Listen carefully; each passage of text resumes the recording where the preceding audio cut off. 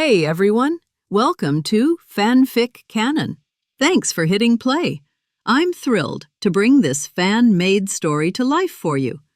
If you enjoy the ride and want more narrated fanfics, smash, subscribe, and tap the bell so you never miss an episode. And if you want audiobook of a novel of your choice, join my Patreon. Request any title that's freely available online, and I'll produce a full narration just for you. Now, let's dive into today's adventure. At last, it's here. Xia Fan's eyes sparkled as he gazed into the distance where the rumble of thunder echoed. A feral grin tugged at his lips. Through the shared mental link, he reached out to Jengar and Tornadus. Get ready. Thundurus is on its way. Yes, understood. The battlefield came alive. Jengar unleashed a barrage of shadow balls, while Tornadus sliced the air with precise air slashes. Their clash was fierce, vibrant, and loud, just as planned. Sure enough, the chaos lured in their target. Thundurus roared through the skies from the far end of Cloud Island, eyes burning with animosity the moment it spotted Tornadus. Sparks surged along its muscular frame, and with a wrathful snarl, it dove. Electrocute! With its arms drawn inward, Thundurus unleashed a crackling thunder shock at full force. The bolt split into two streams, one blasting into Tornadus, the other brushing Jengar. To its shock, neither flinched. Tornadus absorbed the current without budging, while Jengar, smirking, casually deflected it with a dismissive flick. Thundurus narrowed its eyes. It could accept Tornadus withstanding it, but Jengar? Electrocute. Translation. Out of my way. This isn't your fight. Interfere again, and I'll fry you.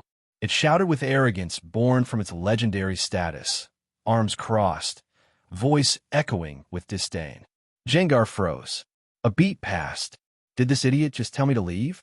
The ghost type trembled with restrained rage. Only a few dared to talk to it that way, and most of them didn't live long. Xia Fan? Sure, maybe a handful of gods. But Thundurus? Jengar's eye twitched. Then swish. In a blur, it launched a sucker punch, vanishing into the sky like a shadow, striking from hell itself. Its right arm shifted, warping into a menacing spectral mass before landing a shadow punch square into Thundurus's face. The result? A thunderous boom as Thundurus crashed into the ground with meteoric force, leaving a crater behind. Done. Jengar dusted its hands, arms crossed proudly. Toss the ball, boss. I'll whip this one into shape myself. Electric, Thundurus groaned from the pit, its pride cracked and sparking like its body. It stared up, dazed at the smug Jengar floating above with a look that screamed alpha. Then came the teasing voice. And here's the lesson, kids. Never let power get to your head, especially if you're not the strongest one around. Now look what you've done. My plan was to subdue you with a little drama, but you had to go full divine wrath and got clobbered for nothing. Xia Fan stepped into view, casually flipping a pokeball in his hand. Thundurus growled and launched another thunder shock, this one aimed at Xia Fan himself. Crack! The lightning hit and fizzled harmlessly against Xia Fan's body. Thundurus blinked. What? You're a human. How did you? Feisty, Xia Fan said, amused. Then, raising his right foot, he lightly tapped the ground. The entire island trembled. Thundurus's jaw slackened as he stared at Xia Fan's legs. What kind of human is this? Behave, and I'll make this painless. Xia Fan tossed the pokeball. Refusing to go down quietly, Thundurus charged up for another strike. But before it could fire, Xia Fan teleported above its head. A glowing bluish-white energy ball formed at his fingertip, aimed directly at Thundurus's face. The primal instinct kicked in. Capture or be annihilated. A flash of red light later, Thundurus was sealed. System notification. Ding. Legendary Pokémon Thundurus captured. Choose one of its skills to inherit. Pokémon Thundurus, avatar form. Type: electric/flying. Gender: male. Ability: prankster. Increases priority of status moves. Hidden ability: Defiance. Attack rises sharply when stats are lowered. Unlockable form: Spirit Beast, requires reveal glass. Held item, none. Skills, thrash, wild multi-turn attack that causes confusion afterward. Arm hammer, heavy damage, lower zone speed. Thunder, strong electric move, may cause paralysis. Discharge, AoE thunder shock, 30% paralysis chance. Thunderbolt, high power electric strike, chance to paralyze. Zap cannon, huge electric blast that guarantees paralysis. Hyper beam, destruction ray, massive beam with a cooldown. Astonish, frighten with surprise, may cause flinch. Xia Fan skimmed the skill list with a groan. Not bad, but nothing I need. He already had skills that covered speed, power, intelligence boosts, even exotic effects. He'd only picked Dark Pulse from Tornadus to sync with Jengar's style. Zap Cannon? Nah, got Thunder already. Thrash? Too wild. Hyper Beam? After a moment's pause, he made his decision. System, I choose Destruction Ray. The skill imprinted into his mind. A red beam shot from Xia Fan's Pokeball as Thundurus emerged, still dazed. All right, you're in the squad now. He called up to the sky. Jengar, Tornadus, he's all yours. Got it, boss. Jengar grinned, and Sucker punched Thundurus back into the sky. Time for training, he cackled as the two legends soared, dragging Thundurus into their wild aerial routines. As the trio disappeared into the clouds, Xia Fan folded his arms. Now all that's left is Landorus. He looked up at the swirling clouds above Sanyan Island. According to Bai Huan, once Tornadus and Thundurus clash enough, the villagers will summon Landorus to stop them. So let's give them a show they'll never forget. A minute later, a familiar voice rang out. Ash. Xia Fan turned sharply and spotted Ash, Iris, and Sillin sprinting toward him. As they neared, Xia Fan's face darkened with concern. What's going on? He demanded. It was supposed to be just Tornadus. Why is Thundurus here too? This isn't good. Jengar can't handle both at once. Before he could finish, a thunderous boom echoed from the skies above. Crash! Jengar plummeted like a meteor, slammed to the ground a few feet away, and cratered into the earth with a painful grunt. Jengar! Xia Fan rushed to the edge of the crater, panic flashing in his eyes. Jengar forced a weak laugh, shaking his head stubbornly.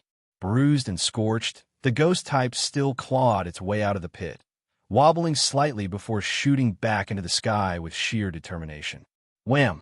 Within seconds, it was struck down again, this time by the combined assault of both Thundurus and Tornadus. It crashed back down, groaning. Mr. Xia Fan, Iris spoke urgently.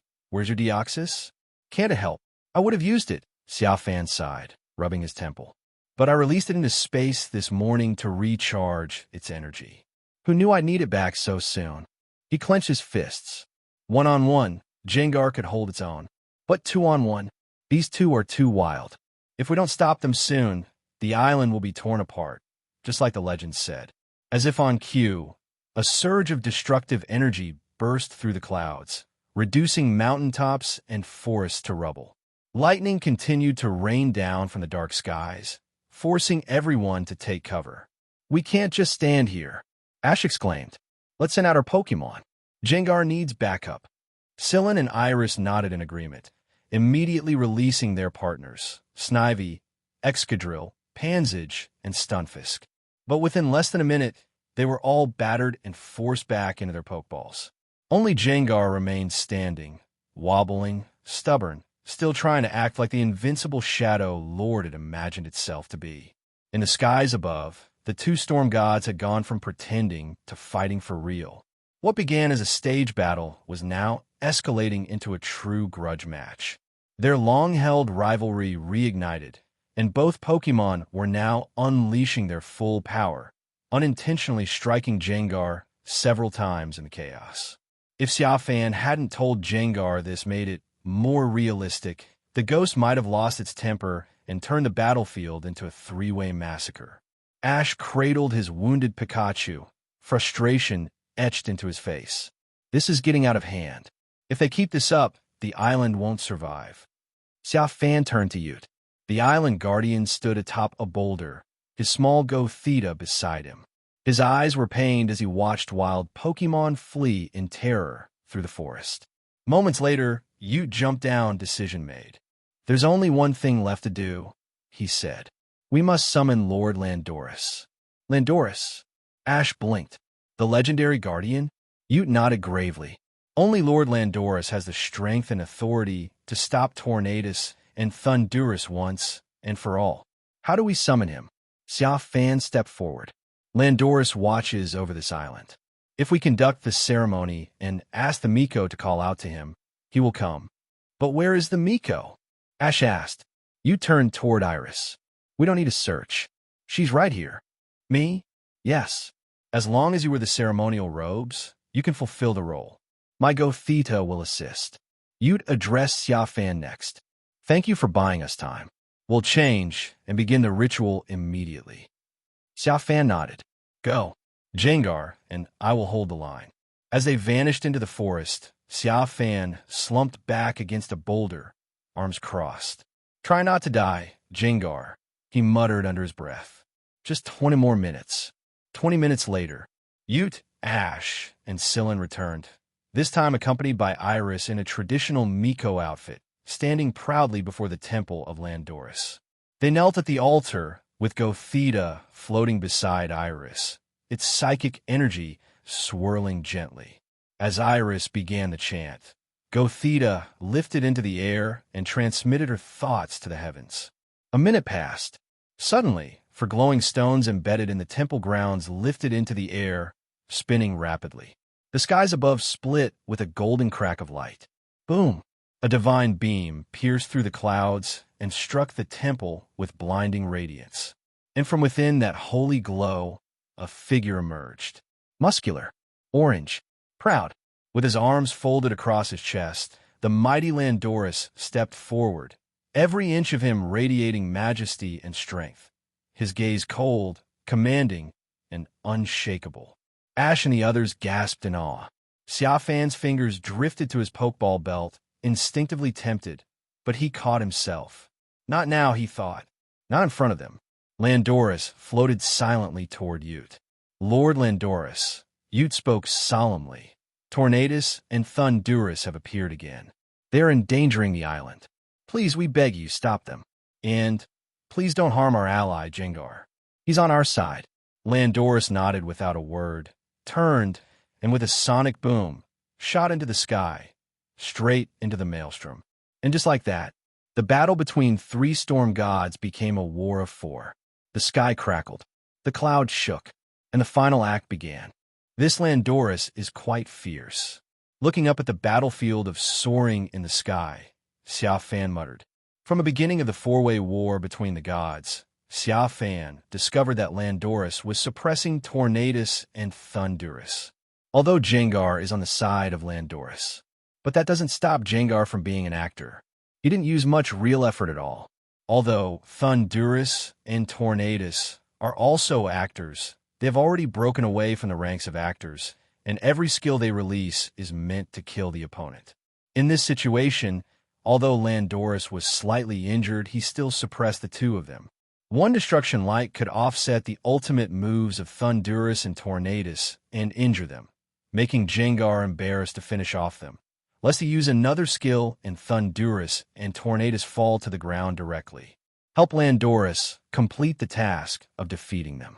We need to ask Bai Huan and his people how long it will take to arrive.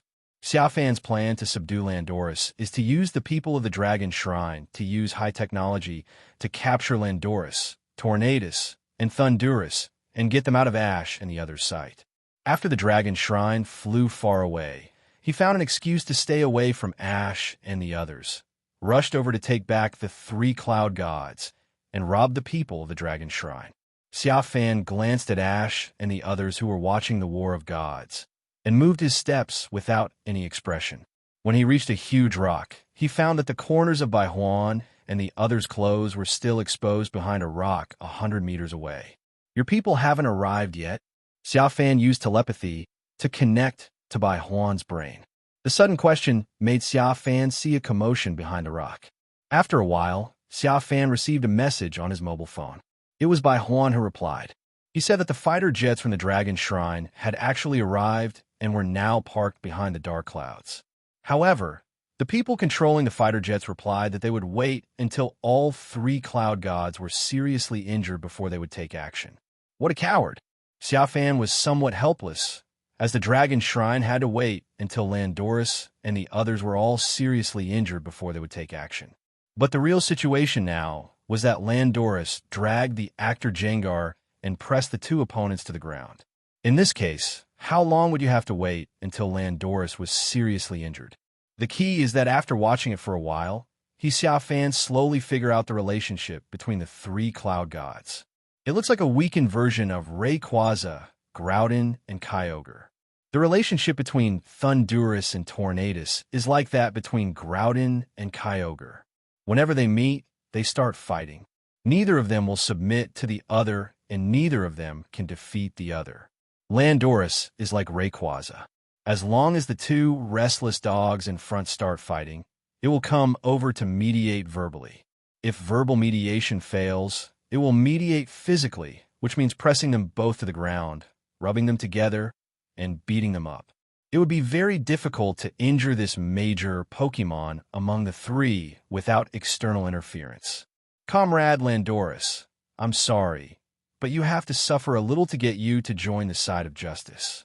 Xia Fan looked at the extremely powerful Landorus soaring in the sky, and he began to have some ideas in his mind. About 30 seconds later, in the God War soaring in the sky, when Jengar fired a Shadow Ball at Tornadus, who had his back to him, somehow the guy seemed to have eyes on his back, and just when it was about to hit him, he suddenly dodged, causing Landorus, who was diving towards Tornadus, to be hit instead. The Shadow Ball hit Landorus, who was instantly severely injured and flew backwards into the wall of a high mountain more than 10 meters away, creating a big hole. Thundurus seized the opportunity and used another skill Thunder, and Tornadus followed with Air Slash. These three skills hit Landorus one after another, and Landorus was really in great trouble. After flying out of the pit covered in wounds, he shouted to Jengar in annoyance. Eyes benefit eyes. It's like asking, how did you release your skills? Why is it that when I saw you attacking Tornadus and Landorus, you either missed or didn't hurt them at all, but when you attacked this one, you almost killed Belch? Faced with this look, Jengar scratched his head in embarrassment and chuckled twice. He said, Brother, I was wrong. This time it was a mistake. Next time I will definitely use my skills accurately and try to kill Tornadus and Thundurus with one skill. The reason why it hurt just now was that he used all his strength to release the Shadow Ball. After hearing this, Landorus glared at it angrily again, and then continued to fight fiercely with Tornadus and Thundurus. But it didn't last long, as Jengar proposed to attack Tornadus and Thundurus together, trying to defeat them both at once. Landorus agreed without a second thought. However, 10 seconds later, Jengar releases Shadow Ball to the left of Soaring in the Sky, and Landorus releases Stone Edge to the right of Soaring in the Sky. Both sides release their skills at the same time, but Tornadus and Thundurus escape from Jengar's beat-up. This caused Shadow Ball to collide with Stone Edge. As the two skills collided, Shadow Ball was more powerful and smashed into Landorus, who was somewhat surprised with its force breaking through the air. Bang! Landorus flew backwards into a mountain wall again, creating a large crater. Thundurus and Tornadus saw the opportunity again and used a skill each. Blood Cloud. This time, the continuous attacks really injured Landorus seriously, and he was almost out of breath. But in the end, he survived, flew out of the deep pit, and glared at Jengar with murderous eyes. Curse it, and ask if it can join forces to fight. If not, just get out of here. It can fight on its own, and there is no need for it to hold us back. Damn, the skill hit those two bastards, but I didn't see any injuries on them. It really hurt like hell when it hit it. If it hadn't been shown from the beginning that this guy was fighting Tornadus and Thundurus alone before it came, it would really suspect that this fat guy came to mess with it on purpose. In response to this, Jengar naturally apologized again and again, saying that he would never make such a low-level mistake again next time, and would try to take out one of Tornadus or Thundurus in the next attack. If he failed, he and his master would be struck by lightning. After hearing this, Landorus did not curse, but just glared at them and attacked Tornadus and Thundurus again. Why do I feel like there's something wrong with Gengar today? This doesn't seem like him. Why are his skills failing one after another? And on ground, Iris looked at Landorus and couldn't help but feel a sense of sympathy. Scylla nodded and said, I feel the same way. If I didn't know it in Xia Fan, I would have suspected it was an undercover agent or an actor. The mistakes made in this battle were really outrageous. Iris patted Xia Fan on the shoulder and comforted him. It's okay, Mr. Xia Fan. As long as Gengar doesn't make any mistakes next time, the crisis from Tornadus and Thundurus will be resolved. You don't have to blame yourself anymore. Scylla and Ash nodded, and even Mr. Ute, who hadn't said much, said it was okay. However, soon after they finished speaking, an accident occurred and soaring in the sky again. Our Gengar ancestor missed again, and a shadow ball hit Landorus again. And this shadow ball directly injured Landorus severely, and it took him a long time to climb out of the pit. The people below fell silent. I don't know what to say anymore. After all, I can't just jump up and strangle Gengar or Xia Fan to death. Tiyun, please go back to your master. I beg you. Don't help me anymore. I don't deserve your help. After Landorus climbed out of the pit for the third time, he looked at Gengar with resentment on his face. It was scared. It was really scared. This fat guy is really not here to help it. He is definitely here to help those two bastards on the opposite side. Gengar looked at Landorus awkwardly and didn't say anything. Of course, it didn't know what to say to apologize. It has come to this point that it is ashamed of its own behavior. But the blame cannot be placed on it, but on its unscrupulous owner Xia Fan. This be asterisk, asterisk, asterisk, asterisk, asterisk, D ordered everything. You bastards, why don't you do anything even at this point? Do you really want me to send the 3 cloud gods into your fighter planes? Ground below, Xia Fan felt the subtle looks of the people around him and said sorry, with an embarrassed look on his face. He would definitely scold Gengar severely later, and at the same time questioned by Juan and others using telepathy. He also felt that he had overacted. Landorus went from a perfect fighting strength contest condition to a seriously injured contest condition in just a few minutes under his orders from Gengar. It was really a bit lacking in virtue. Bai Juan and the others who were hiding behind the boulder were also shocked at this moment. At the same time, they were full of admiration for Xia Fan. What a great and wonderful acting. Hearing Xia Fan's question, Bai Juan picked up the phone and quickly replied that he had received the order. The fighter plane was counting down and would start capturing soon, so Xia Fan should not be anxious. 3 seconds after replying, suddenly, 3 beams of light shot out from the dark clouds soaring in the sky, shooting towards Landorus, Tornadus, and Thundurus respectively. After the light beam hit the 3 of them, it immediately formed a cage, trapping the 3 of them inside. No matter how they used their skills, the 3 beam cages would not be affected in the slightest. Landorus, seeing the 3 of them being captured, Ute, Ash, and the others screamed, not bothering to think about what was going on with this guy Gengar. They began to release their Pokémon one after another and attack the 3 beam cages, but it was useless. Even Xia Fan Gengar's Shadow Ball was useless. A few seconds later, a fighter plane appeared from the dark clouds and was about to take San Yun-God away. Bai Juan and his companions followed closely behind in their respective flying Pokémon to prevent anyone from attacking the fighter plane. No, we can't do this. Return the 3 cloud gods quickly. Yu was furious at this scene. He couldn't accept that the legendary Landorus was captured by humans.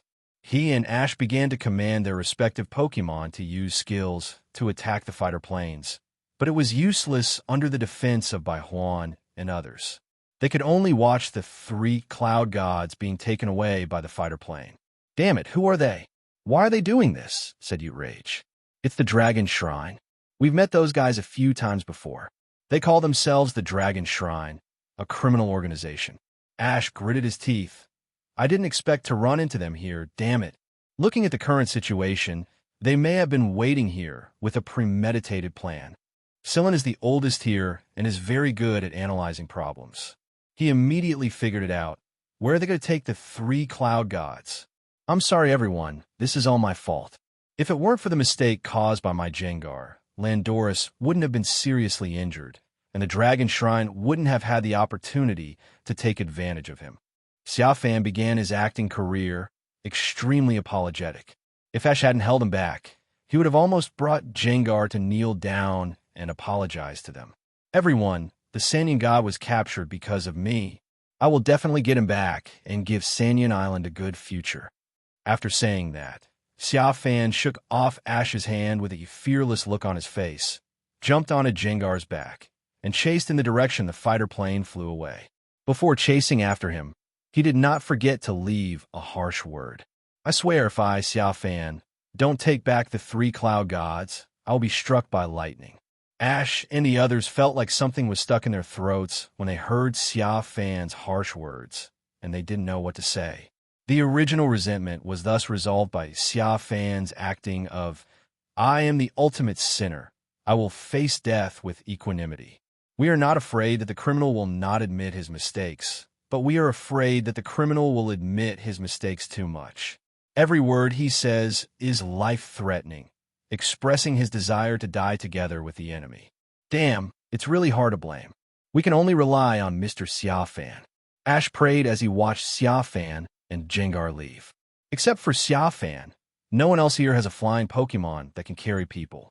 As for Xia Fan, after getting away from Sanyan Island, he directly put Jengar into the ball and released Deoxys.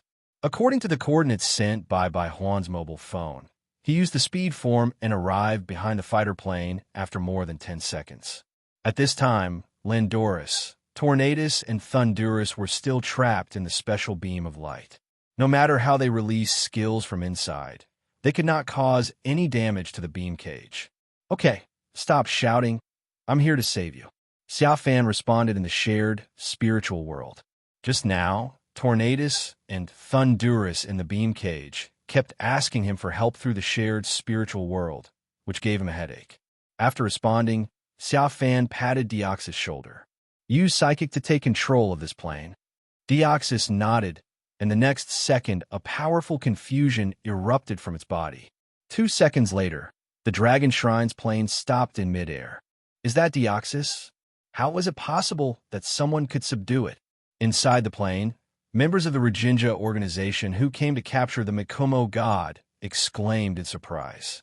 They saw through the monitor that Xia Fan was directing Deoxys to emit a powerful confusion wave to control the plane.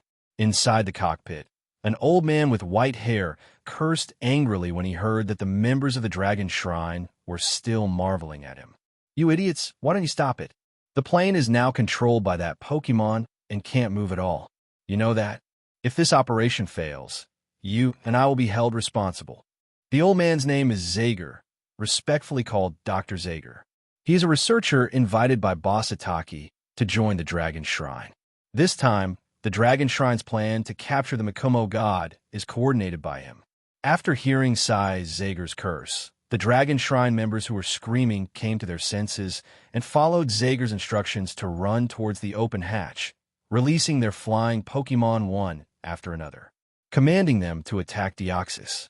In a corner of the plane, Huan and the other 4 looked at each other and whispered about whether they should take advantage of the fact that no one was around Dr.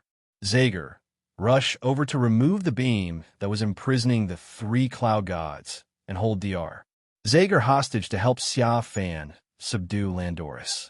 This is not good. If we really do this, it means we have betrayed the Dragon Shrine and will be hunted down endlessly in the future. Zhang Ziyin said worriedly.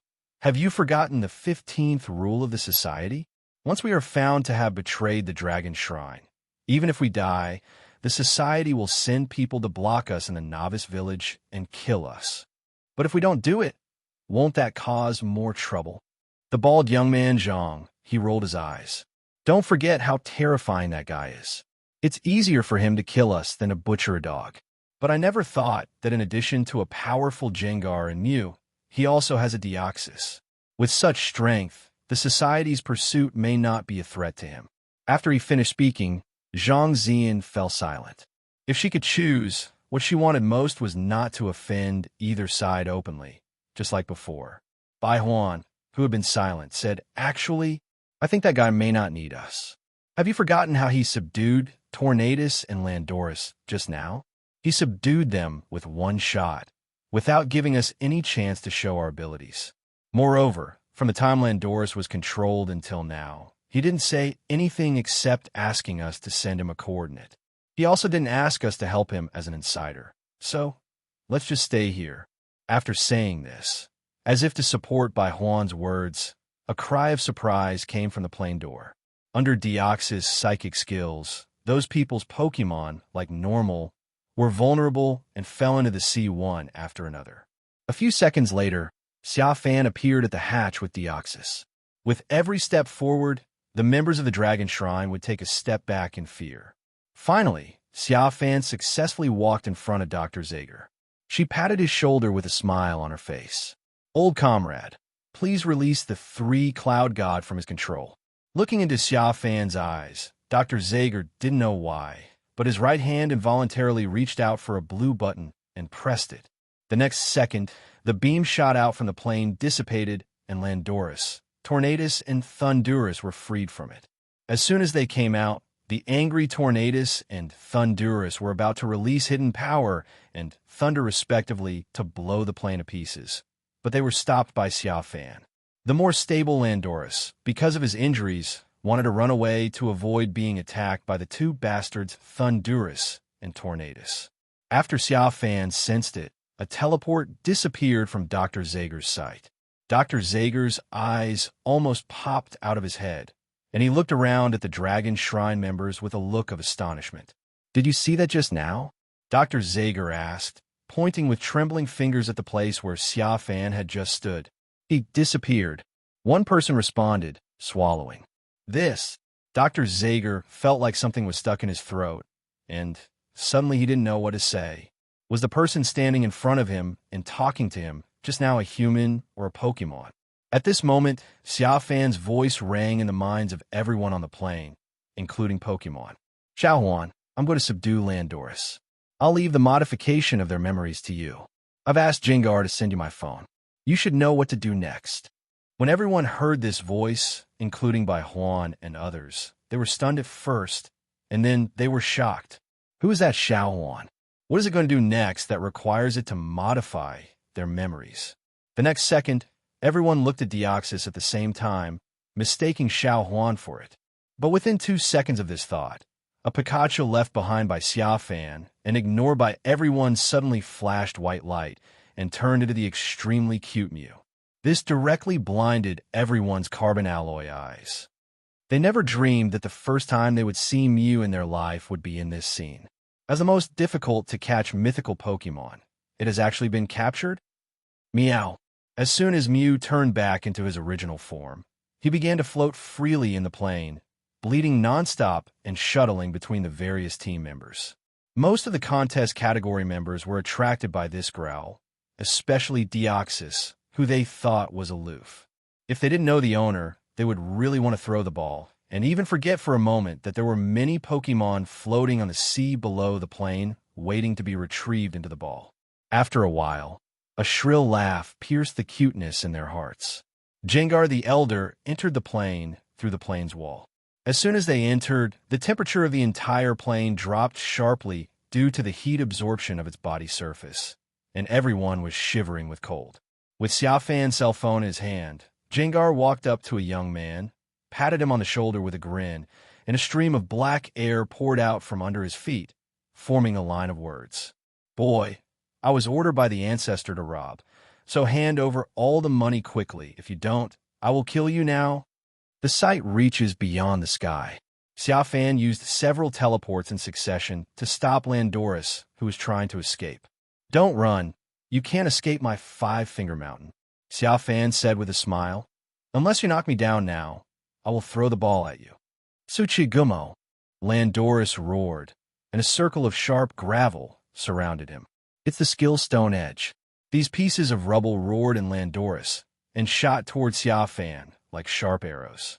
Just when Xia Fan was about to be shot, Xia Fan suddenly disappeared from Landora's sight. Its pupils shrank, and it suddenly looked around. But the next second, a sound came from under his feet. Here it is.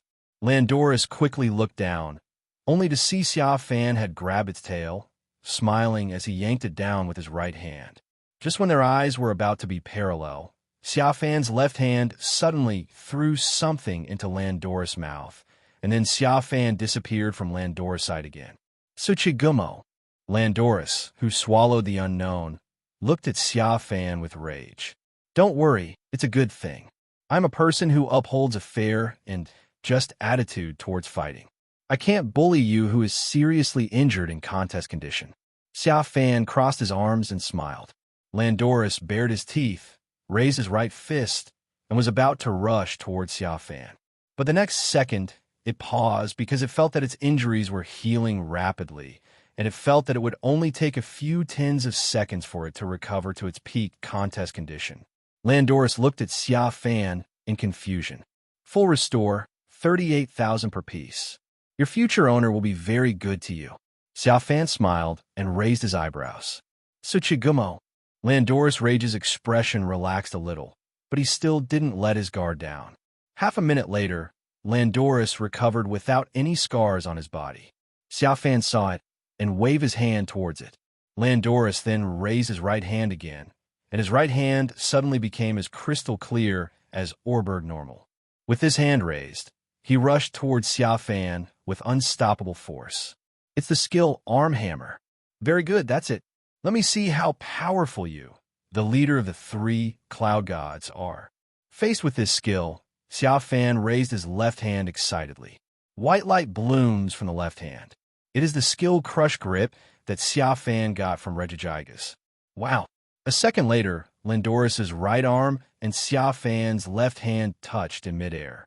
The moment they touched, a wave of white-hot air burst out in the air. 2 seconds later, the air waves spread out like ripples, causing the ocean below to flow back in the opposite direction. 3 seconds later, Landorus' scream was heard in soaring in the sky. In the clash of skills between Landorus' hammer and Regigigas' Crush Grip used its terrifying grip to instantly suppress the hammer, preventing it from moving forward at all and causing no damage to Xia Fan. Instead, after Xia Fan used Crush Grip to stabilize the hammer and applied a little more force, he immediately heard the sound of Landorus' bones breaking, as well as his own screams. The power of this skill is that the better the enemy's contest condition, the greater the power. Come again. Xia Fan shook Landorus off and waited for its second attack. Landorus looked at Xia Fan, then looked at his broken right hand. A trace of fear flashed in his eyes. It never thought that a human being could have such powerful strength. However, despite the fear, Landorus remained determined and would not allow himself to become a partner of humans. Unfortunately, the idea was good. 5 minutes later, Landorus was hit by Xia Fan and fell to a small island less than 100 meters away. Okay, I've learned from you how strong I am now. You can score the ball. Xia Fan flew to the pit that Landorus fell into and pulled out a pokeball from his waist. In the deep pit, Landorus looked at Xia Fan with a numb expression, too lazy to resist whether Xia Fan was going to throw the ball at him. It doesn't know what's going on in this world. The legendary Pokémon, Landorus, known as the 3 cloud god by humans, would one day be beaten up by a human. And it was a beating without any chance of fighting back. Although there were some things that it could not understand, such as how a human like it could use Ho-Oh and Enei's Sacred Fire, Groudon's Precipice Blades, Kyogre's Origin Pulse, Regigigas' Crush Grip, Palkia's Spatial Rend, Giratina's Shadow Force, Dialga's Roar of Time, etc., it still could not accept it. Just because Xia Fan is a human being, it cannot accept weak humans beating it up without the use of technology, which makes it seem useless. Just like that, with depressed thoughts, Landorus was thrown the ball by Xia Fan. A red light flashed, and it was successfully taken into the ball without any resistance. Even ordinary Pokeballs can be collected. Ding! Successfully captured Pokemon Landorus. Please select one from the skills as your skill. Ground type and Flying type legendary Pokemon. Landorus. Incarnation form. Gender, male. Ability, sand power. In sandstorm weather, the power of rock type, ground type, and steel type moves will increase by 30%. Hidden ability, force. When a Pokémon with this ability uses an attack skill with an additional effect, the power increases by 30%, but the additional effect of the skill cannot be activated. Landorus, spiritual beast form. Imprisoned contest condition requires the power of reveal glass to unlock. Ability, intimidate. Astonish rival when it appears, making it retreat and reducing rival's attack. Carrying things, none. Skills are as follows. Outrage, attacks randomly for a period of time. Thrashing will cause the player to fall into chaos. Pokémon with the Outrage ability will not enter the Chaos Contest condition. If a Pokémon in the Chaos Contest condition gains the Outrage ability, the Chaos Contest condition will be removed. Arm Hammer, swing a powerful and heavy fist to deal damage to rival, and your speed will be reduced. Fissure, let rival fall into the cracks of fissure and attack. If it hits, it can kill the enemy with one hit. Bulldoze, stomp ground with force and attack all Pokémon around you. Reduce the opponent's speed. Stone Edge, use the sharp rock to pierce rival to attack. It is easy to hit the vital point. Sandstorm, in the coming period of time, a sandstorm will be triggered. All Pokémon except rock, ground, and steel types will be damaged, and the special defense of rock types will be increased. When the current weather is sandstorm, heavy rain, strong sunshine, and turbulence will fail to be used. Destruction Ray fires a strong beam of light at rival, which will make him unable to move in the next round, except for legendary Pokémon. Earthquake, use the impact of Earthquake to attack all Pokémon around you. Looking at Landora's skills, Xia Fan raised his eyebrows and thought about which one to choose. After possessing so many powerful skills, he is now really much more picky. A few minutes later, Xia Fan selected his skills from a system. System, I choose the skill Fissure. Although this skill is not very applicable, after thinking about it for a long time, he feels that this may become a counter-killing skill when he is in crisis. If rival falls into the crack, he will die. After deciding on the skill, a few seconds later, Fissure's skill option appeared in Xia Fan's mind. There was a flash of red light, and it released Landorus. Landorus looked autistic at this moment. Come on, I will take you to understand the truth of the world and what kind of person your master is. Xia Fan joked, flying towards a plane with Landorus. At the same time, he showed his ability on the road, and Tornadus and Thundurus were already his Pokémon before it. As he listened to Xia Fan's narration, Landorus's expression went from being autistic to becoming more and more interesting. It was especially exciting to hear that Gengar, Tornadus, and Thundurus were all its Pokémon. As long as it has a brain that is not stupid, it will realize why the Gengar skills were always ineffective when it hit Thundurus and Tornadus when it was still on Sanyan Island, but were extremely painful when it hit itself. Damn it! It turns out they're all damn actors. And, at this time, inside the plane, under the strong coercion of Gengar, the members of the Dragon Shrine wailed. They looked at their phones with zero balance and despair, regretting terribly why they signed up for this crappy plan to capture the 3 Cloud Gods. Not only did they fail to capture the 3 Cloud Gods, they also lost their entire wallets. Now Mew's cute look is no longer cute in their eyes, but a devil with a kawaii face. Together with Gengar and Deoxys, they had no chance of resistance at all, especially when they saw other people under Mew's hypnosis decisively transferring all the balances in their mobile phones to the phone held by Gengar. They felt a pang of pain in their hearts, as they could imagine that after being looked at by it just now, they must have transferred the money in the same way. After everyone had completed the transfer, including Dr. Zager, who had handed over the money, only by Juan and 4 others survived the Dragon Shrine plane. Gengar looked at them with a grin, a look of joy on his face. Although the money was useless to him, he enjoyed robbing them. It's even more fun when I see those guys with painful expressions on their faces. How's it going? Xia Fan's voice suddenly sounded from outside the cabin door, and he walked in from the cabin door with Landorus. Except for these 4, the robbery is complete. Gengar returned the phone to Xia Fan. Xia Fan took a look and found that the balance was more than 20 million more than before. Just as I was about to say something, Jengar spoke first. Master, do you need me to teach it some rules? Xia Fan frowned slightly and found that Jengar was looking at Landoris behind him with interest. Obviously, this guy wanted to take advantage of his position of teaching rules to teach some personal stuff. No need. I've already told it everything I need to tell on the way here.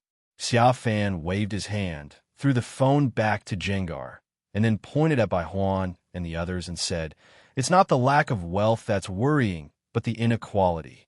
Let's rob them as well." Them? Aren't they with us?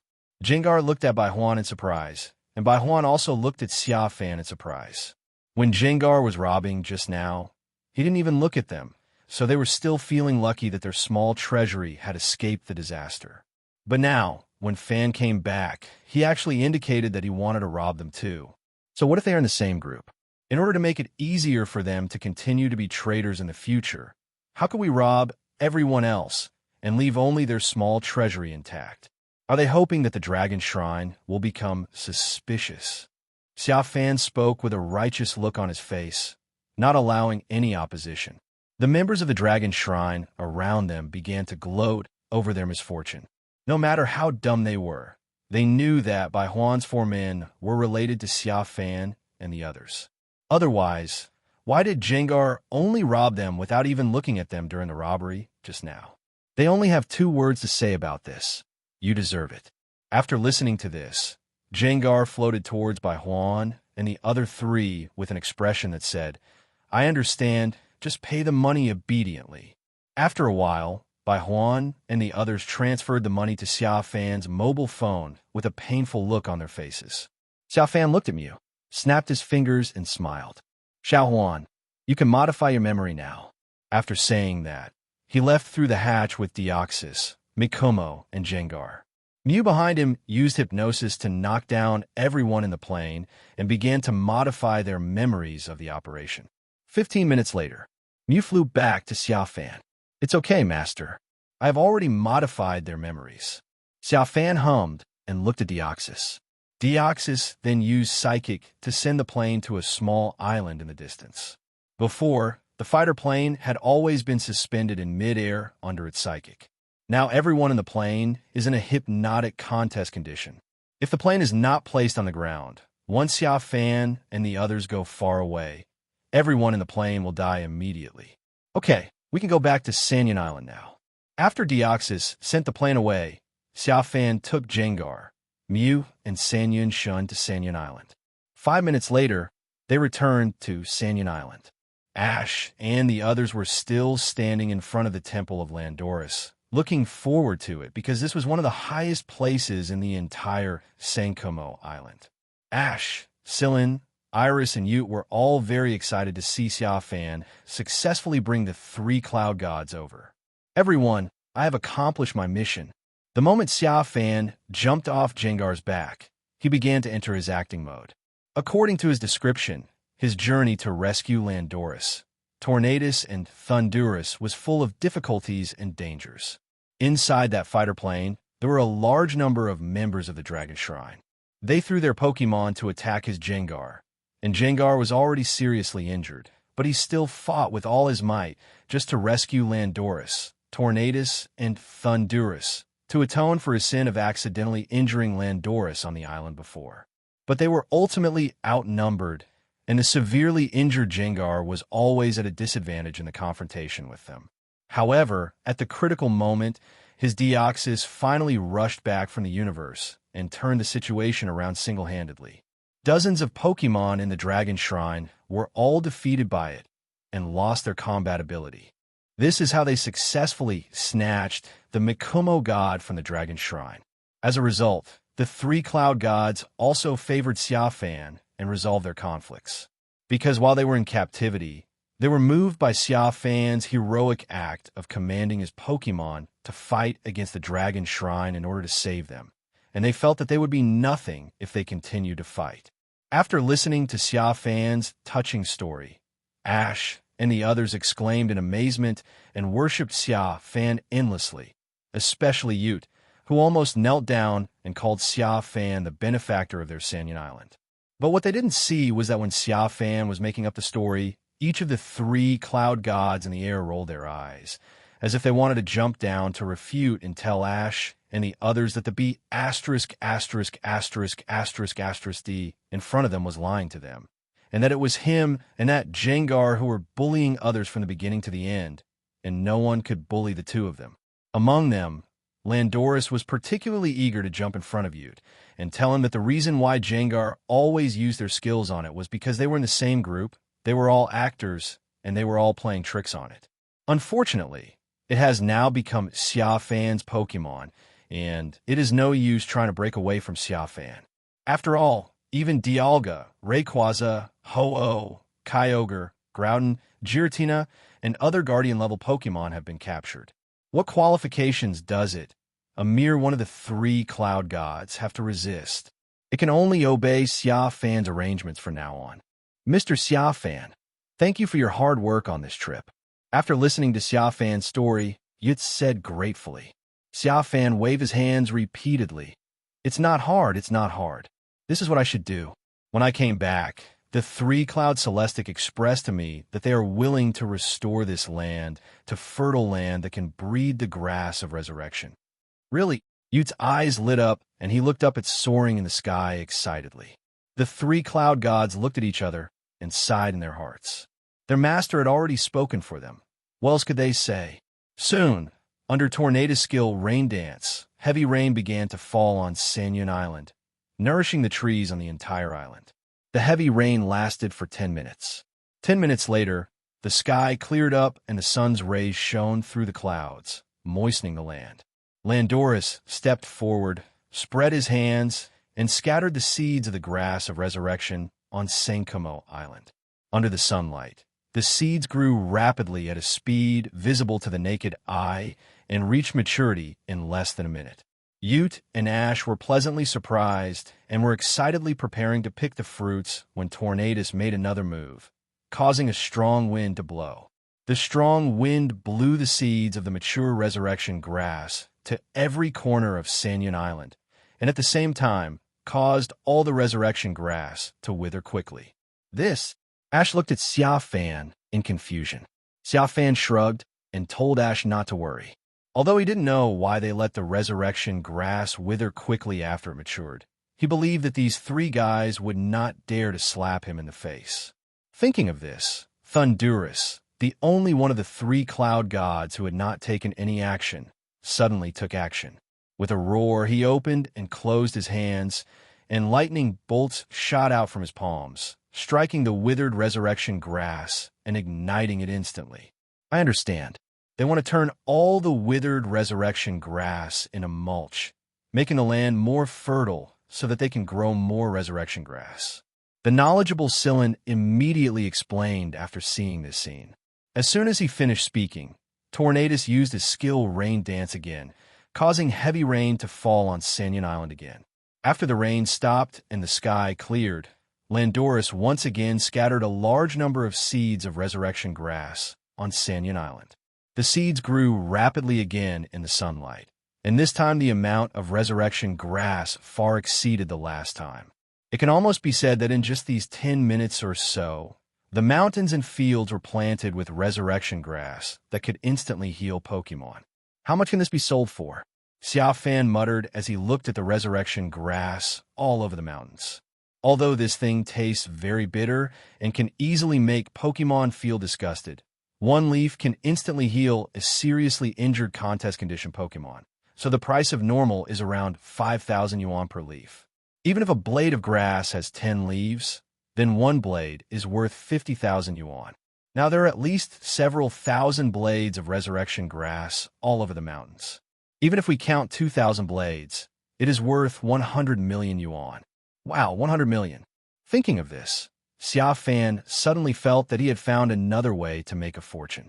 Move the three cloud gods to Kanto, Chengdu, and Sinnoh, contract a mountain in each region to grow the grass of resurrection, and then let the members of the Pantheon sell it. Wow, there should be nothing wrong with earning hundreds of millions a month. All the three of them need to do is take turns releasing a few skills. In this way, Jengar doesn't have to rely on endorsements to support them. They can support themselves and with a bulging pocket. Wow. TSK, TSK, TSK. I really am a genius in making money. Xia Fan thought happily. Master, can we go now? At this moment, Landora's voice sounded in Xia Fan's mind. Xia Fan had told them before that as long as they handled the situation on Sanyan Island properly, the three of them could leave and continue to live freely. We can go now, but Xia Fan brought up the idea of sending them to Chengdu, Kanto, and Sinnoh region to plant the grass of resurrection. After hearing this, Landorus looked at each other with Tornadus and Thundurus, sighed, and agreed. Then they left with Ash Ute and the others' grateful farewell. After the three cloud gods left, Ash and Ute and the others began to pick the grass of resurrection. And on a small island 100 miles away, a plane was parked there with many young men and women lying inside the plane who were waking up from their sleep one by one with their cell phones in hand. He looked around in confusion. After a while, someone started screaming. It was a girl. The moment she turned on the screen of her mobile phone, she saw the balance was 0 and she collapsed instantly. Growl woke up the other men and women who were still sleeping. They started to curse the girl and asked if she was mentally ill, why was she making so much noise in the middle of the night, and why she shouldn't let them rest. But the scolding did not last long. They began to realize that they were on a plane. They picked up their phones to check the time, but when they saw the balance was 0, they collapsed. What on earth is going on? Which be asterisk, asterisk, asterisk, asterisk, asterisk, D, transferred my money away. Wang Chao, damn it, did you do this? I have long suspected that you are greedy for my little treasury. Greedy? Open your dog eyes, and look, the balance on my phone is also 0. Also, even if I want to rob you, I have to know your payment password. Inside the plane, the members of the Dragon Shrine were in chaos. No one remembered what had happened, let alone why they were here. The same thing happened to Bai Huan and the other three. They were bewildered after waking up and devastated when they saw the balance on their cell phones. The little savings they had worked so hard to save were gone inexplicably. I could only curse fiercely in my heart, wondering which be asterisk, asterisk, asterisk, asterisk, asterisk, D deserved to be cut into pieces. Time passed, and it was 4 months after the Sanyan Island incident. Xia Fan and Ash have already obtained 7 medals. In order to obtain the 8th and final medal, they came to harbor in Liyong City, a city that is often shrouded in clouds and smoke. They just got off the ship. After getting off the boat, Ash looked at the people coming and going around him and clenched his fists excitedly. If we win the Ritzweong City Gym, we can get the final badge. Iris smiled and said, Congratulations, you are finally challenging the Unova Alliance. Of course, my fighting spirit is burning. Ash said excitedly. This time I must get an ideal result on the Unova Alliance stage. At least if I lose, it must be to Mr. Xia Fan. Xia Fan smiled and didn't reply. He was holding his cell phone, as if thinking about something. At this moment, Sillin on the side suddenly became excited for some reason. I also feel the fighting spirit burning, this taste, this flavor. I finally set foot on this land. When talking about this, Sillin seemed like a girl who had just met her idol, so happy that it made people's scalp tingle. Oh, what a creative and enthusiastic atmosphere.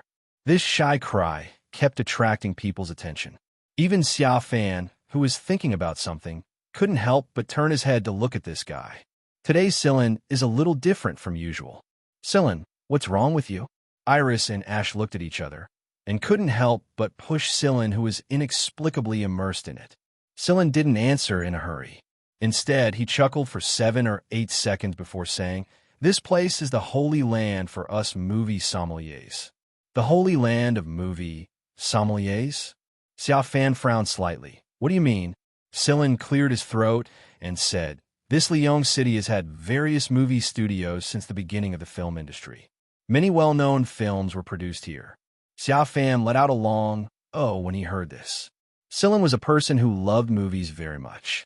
A few months ago, they had the honor of filming a movie in which Jengar would never want to play the villain role. When this guy heard this, he took the role without any complaints. Now that he has come to such a place, it is normal for him to be excited. Pika, How come there is another me here? Suddenly, I heard the astonished sounds of Pikachu and Ash beside me. Another me? Xia Fan turned his head and saw a guy who looked exactly like Ash, except that Ash had a black tail behind him. Iris also saw a black tail behind Ash and was surprised. That couldn't be. Before he could finish his words, that Ash suddenly did an agile backflip, flashed pink in midair, and transformed into a Zorua, known as the illusion Pokémon. Isn't this Zorua? Ash exclaimed.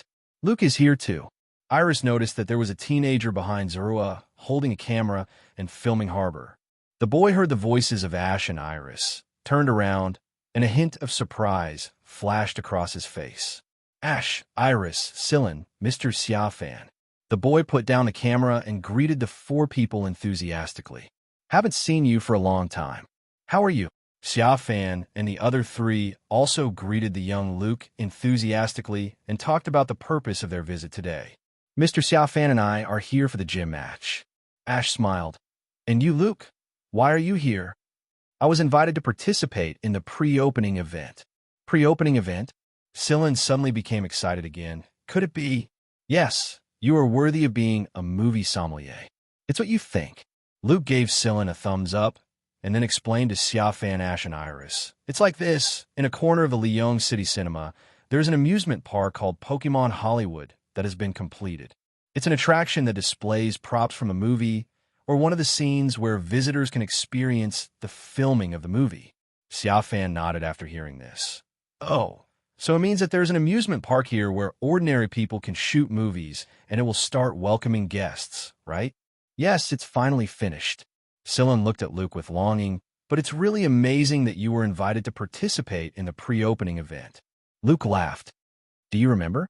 The movie we filmed together, Pokémon Nights, starring Ash, was well received at the film festival.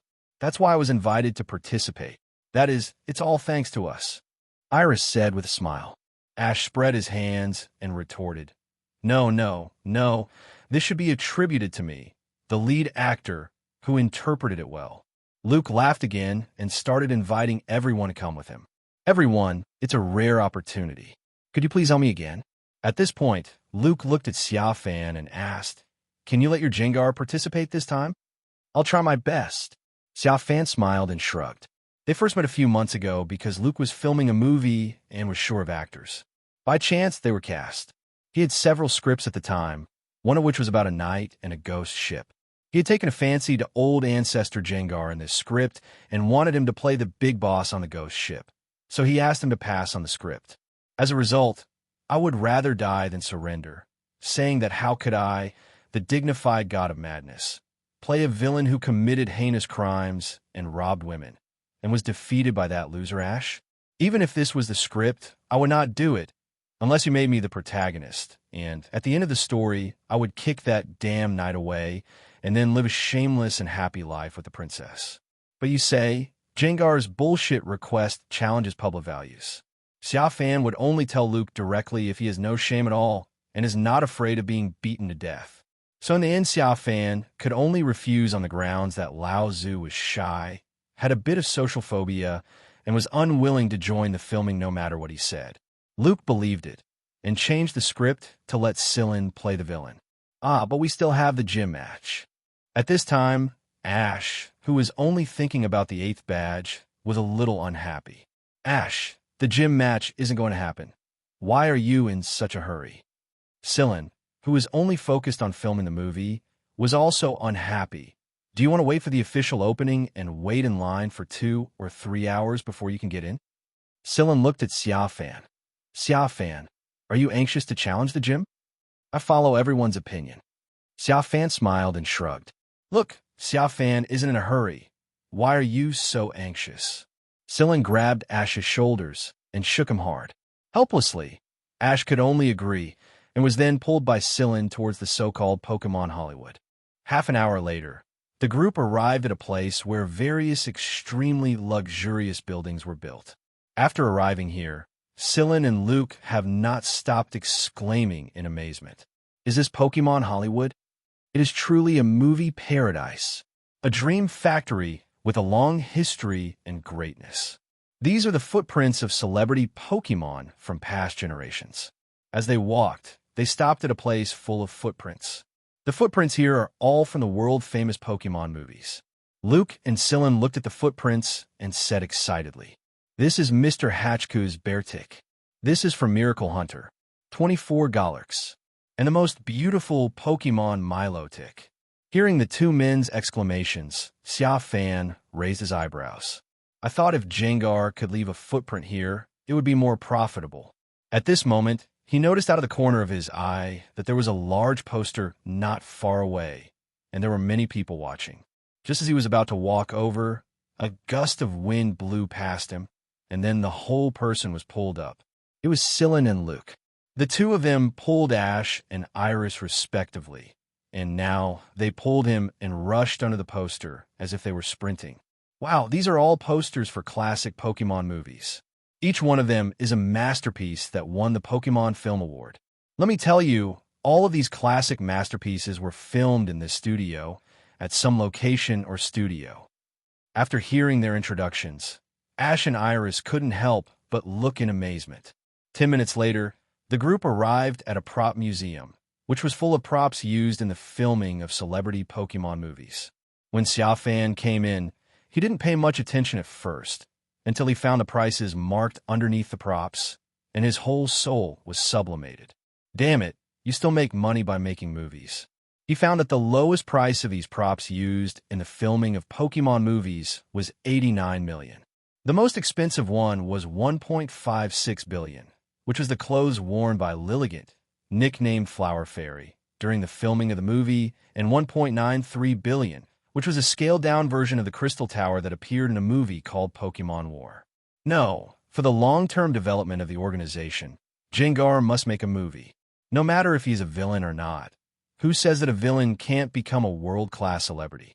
Looking at the 1.56 billion, Xia Fan muttered, the reason why he didn't agree to Luke's movie before was, apart from the exception of Jengar, he himself didn't think much of it, thinking it wouldn't make too many waves, and even if he became famous, he would only make a few million at most tens of millions.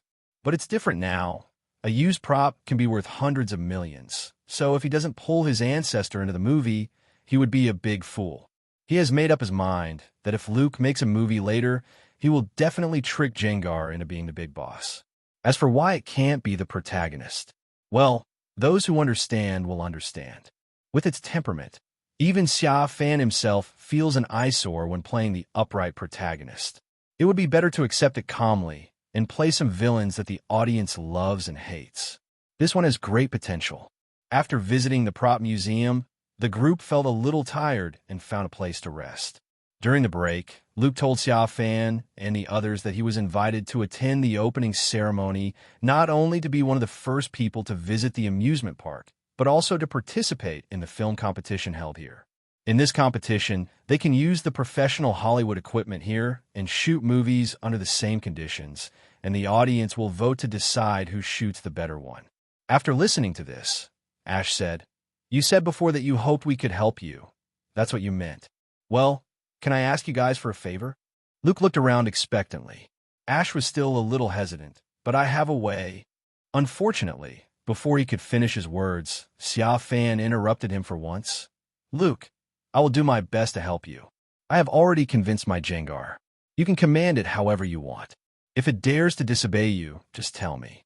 Luke was a little flattered by Xia Fan's sudden enthusiasm. Sylin, who was standing by, was also a little surprised, but as he had always wanted to make a movie, he immediately agreed with Xia Fan's idea. Seeing that Jengar was taking pictures, Iris joined in out of curiosity. Ash saw that his companions were so enthusiastic, so he could only agree again. "But since you're going to help, you have to take the biggest prize," Ash said with full momentum, raising his fist. "Yes, that's the momentum," Luke responded with a smile. What they don't know is that under this high momentum, countless question marks are flashing over the head of the movie's villain, role-player Jengar. "What do you mean, when was I convinced to be a villain?" "Master, I didn't say I wanted to act in a movie." Jengar contacted Xia Fan through the spiritual shared world. "No, you said so," Xia Fan replied firmly. "When did I say that?" "Because last time we watched a movie, Cresselia told me that she wanted a boyfriend who was a big celebrity normal. Heh, do you think I, the ancestor, would believe you? Also, when did you watch a movie with Cresselia? How come I didn't know about it? If you don't believe me, I'll call Darkrai over right now to play the villain. I think with his reputation as the nightmare god of the Sinnoh region and his evil temperament, I think it shouldn't be difficult for him to jump from a villain to a world-class celebrity. Hey, Master, what are you talking about? How could I, the ancestor, give up such an opportunity to become famous? Master, let me tell you, I have always been looking forward to making a movie, especially when I knew that you had arranged a villain role for me. I was particularly happy. You understand me too well. Is there anyone in this world who is more like a villain than me? Wherever I stand, the good people there will retreat. So don't worry, I will actively cooperate with the movie this time. I will die however the director arranges for me to die. I will never say a word of nonsense, but just what? Can you please not let Darkrai have even 1 second in the movie? Darkrai? Where is it? When did I say I would ask it to come over to film? Does it look as handsome as you, Jengar? Does it have your mean and attractive temperament? Master, you really have a keen eye for identifying gems. No one in my life is better at identifying Pokémon than you. An hour later, the group finalized the script and actors and came to a professional filming location in Hollywood. Since the script had been finalized, all the crew had to do was put on props and costumes and memorize their lines before they could start filming. In this shoot, Ash and his Pikachu and Pignite that evolved from Tepig are the main characters who role-play to save the princess and defeat the big boss ghost. Iris is the role-play princess, Axu is her pet, and Zorua with illusion ability is her guard. The villain boss is undoubtedly the ancestor Jengar, because the script uses the knight versus ghost ship that was rejected by Jengar last time, and it can only role-play the ghost in the ghost ship. The big boss needs subordinates, so it's Silen's turn to role-play. As for Xia Fan, he also had a role originally, although the role might not be important. But for some reason, when Luke was about to arrange it, he suddenly refused, saying that his acting skills were poor and it might cause problems for the movie. So he ended up becoming a handyman. As for the truth of the matter, it was because just when Luke was about to assign him a role, the perception of the divine beast in his mind suddenly became active, which made him restless. But just as he was about to act in the direction of the beast's perception, the perception suddenly disappeared. Everyone, I'm going to buy you some food. At the filming location, Xia Fan said to everyone. At this time, they were rehearsing their lines and sorting out what they should do. After hearing Xia Fan's words, they turned around, responded, and continued with their work. After leaving the filming location, Xia Fan muttered, "That fleeting fluctuation in the divine beast perception just now should not be fake. What kind of divine beast was that?" He started hanging out at Hollywood Amusement Park. A few miles away from Xia Fan is the entrance to the amusement park. Bai Huan and his friends, who were dressed in disguise, gathered together. What's the target? Not here. Not here either. It seems that I lost him. What to do? I guess I didn't run too far. Why don't we look for it again? Okay, I'll contact you as soon as I find you. As soon as the words fell, the 4 people who had gathered together suddenly dispersed and continued to search for something in various directions of the amusement park. The bald young man Zhang, he bumped into Xia Fan, who was also wandering in the amusement park during his search. I had wanted to run away when I saw Xia Fan from afar, but as soon as I turned a corner, I saw Xia Fan's indifferent and calm face. Am I scary? Xia Fan asked calmly. No, you're not scary. Zhang, he kept shaking his head like a rattle. Then why are you hiding? Zhang, he raised his head and looked at Xia Fan, thinking in his heart that Xia Fan was a coward who would want to run away after seeing this, but he didn't dare to say it out loud. I didn't see you just now. I just happened to think of walking over here and buying something by the way. Zhang, he said with a stiff face. Xia Fan sneered, not bothering to expose him. Where are the others? You can't be the only one here. Meloetta ran away, and we were looking for it. Zhang, he said without hiding anything. Chasing it. We came here, but as soon as we got here, it disappeared. Run away so soon? Xia Fan raised his eyebrows. He already knew about Meloetta.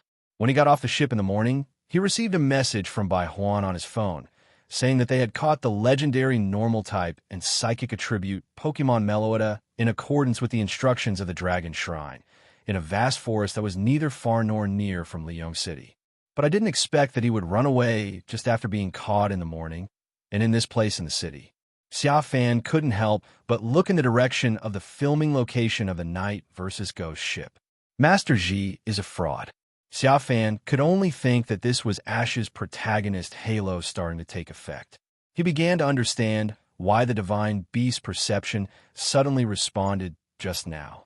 If he guessed correctly, it should be that Meloetta happened to be within 500 meters of it, but it suddenly moved away. We have no way to deal with it. It is a mythical Pokemon with the ability to become invisible. Once it becomes invisible, we can't do anything to it. Zhang, he said, touching his bald head. Zhang, he looked at the Pikachu on Xia Fan's shoulder again. It knew this was Mew becoming. Can you tell me how you caught Mew?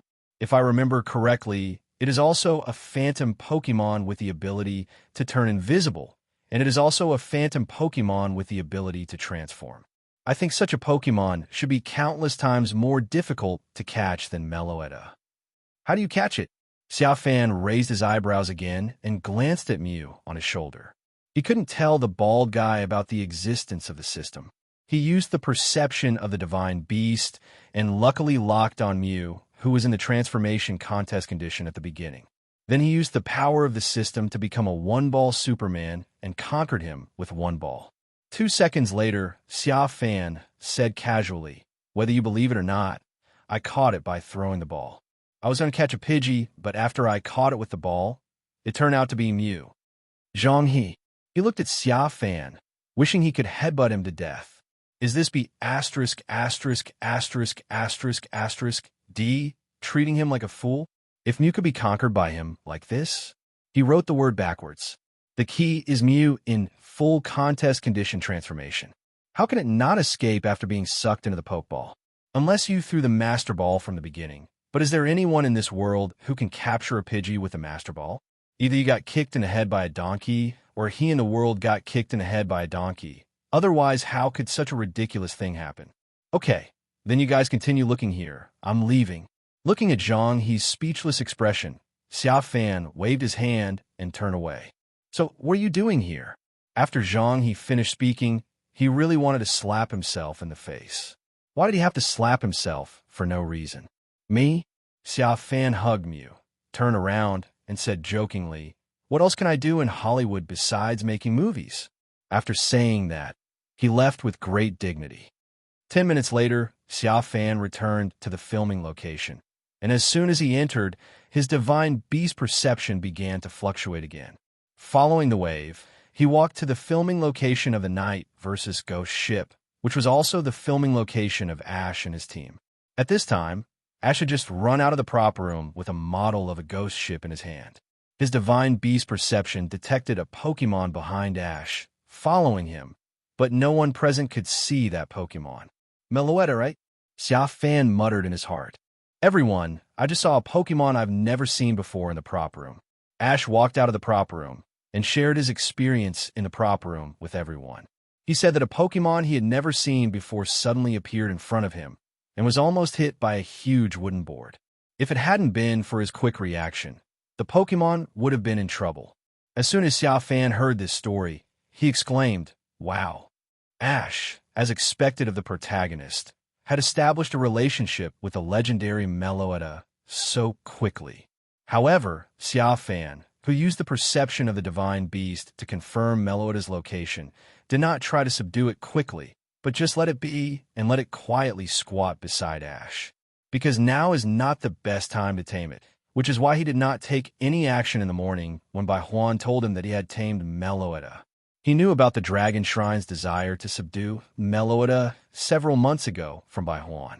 At that time, they had just failed to capture Tornadus, Thundurus, and Landorus. After discussing with their boss Giovanni, they decided on a new plan, which was to capture Meloetta. Although Meloetta is a phantom Pokemon, its combat power is not very strong, but like other phantom Pokemon, it has some special abilities. In addition to the special abilities of invisibility and using singing to mediate other people's emotions, It is related to a treasure called Reveal Glass. This is a treasure that can control the three cloud gods and make them change their forms. As long as he can possess it, even if the three cloud gods have escaped before, he can still control them and command them to attack wherever he points. But now this treasure can only be found with the help of Meloetta. Xia Fan's original plan was to wait for the Dragon Shrine to use Meloetta to find the Reveal Glass and forcibly summon the three cloud gods to give them a surprise.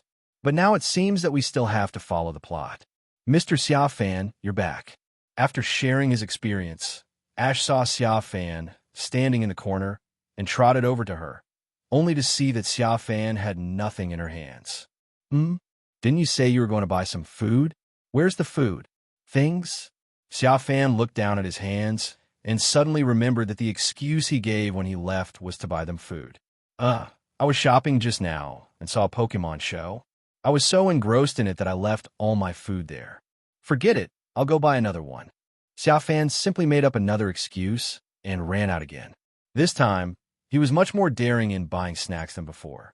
In less than 20 minutes, he asked the boss to bring 7 or 8 employees to personally deliver 5 large boxes of snacks. In addition to human food, there are also a lot of high-end snacks that Pokémon love to eat. Xia Fan, how much did you spend on this? Luke, now a director, exclaimed, picking up a bottle of water from a box. Xia Fan said calmly, "Fortunately, it's only 500,000, and it's full of high-end food." Before Xia Fan could finish his words, Luke spit out the water in front of him. How much? How much? He looked at the 5 large boxes of snacks in shock.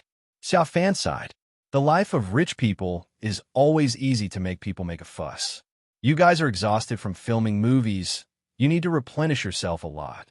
Xia Fan patted Luke on the shoulder, then picked up a few packs of snacks from the Pokémon Premium Snacks and walked to a corner. Meloetta, in the invisible contest condition, is hiding not far from this corner.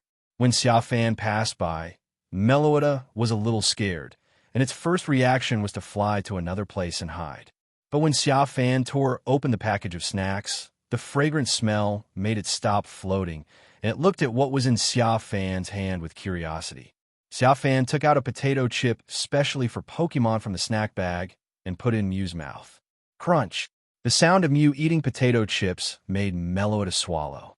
At the same time, it began to notice Mew and felt that something was wrong with it, as if it was not a real Pikachu. Master, I feel like something is watching me. Mew, who was enjoying snacks, suddenly frowned and looked in the direction where Meloetta was invisible. Xia Fan raised his eyebrows. He didn't expect Xiao Huan to be so sensitive.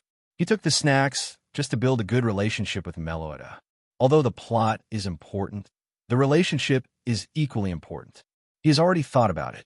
Before Ash and Meloetta's relationship becomes so good that he cannot do without her, he will capture her heart and bring them closer together, so that they will not be embarrassed when they try to conquer her in the future. It's Meloetta.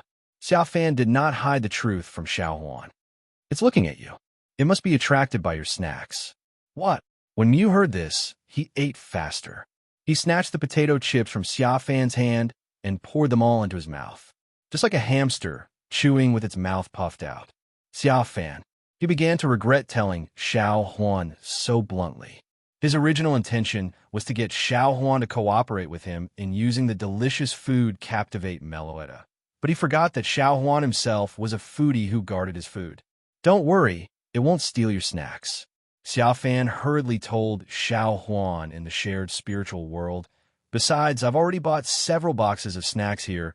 Are you worried that you won't be able to finish them? Before he could finish his words, Xia Fan's face froze, because when he turned his head to look at the snack area, he saw that the fat white guy Jengar was actually eating a bag of snacks in one bite. In less than a minute, he had eaten up a box of Pokémon snacks with just one Pokémon. Ash's Pikachu, Iris Axu, and Scyllane's Pansage stood nearby with dazed expressions, looking up with the same look as if they had seen Snorlax. You are a pig, eating so much. Xia Fan cursed loudly in the spiritual shared world. I'm hungry, master. Filming is so tiring. The old man was speechless. I made so much money for you. Do you still need these snacks? IF asterisk asterisk asterisk asterisk asterisk G. Xia Fan felt like something was stuck in his throat. He looked at Jengar, not knowing what to say. He is not short of money, but he can't afford to eat so fast. 10 seconds later, Xia Fan picked up Mew and walked out of the filming location without saying a word. 20 minutes later, he brought the boss from before, and the boss brought 30 or 40 people, pulling nearly 50 boxes of snacks. Eat. I'll let you eat until you're full, and there's more after you finish, Xia Fan said, patting Jengar's belly. After saying that, he pulled up a box of high-end Pokémon snacks and walked toward the corner where Meloetta was hiding. Crunch, crunch. Xia Fan opened 2 bags of potato chips in a row. He handed one packet to Xiao Huan and placed the other packet aside without eating it. He just tore open the packaging and put it aside. Seeing a big box of snacks that I was eating so well, I felt less guarded about my food. I no longer ate the whole bag in one bite. Instead, I enjoyed the real joy of food and ate it slowly, one bite at a time. While eating, it noticed another bag of Xia Fan's potato chips that had been torn open and was placed next to it, motionless, and wondered, "Master, why did you put it aside? Give it to me. I can have both flavors together." Xia Fan looked down at Mew, who was eating a bag of potato chips in his arms, stammered, and didn't know what to say for a moment. 2 seconds later, he stood up, took another flavor of potato chips from the box, tore open the package, and put it in Xiao Huan's arms. "Okay, now you have both flavors. Are you satisfied?" Xia Fan said in the spiritual shared world. After he finished speaking, he heard a crisp sound of Kaz next to his ear. That's the sound of potato chips being bitten. He looked down at the bag of potato chips he had just placed next to his seat. I found that there were indeed 2 less potato chips inside, and in the air, there was a potato chip floating with only half of it left. It looked like it had just been eaten, and there was a little saliva on it. Under Xia Fan's gaze, the potato chip was frozen in midair. On the other side, Meloetta, who was in the invisible contest condition, was startled when he saw Xia Fan suddenly looking towards him. Just like a guilty thief, he suddenly froze and stood still, not daring to move at all. I thought that as long as I didn't move and make any noise, I could continue to be like before without being noticed by humans. But it seemed to have forgotten that it still had a half-eaten potato chip in its mouth. Time passes by little. Under Xia Fan's gaze, every second felt like Huxia New Year to Meloetta. It was in a state of confusion and nervously called out, "Mellow Mellow," in its heart, fearing that Xia Fan would discover something was wrong. 5 seconds later, Xia Fan suddenly withdrew his gaze, as if nothing had happened, and continued to feed snacks to Xiao Huan. Meloetta exhaled, and quickly ate the remaining half into her stomach. Then she gradually revealed a satisfied expression, holding her chin with both hands, and couldn't help but moan. "Mellow." The sound was beautiful and reached the ears of many people in the room. "Huh? Did you hear any sound?"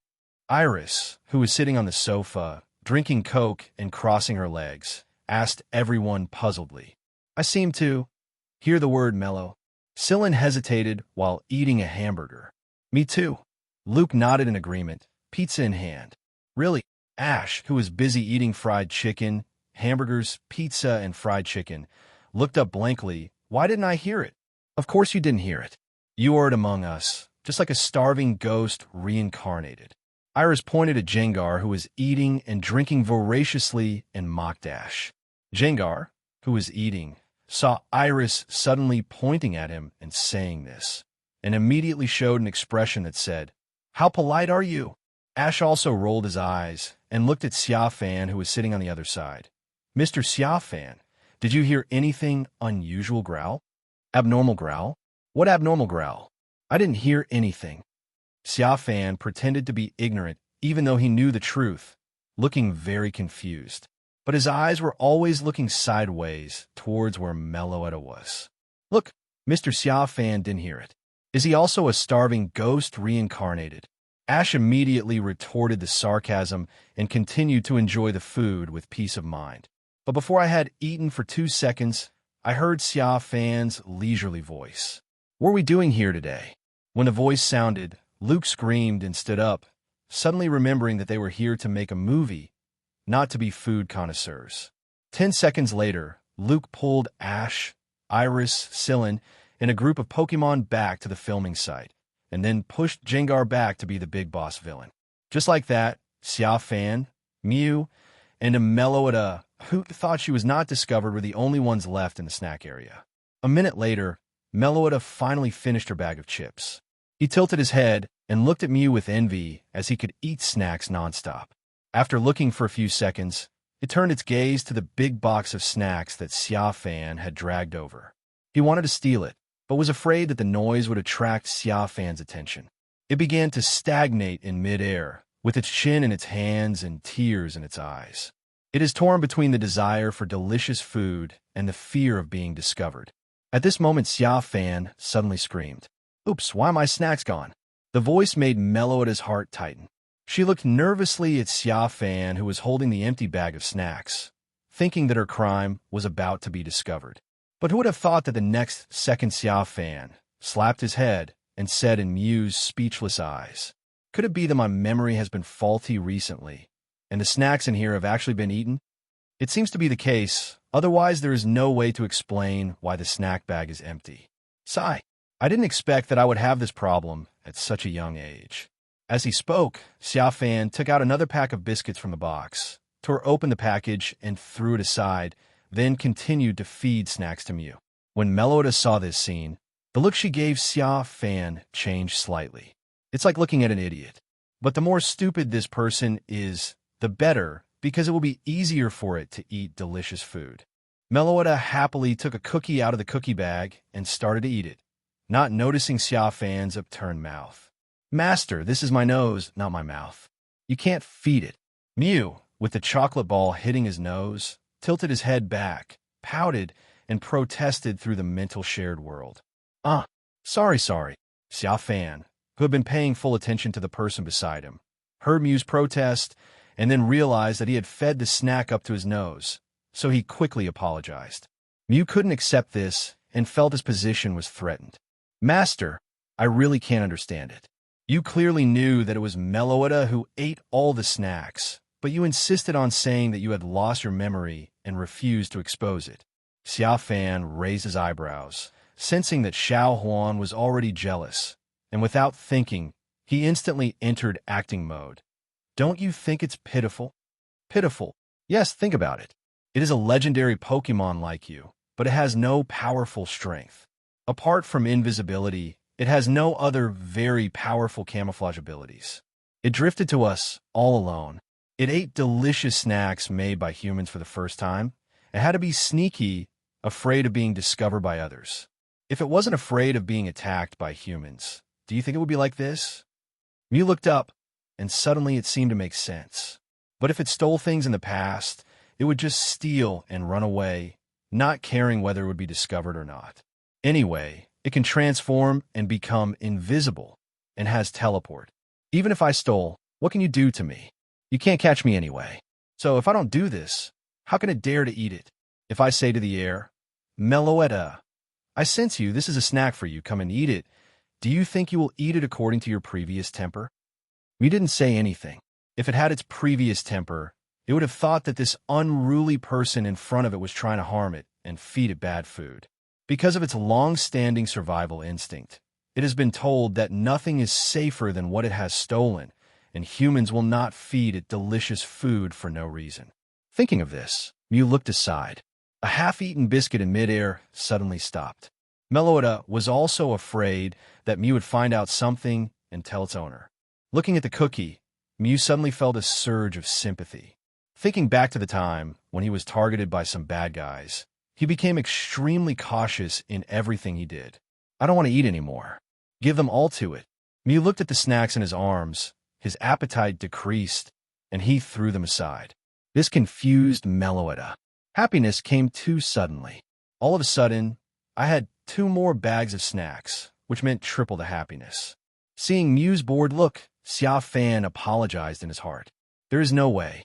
Since ancient times, deep affection cannot be retained, and only routines can win people's hearts. The only way to trick Meloetta and bring them closer is to play dumb. After all, Fools are the least dangerous. Anyone who sees a fool will think he is taking advantage, whether it is a person or a Pokémon. Pokémon like Meloetta are also a bit greedy. He believes that as long as a fool pretends to be good and makes it feel that it is taking advantage of him, it will always follow him and become dependent on him. Then, if he doesn't take advantage of this fool in a day, he will feel that he is missing out. Just like that, Xia Fan sat here for the whole day. His only action was to keep throwing snacks aside. Then he kept acting like a fool and kept yelling about how his snacks disappeared. Did he lose his memory again? Meloetta increasingly felt that the man in front of her was mentally ill. But it's very good. Very good. And the bigger the brain problem, the better, so that it will be convenient for it to follow it for food and drink. Time passes by little by little. The filming lasted for 8 hours.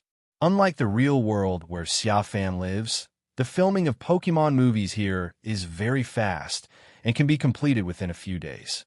Moreover, this time it is not a very large production, but just a simple feature film, which is not very long. Therefore, it was finished in just 8 hours. The rest of the time was left for Luke to make some simple synthetic special effects by himself, and then hand it over to the bosses in Hollywood for review. The review result, as mentioned before, will be decided by audience voting. Therefore, the filming took 8 hours, and the special effects synthesis took another 2 hours.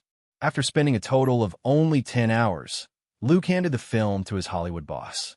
The boss will invite many movie-loving audiences tonight to watch all the films in this competition and rank them. Late at night, as the award ceremony came to an end, Luke, the champion, bid farewell to Xia Fan Ash and his group at the gate of Hollywood Amusement Park. I will stay here and start preparing to shoot my next new masterpiece. Thank you very much for today's shoot. Luke held the trophy, wiped his tears, and expressed his gratitude to the group. I see. Come on. I will also cheer for the last gym match and then challenge the Unova Alliance. Ash said with a smile. Sillin followed up with, You have taken a big step towards your dream, and I will also work hard to become the world's #1 Pokémon sommelier. Xia Fan smiled and said, Filming is very hard, so I'll leave all the remaining snacks to you. I will eat up all your kindness. Luke nodded. I look forward to our next meeting. Just like that, under the lights of night, the group separated from Luke at the gate of the amusement park. In a corner somewhere in the distance, an anthropomorphic, very slender Pokémon hid behind a tree, quietly watching Xia Fan and Ash walking away with a bag of chocolate balls in its hand. Mellow. When Xia Fan and the others were about to disappear from her sight, Meloetta glanced at the chocolate ball in her hand, called out Meloetta, and made a resolute decision. It decided to follow Xia Fan.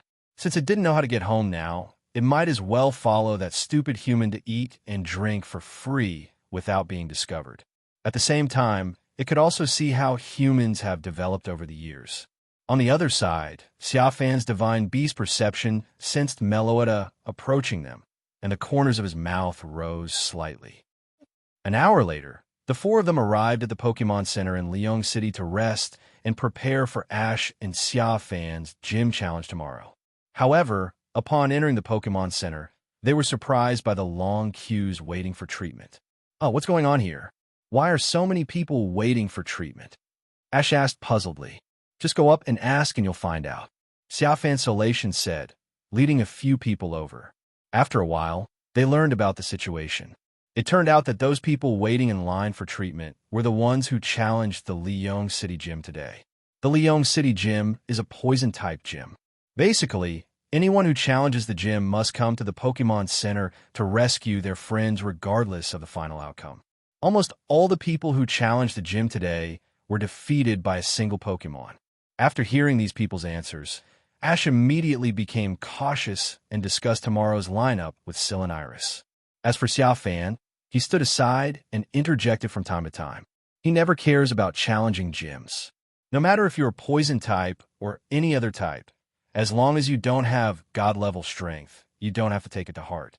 After discussing for half an hour, Xia Fan separated from Ash and the others on the grounds that he was a little sleepy and found Nurse Joy to help with the registration and book a trainer's room. I bought some food in the restaurant. As soon as they returned to the room, Xia Fan threw the snacks on the table and then lay on the bed beside them holding Mew. Xiaowan, I will pretend to be asleep later, and you can transform back into your original form and help me establish friendship with Meloetta. I believe it will feel familiar with you after seeing your original form. After all, you are both phantom Pokémon. Xia Fan lay on the bed with his eyes closed. He used the divine beast perception to sense that Meloetta had followed him into the room, and then he spoke to Mew in the shared spiritual world. Okay, but for breakfast tomorrow morning, I want to eat your human burgers, not the Pokémon specials. No problem. Xia Fan agreed immediately. In the Unova region, the Pokémon version of the hamburger has a higher nutritional ratio than the human version, so it has much less meat and is not easy to satisfy. Mew, who got Xia Fan's approval, looked back quietly. It was discovered that the cola in a transparent glass cup placed on the table by Xia Fan was empty at a speed visible to the naked eye. 3 seconds later, a satisfied burp and a Merlot growl were suddenly heard in the room. However, Mello's growl suddenly stopped halfway through, because it saw the Pikachu in Xia Fan's arms looking at it. I guess he didn't notice it, Meloetta thought to herself. He should think that he drank the cola, just like his stupid owner, but he just forgot about it. However, this time, Meloetta was somewhat surprised. The Pikachu suddenly jumped out from the arms of the sleeping human. He jumped onto the table and glanced at the glass that originally contained Coke. Then he raised his head, his expression gradually becoming playful, and looked at the air behind the glass. Meloetta, who was standing invisible behind the glass, felt her heart tighten, thinking she was about to be discovered. But at this moment, the Pikachu suddenly flashed white light in front of its eyes and turned into a Pokémon that looked like a pink kitten floating in the air. Meow, Mew shouted to the air, as if to say, "Boy, stop hiding, I can feel you." Meloetta covered her mouth, her eyes wide. It recognizes this creature. Isn't it Mew, which is also a mythical Pokémon like it? It has been heard from many people, and totemic images of it have been seen. Melo. Seeing that it was Mew, Meloetta's guard suddenly decreased a lot. She immediately lifted her invisible contest condition and took the initiative to greet Mew. Meow. Melo. In the room, Mew and Meloetta were crisscrossing around, greeting people. Oh shit, is it that simple? On the bed not far from the table, a man named Xia, who had been keeping a slight slit in his eyes, was extremely surprised to see that less than 2 seconds after Mew showed his true form, Meloetta also showed up. He originally thought that once Meloetta showed up, Mew would have to say a few more words to the air, but he didn't expect it to be so simple. At the same time, in a pokeball of Mr. Xia, a certain old comrade saw the moment when Mew and Meloetta met through the pokeball, and his eyelids jumped. The corner of his mouth couldn't help but drool.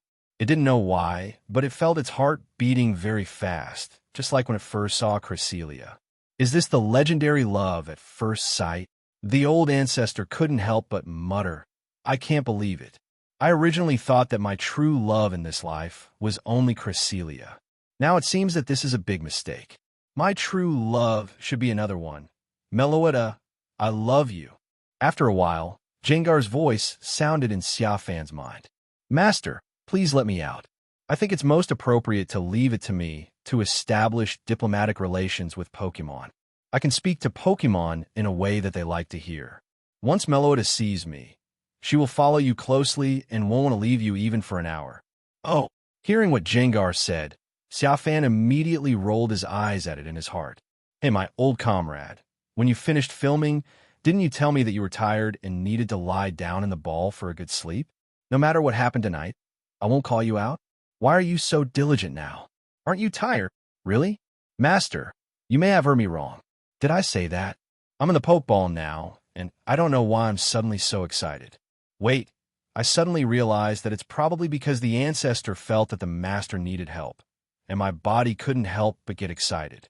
So, Master, let me out. I will definitely help you build a good relationship with Meloetta." Xia Fan responded to Jengar in the spiritual shared world with a smile on his face. "Really, Master, please let me out. You don't like Cresselia anymore?" "Of course I do. Then why did you come out? Aren't you afraid that Cresselia will see you?" "Master, how can you say that? I came here to help you. I'm sure Cresselia will understand. Comrade Laozu, you are amazing. I didn't expect you to be such a scumbag. You even thought of such a flawless way out. Xia Fan's mouth twitched slightly, and she couldn't help but admire Jengar.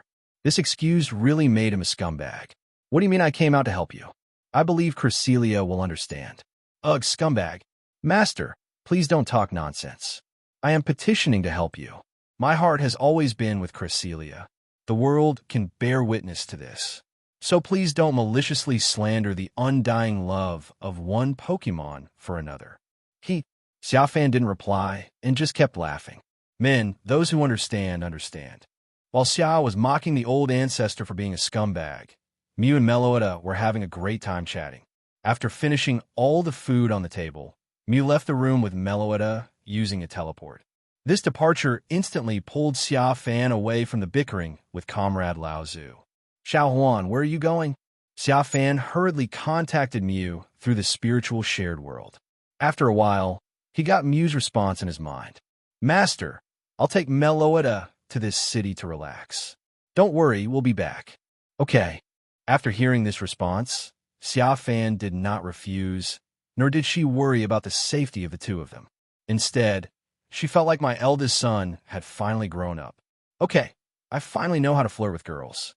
After quickly ending the mental conversation with Mew, Xia Fan immediately heard the ancestor's questions in his mind. Where did they go? Let me out and follow you. Mew is unreliable. Establishing diplomatic relations will definitely fail. Master, please let me do it. In response, Xia Fan rolled his eyes and directly closed Jengar's spiritual shared world for a short period of time in order to seek a brief peace. After Mew and Meloetta left, Xia Fan left the room and found that Ash and the others had finished discussing the lineup and were eating.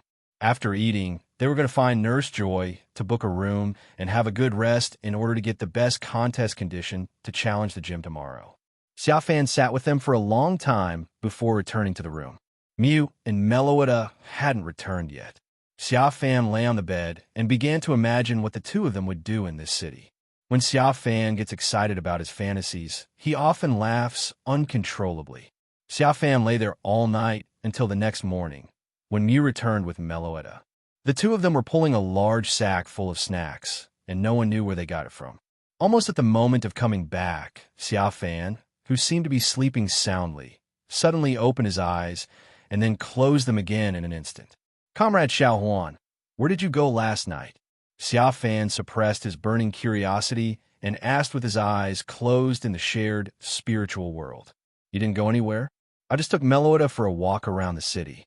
Mew glanced at his master, who had his eyes closed on the bed, and felt that his master's tone was a little different from usual, a little too urgent. Just strolling around? Xia Fan's tone was full of disbelief, but also a hint of amusement. Can you tell me where you strolled around?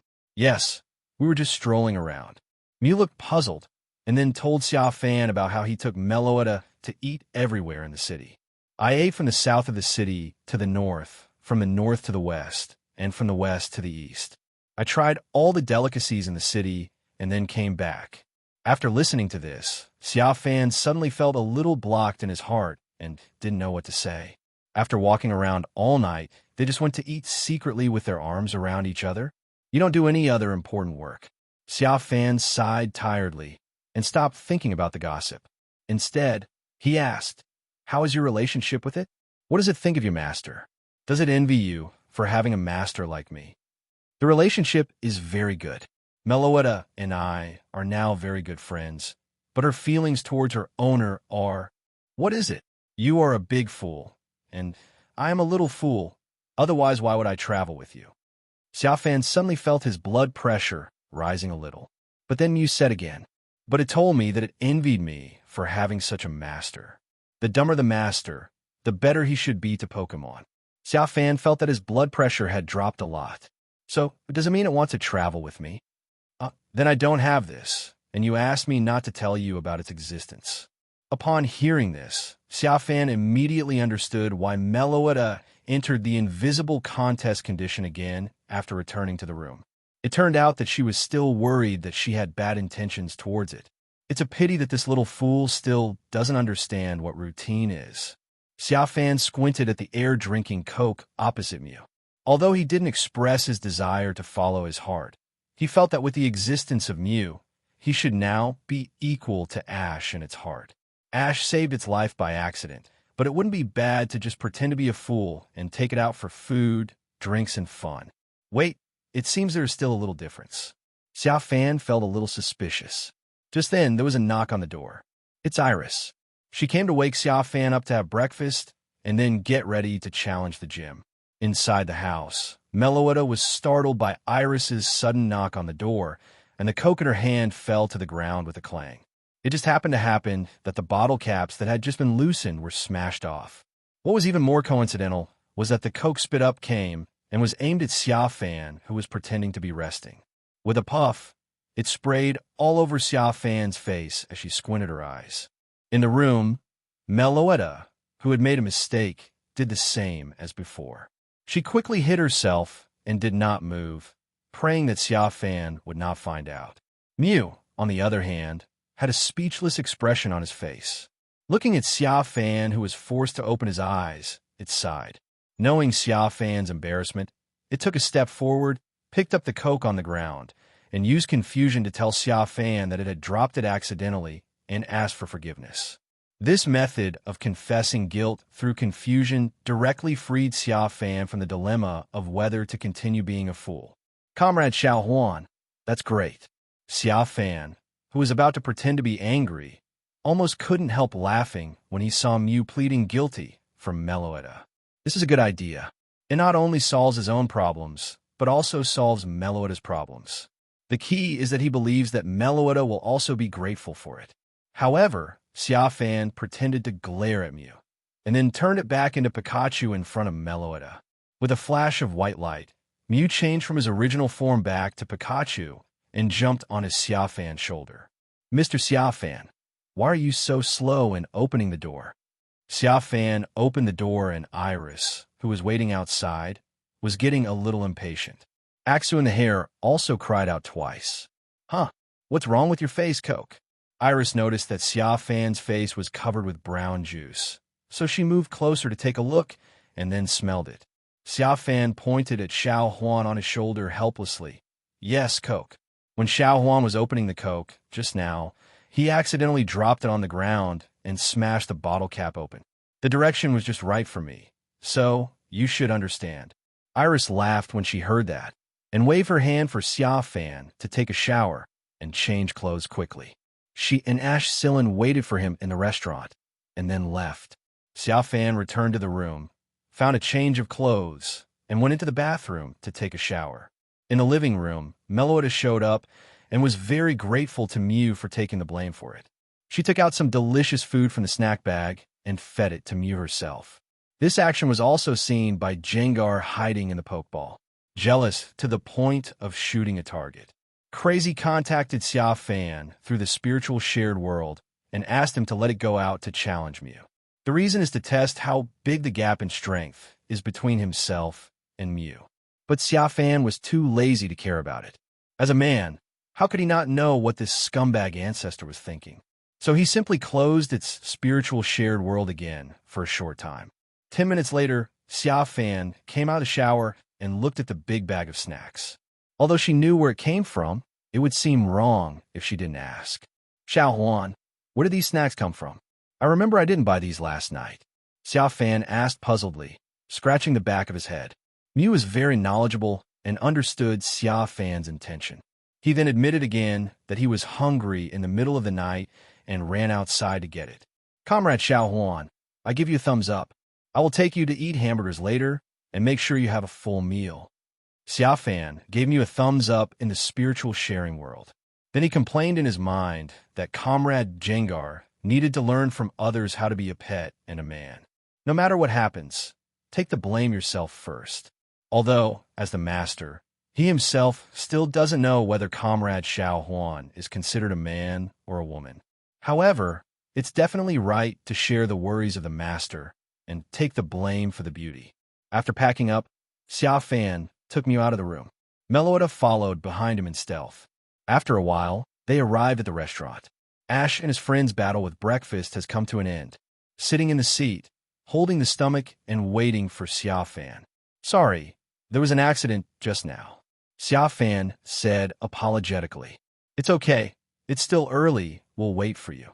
Ash and Scylla both covered their mouths, forced themselves to smile, and nodded. Apparently Iris told them about Xia Fan being sprayed in the face with Coke by Mew. Seeing them like this, Xia Fan shrugged his shoulders and didn't take it seriously. He walked to the front desk and ordered 10 burgers for humans. 9 of them are for Xiao Huan. A few minutes later, 10 burgers arrived. Ash was surprised and said, "So much. Mr. Xia Fan, can you finish it? Let me make it clear that I am full." "I'm full too." "Me too," Iris and Scylla echoed, fearing that Xia Fan would give them some. "Who said these are all mine?"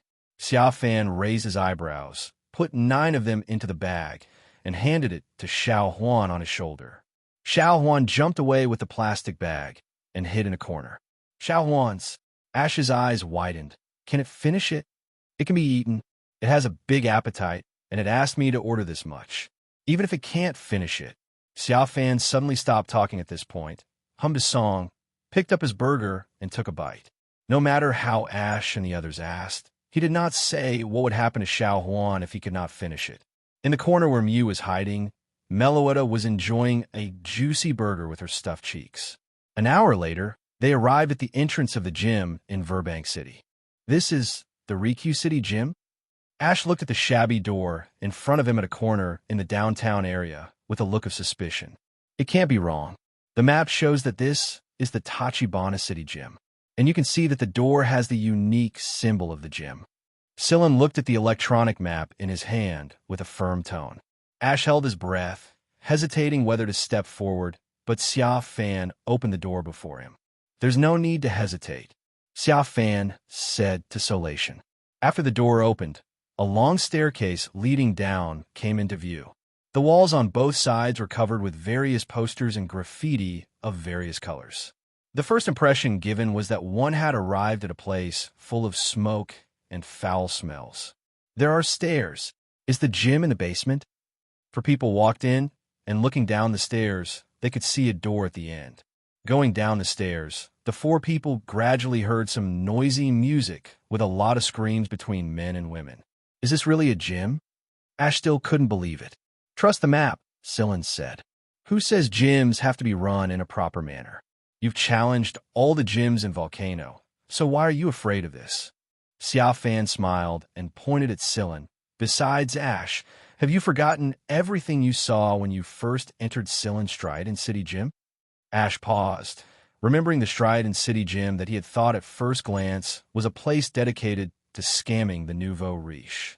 That seems to make sense. Ash thought back to the gyms he had challenged before. The venues were all very strange. Now it was just a shabby environment, and it really couldn't be considered a big deal.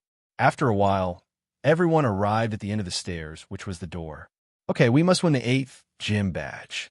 Ash stood in the middle of the 4 people, took a deep breath, and pushed the door open.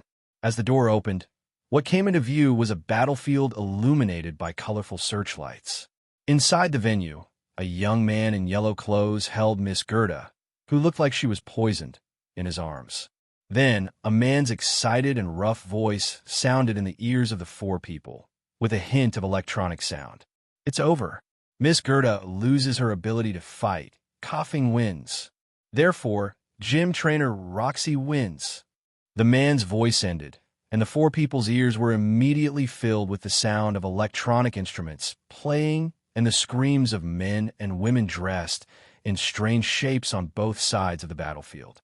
The sound was very loud and noisy, causing great pain to Ash, Scylla, and Iris, who didn't really like rock music.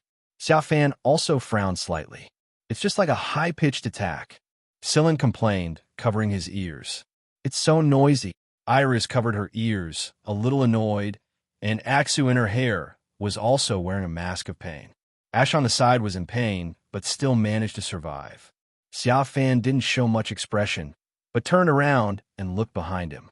Mew just told him that Meloetta complained to it that it was too noisy here. "Then tell it that your master will make this venue quiet." Xia Fan responded in the spiritual shared world. Mew on his shoulder nodded, then stood on Xia Fan's shoulder and turned his head to use telepathy towards the air. After a while, the boy holding Miss Gerda in the battlefield put Miss Gerda back into the pokeball and then rushed out of the venue with an unwilling look on his face. Opposite him, a girl with dyed white hair and an electric guitar hanging on her shoulder shouted to Xia Fan and the others after the boy left. "Hey, who among you is the next challenger?" Ash stood in the middle of the four people, somewhat intimidated by the environment in the stadium, but his long career as a trainer helped him to come to terms with it. But when faced with the girl's question, he was about to take a step forward, but Xia Fan patted him on the shoulder, smiled, and told him to try the waters first. Okay. Ash shrugged and did not refuse. He made room for Xia Fan and let her stand in the middle. "I'll do it," as Xia Fan shouted. "I'm here." The non-mainstream men and women with earrings and colorful hair on both sides of the battlefield fell silent instantly, and all looked at Xia Fan with cold and sarcastic eyes. Ash, Scylla, and Iris were startled by the looks they received. Ash swallowed, feeling fortunate that it was Xia Fan who took the initiative to challenge him first. Otherwise, he would have been unable to bear it. Scylla wiped the sweat from his forehead and said, "It feels like playing an away game." Iris on the side couldn't help but shrink back. Interesting. Facing these stares, Xia Fan raised the corners of his mouth and faced their sarcastic looks with a disdainful expression. "Please give me your guidance. I'm Roxy, the gym trainer of the Ritsugu Gym." At this time, the girl with dyed white hair and an electric guitar pointed at herself and said to Xia Fan. As soon as she finished speaking, the men and women on both sides shouted Roxy's name loudly, and when the girl gestured with both hands that they could stop, they instantly fell silent. "The one standing on your shoulder is Pikachu from Kanto region, right?" The girl pointed at Coughing floating behind her and said, "Look, this is my friend Coughing, who I also captured during my concert tour in Kanto region. I like him very much, but unfortunately the enthusiasm of the audience in Kanto region is not as strong as that in Unova region. This is what bothers me." After he finished speaking, the floating Coughing shouted gas, and the men and women on both sides immediately shouted Coughing's name loudly. Xia Fan couldn't help but dig his ears. He waited until the gym trainer named Roxy signaled them to shut up again before he introduced himself. "My name is Xia Fan. I am homeless and have no fixed place to live. I don't have any great honors. The only honor I have is that I accidentally won the Sinnoh Alliance Championship in Sinnoh region last year." Roxy, her eyes flickered, and when she thought Xia Fan's self-introduction was over, Xia Fan suddenly pointed at a non-mainstream, red-haired young man who said nothing. "Yes, that big brother's right. I really took it by accident. In that game, my rival threw out 5 legendary Pokémon, including Darkrai, Latios, Zapdos, Entei, and Lugia, the god of the sea. At that time, those 5 legendary Pokémon were accidentally eliminated by my Gengar." As soon as the words fell, everyone looked at the non-mainstream, red-haired young man. The red-haired young man was confused. What did he say just now? He didn't say anything. Why would he, a person from Unova region, care about the competition of Sinnoh, a country bumpkin gathering regional alliance? At this time, Xia Fan pointed to a green-haired woman with earrings hanging from her ears on the other side. What this sister said is true, especially at the end, when the real Kanto and Lugia, the patron saint of the Chengdu region, came. That guy was so huge that when he arrived, the entire competition venue changed color. Just a flap of his wings could create a tsunami that could destroy a city. But fortunately, the guardian god Lugia was reasonable and only came over to fight with my Gengar. That fight was so shocking that everyone in the Sinnoh region knew about it. Unfortunately, in the end, my Gengar still lost. He was almost defeated by the guardian god Lugia. Those who don't believe me can check it out. I believe you can find it. Just search for Fan or the crazy god Gengar, and you will definitely find the video of the final. After saying this, Xia Fan sighed and said the word near defeat in front of everyone. Roxy, Ash, Iris, Clothes. Is he pretending? Roxy frowned as she looked at Xia Fan, who had a sighing face. The people on both sides of the venue looked at each other unfriendlily. Some began to curse Xia Fan for being a country bumpkin who liked to brag, while others said that if Xia Fan was going to make up a lie, he should make up a better one, such as one Jengar defeating 5 legendary Pokémon and finally fighting with the real sea god Lugia. Damn it, no one can brag like you. As for Xia Fan himself, he seemed not to hear the insults at all, but suddenly clapped his hands, as if he remembered something. Oh no, I only remembered to introduce myself, but forgot to introduce my Pokémon to everyone. This is my partner Pikachu, but it will not participate in the battle later. The Jengar I just mentioned will not participate either. I don't think it is necessary to use it in this battle, so just send this one. As he spoke, Xia Fan threw out a Pokeball. A red light flashed, and a humanoid Pokémon resembling an alien appeared. I don't know if everyone in the Unova region has ever seen Pokémon from the universe. Considering that many people may not have been out of the region, I will introduce it to you in detail. This Pokémon is called Deoxys. It is a Pokémon from space. It once fought a great battle with Rayquaza, the guardian god of the Hoenn region, in the city of Laruz in the Hoenn region. That battle was so intense that it almost destroyed the entire city. Fortunately, the battle was stopped in the end. If you don't believe me, you can search it online. I believe you can find it online. After saying that, Xia Fan stood with his hands behind his back, looking down with a smile on his face. Although some people were still cursing him, the expressions of some people were stiff, including Roxy, who obviously knew the existence of Deoxys. It is normal that people in the Unova region do not care about the Sinnoh Region Alliance competition, but many people have heard about some news about Deoxys. Because a Deoxys once appeared in the Unova region, and many people wanted to capture it, but they were all beaten miserably. In the end, the Deoxys flew into the universe and nothing happened. And now the person in front of me can actually tame one. How can I not be surprised? Could it be that all the bragging he just said was true? No. This is absolutely impossible. How could a Jengar defeat 5 legendary Pokémon and even fight on equal terms with the legendary god of the sea, Lugia? Unless all the achievements of that Jengar were actually made by this Deoxys, and this be *****D in front of him, made it up just to show that he has a stronger Pokémon. Xia Fan noticed that many people smiled after seeing Deoxys's stiff expression and continued. By the way, I can share my journey of capturing Deoxys. Maybe I was lucky. I passed by an island, and Rayquaza happened to be fighting with it. I was watching from below and thought it was impossible for me to capture this Pokémon. In the end, Rayquaza slapped it in front of me with its tail. Then I threw my Pokeball and captured it with one throw. Don't you think I am very lucky? The whole audience was silent. Those who originally had stiff expressions suddenly burst into flames of jealousy when they looked at Xia Fan. Alas, you guys forced me to do this. I didn't want to pretend in the first place, so why bother? Xia Fan sighed inwardly, feeling quite lonely and defeated. You don't believe me if I'm telling you the truth, but you believe me if I'm lying. But I don't care if you believe it or not. I'm going to pin your idol to the ground and beat him up first. Xia Fan walked to the battle site under everyone's gaze and came to the opposite side of Roxy. He joked, "Come, let me see if you, the last remaining poison-type gym trainer in the Unova region, can fight my Deoxys.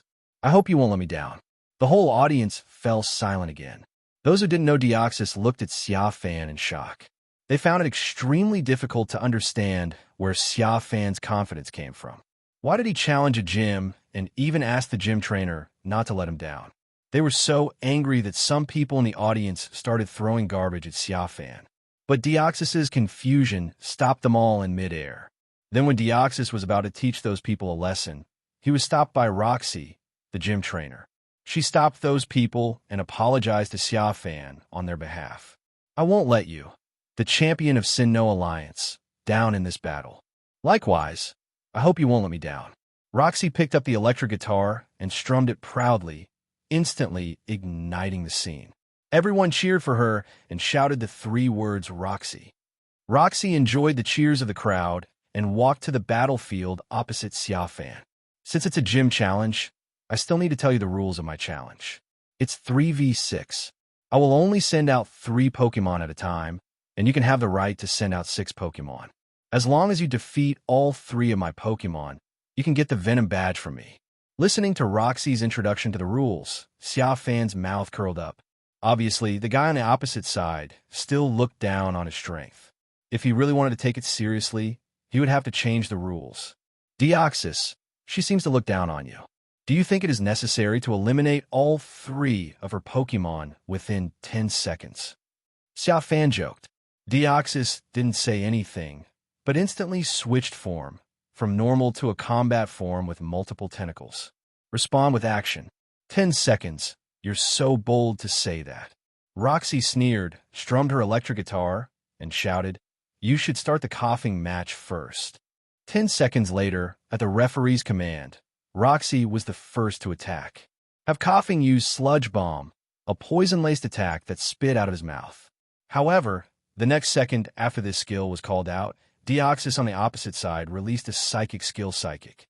Almost instantly, less than 2 seconds after the fight started, Coughing was killed instantly by Psychic. The shouting from the sidelines suddenly quieted down. The whole audience watched this scene in silence, looking at the Deoxys floating in the air with its tentacles on both sides like winding snakes. Powerful and terrifying is the first adjective that comes to their mind. In just a moment, Roxy's Coughing, who had defeated countless challengers, was killed instantly. It's not possible to defeat all 3 of Roxy's Pokémon in 10 seconds. Someone murmured, but someone next to him immediately refuted. "No way. Roxy will definitely win." Coughing is incapacitated and Deoxys wins. Following the referee's decision, Roxy took out the Pokeball. "Thank you for your hard work, Coughing." A red light flashed, and Coughing, who had lost his ability to fight, was put into the ball. Roxy took out the second Pokémon with a cautious look on her face and said, "I admit that your Deoxys is very strong, but as a gym trainer in Tattoo City, I will not let what just happened happen again." As she finished speaking, she threw out the Pokeball, and a red light flashed, revealing Scolipede, a bug type and poison type. Scolipede Protect. As soon as she appears, Roxy's first command is to use defensive skills instead of offensive skills.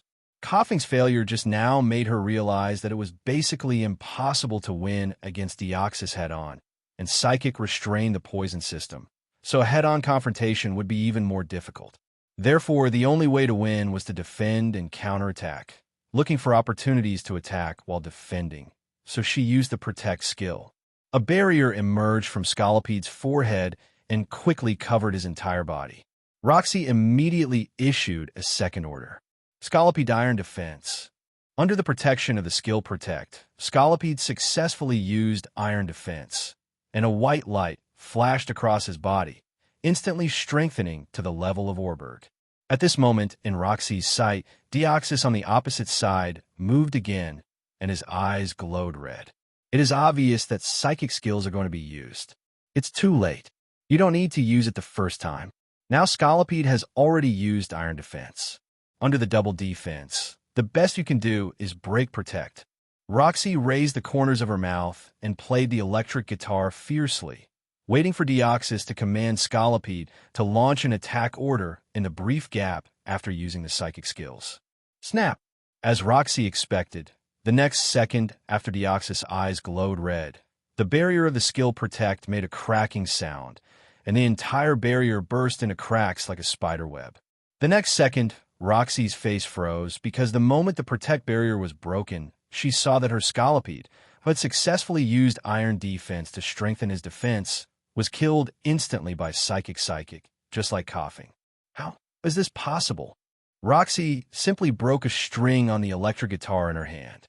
Do you know why I didn't let Deoxys attack the moment you released Scolipede, but watched you use Protect instead? Xia Fan on the other side said, "I just want to tell you that we are so strong that you can kill him instantly, no matter whether you are attacking or defending." It took 4 seconds, plus Coughing's 2 seconds, so I now have 4 seconds to defeat your last Pokémon. Come on, release your last Pokémon, and see if my Deoxys can win the battle in the last 4 seconds. Xia Fan's tone was light, but it shocked everyone present except Ash and his friends. The boys and girls who had just believed that Roxy could win all shut their mouths and dared not say any more nonsense. The gap in strength. This is really a gap in strength.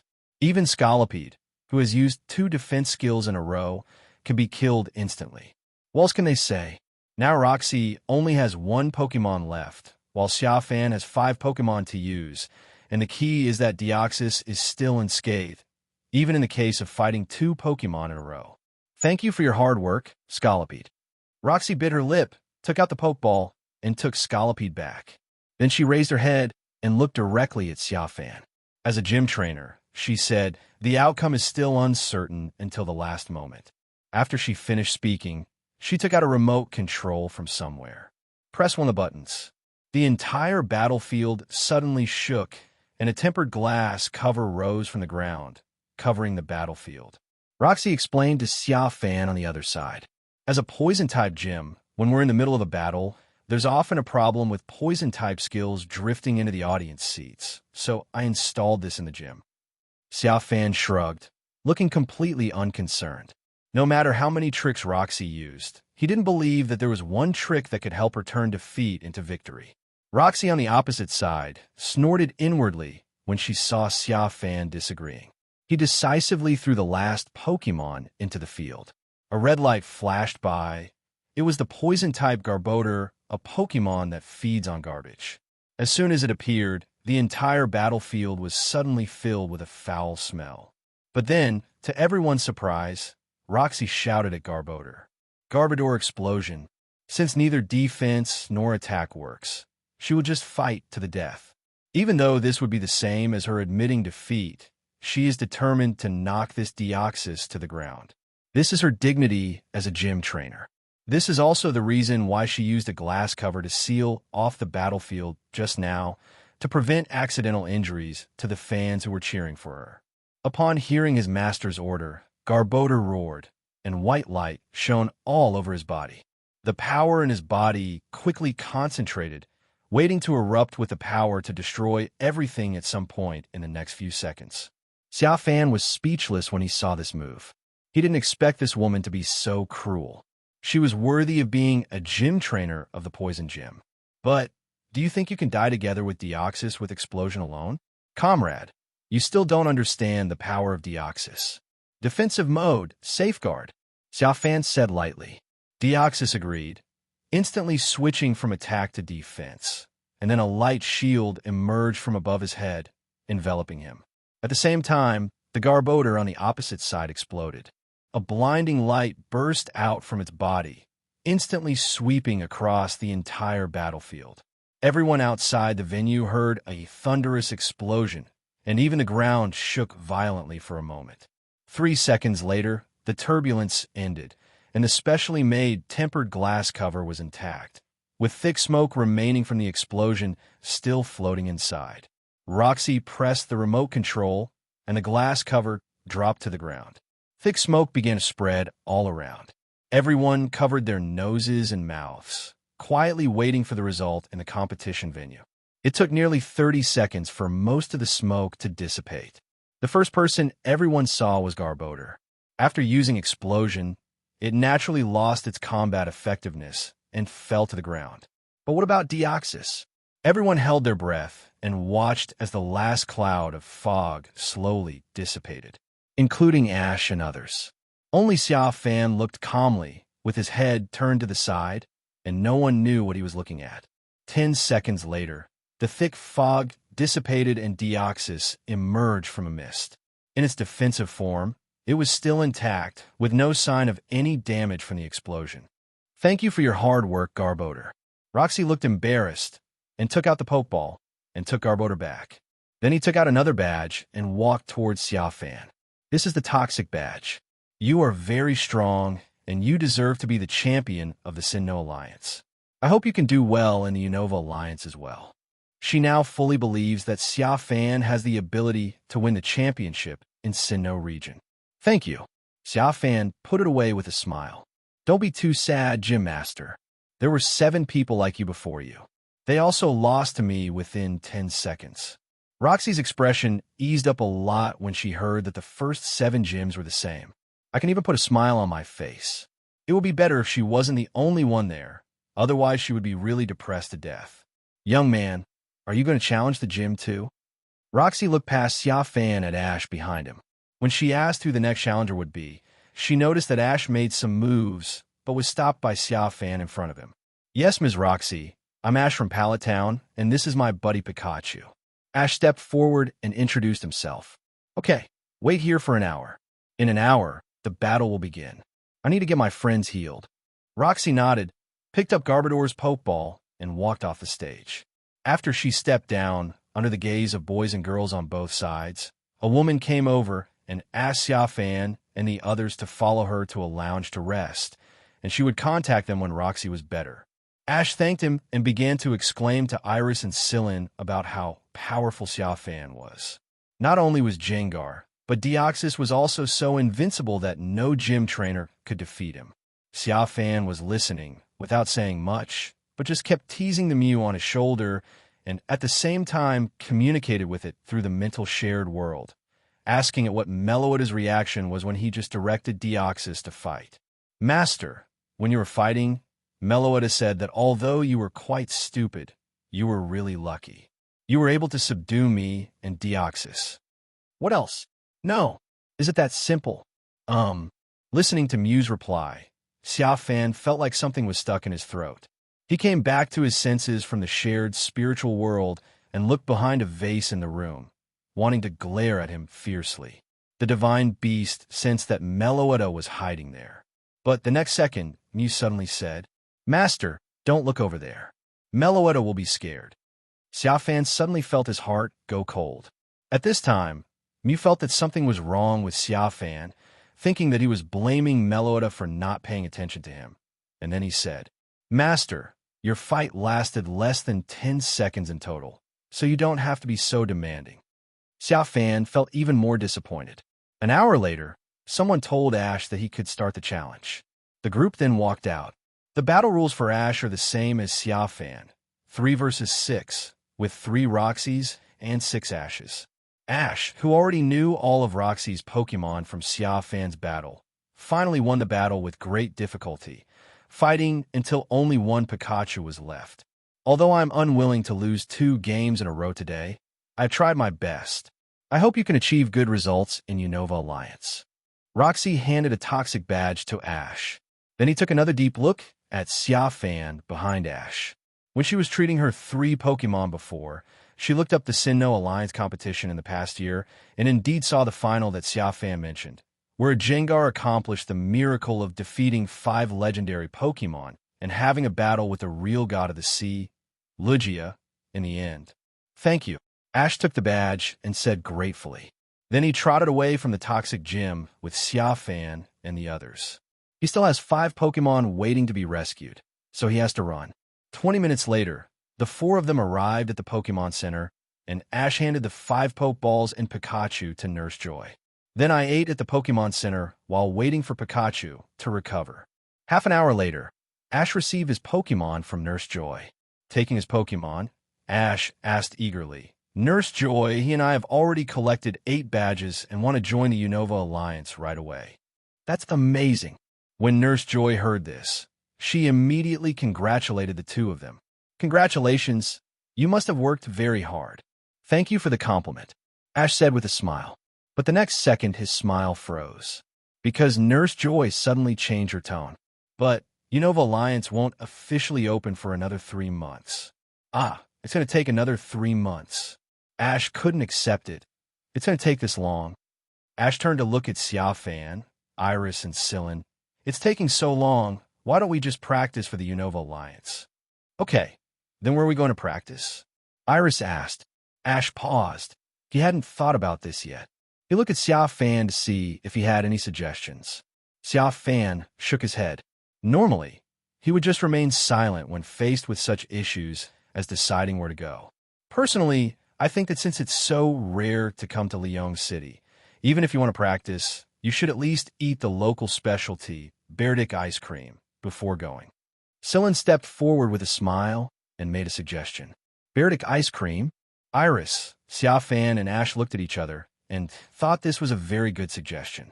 Half an hour later, led by Sillin, the 3 walked through the streets and came to a place where people gathered. Sillin said excitedly. We're here. This used to be the filming location for Pokémon Princess Vacation. In the movie, the princess ate Berdic ice cream on the steps here. It's a very famous scene. The three people behind him nodded repeatedly, and the foodie Ash hurriedly asked where the ice cream was. Sillin rolled his eyes, feeling that he had said it in vain. After walking for a while with the three of them, they came to a stall that specialized in selling Berdic ice cream. Ash was about to step forward excitedly, but just as he was about to take a step, he stopped, because standing on the stall was a beautiful woman with long yellow hair and a tall figure. Even though his back was to them, it felt very familiar to Ash. He hesitated and said, "Could it be?" Xia Fan, who was standing by, asked hastily, "Julan?" Xia Fan's voice was a little loud, and he turned around immediately after hearing it as he had his back to the girl.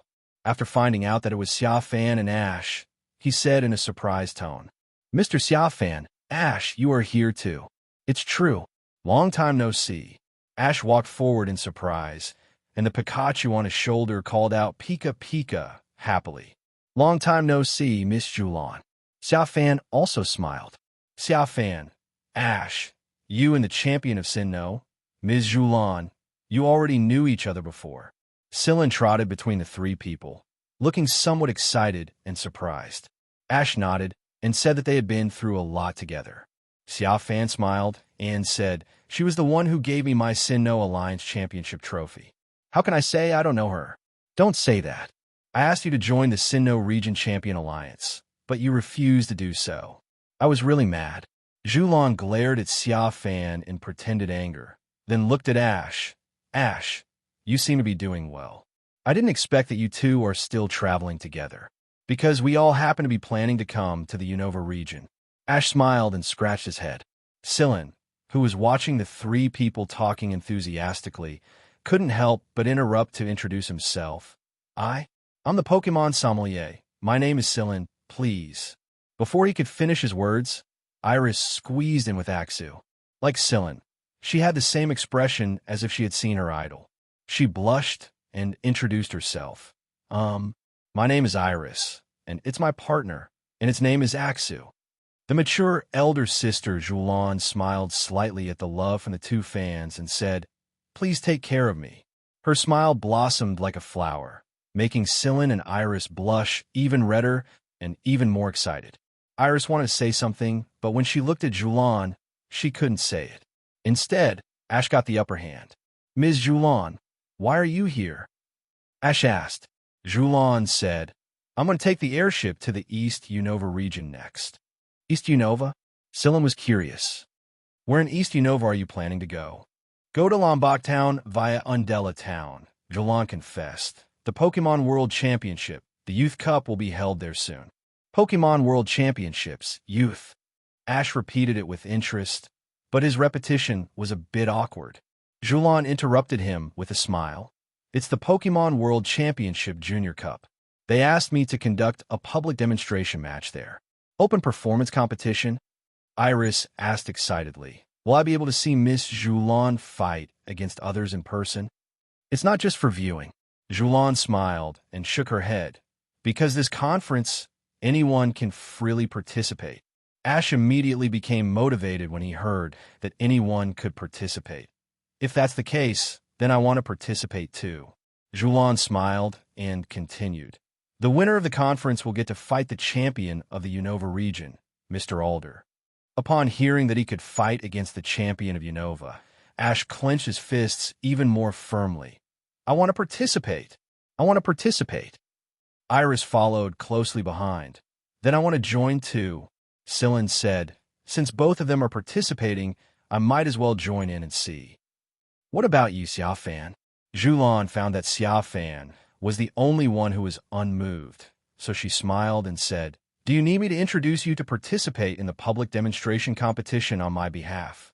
"Haha, no need." Xia Fan shook his head decisively. "Others invited you to participate because they saw that you were beautiful, powerful, and famous. If a small person like me went, I would probably be pelted with banana peels before the fight even starts." "It's not worth it," Ms. Julan said. "Who said that?" You just need to show a few legendary Pokémon, and the atmosphere will be instantly full. Xia Fan still shook his head. Julan was too lazy to persuade him anymore. Okay, I won't say any more to you. I'd better think about which flavor of Beardic ice cream to eat. An hour later, after they had eaten and drunk their fill, they boarded Miss Takarin's SUV, as they had promised to attend the Pokémon Championship Youth Cup and prepare to head to the airport on the outskirts of Leong City to take an airship to the East Unova region. On the other side, Bai Huan and his 4 companions who had lost Meloetta found Meloetta using the special glasses that they got from Dr. Zager at the Dragon Shrine this morning, which can see Pokémon invisibility under the contest condition. Team leader, what should we do now? Why is that Meloetta following Xia Fan? The bald young man Zhang He, wearing special glasses, was very surprised and a little angry. He didn't tell us anything. It's a pity that we told him all the information before, causing us to run around all over the place early in the morning. Through the special glasses, they were seeing Meloetta invisibly circling around Miss Takarin's SUV. I think he hasn't noticed that Meloetta is around him. He doesn't have special glasses, so how would he know if Meloetta is around? Bai Huan frowned slightly. Besides, shouldn't Meloetta be following them because of Ash? Don't forget, that's the man with the aura of the protagonist. Zhang paused and muttered, maybe so. Then he added, what should we do now? Meloetta is following them. If we attack Meloetta directly, we will be courting death. Xia Fan, that be ******D, might blame us for not informing him in advance. Wait a minute, let me try it out. Bai Huan picked up his phone and sent a message to Xia Fan, directly informing Xia Fan that Meloetta was around him. Less than 10 seconds after the message was sent, Bai Huan received a reply. Xia Fan seemed surprised by his reply and asked Bai Huan where Meloetta was around him. Bai Huan replied with the direction of Meloetta, and at the same time asked Xia Fan if they could continue to capture Meloetta. Less than 10 seconds later, Xia Fan replied with a simple okay. After receiving the reply, Bai Huan waved his hand and said, very good, continue the mission assigned by the Society and capture Meloetta. Soon, the 4 of them followed Miss Takarin's SUV in their respective flying Pokémon, waiting for the moment when Meloetta separated from them. On the other side, Xia Fan put away his phone, glanced in the direction of Meloetta, and raised the corners of his mouth slightly. Bai Huan arrived at the right time. He was just thinking about how to set up a trap to deepen the intimacy between him and Meloetta when he sent the message. Very good. I can use them to save the damsel in distress. Xia Fan looked at Mew and said in the shared spiritual world, Xiao Huan, tell Meloetta in a considerate tone that it doesn't have to follow you so closely and can go out and play around. It will take a long time to get to the airport anyway, and I will come to pick it up during that time. Mew was stunned when he heard this. He didn't know why, but after hearing this, he always had a feeling that his master had bad intentions, but did not ask. Instead, it did as Xia Fan said and used telepathy to tell Meloetta to go outside to play, and then it would go find it. When Meloetta, who was following, heard this, she was of course extremely delighted, and without any hesitation, she went to play nearby. Sensing Meloetta's departure, Xia Fan looked around, then calmly took out a pokeball from his waist. Putting the hand holding the pokeball outside the car, Xia Fan looked somewhere not far away. Next second, it was a sunny day when a bolt of lightning suddenly struck, scaring everyone except Xia Fan half to death. Even Miss Julan almost drove the car into the sea. Fortunately, she reacted in time and did an extreme drift to pull the car back. Oh my God, I was so scared just now. How could a thunder strike on a sunny day? Iris covered her chest with her hands, her face full of horror. Silam was also terrified. He ignored his usual elegant demeanor and patted his chest wildly. Me too. I was almost scared to death just now. It's really hell. Luckily, Miss Julan is a good driver. Otherwise, we would have fallen into the sea now. Ash wiped the cold sweat from his head and looked at Pikachu. Pikachu, are you okay? Pika Pika. Pikachu looked up at the sky with an annoyed look on his face, obviously also very scared. Xia Fan, how are you? Julan, who was sitting in the driver's seat, looked through the rearview mirror, and saw that Xia Fan looked calm. "Why do I feel like you are fine?" Xia Fan, who was communicating with Deoxys in the shared spiritual world, was stunned when he heard the question and quickly pulled himself out. His expression was still calm, but his hands were covered in cold sweat within a second. "It's okay. It's just a sudden thunder on a sunny day. There's nothing to be scared of. It's nothing to me." Xia Fan waved his hands to show that he was relaxed, but his sweaty hands attracted the attention of everyone in the car. They suddenly wanted to laugh, but they didn't dare to. It is believed that Xia Fan was actually scared to death and was just holding on. "What do you mean by holding back your laughter?" "I'm really not scared, okay?"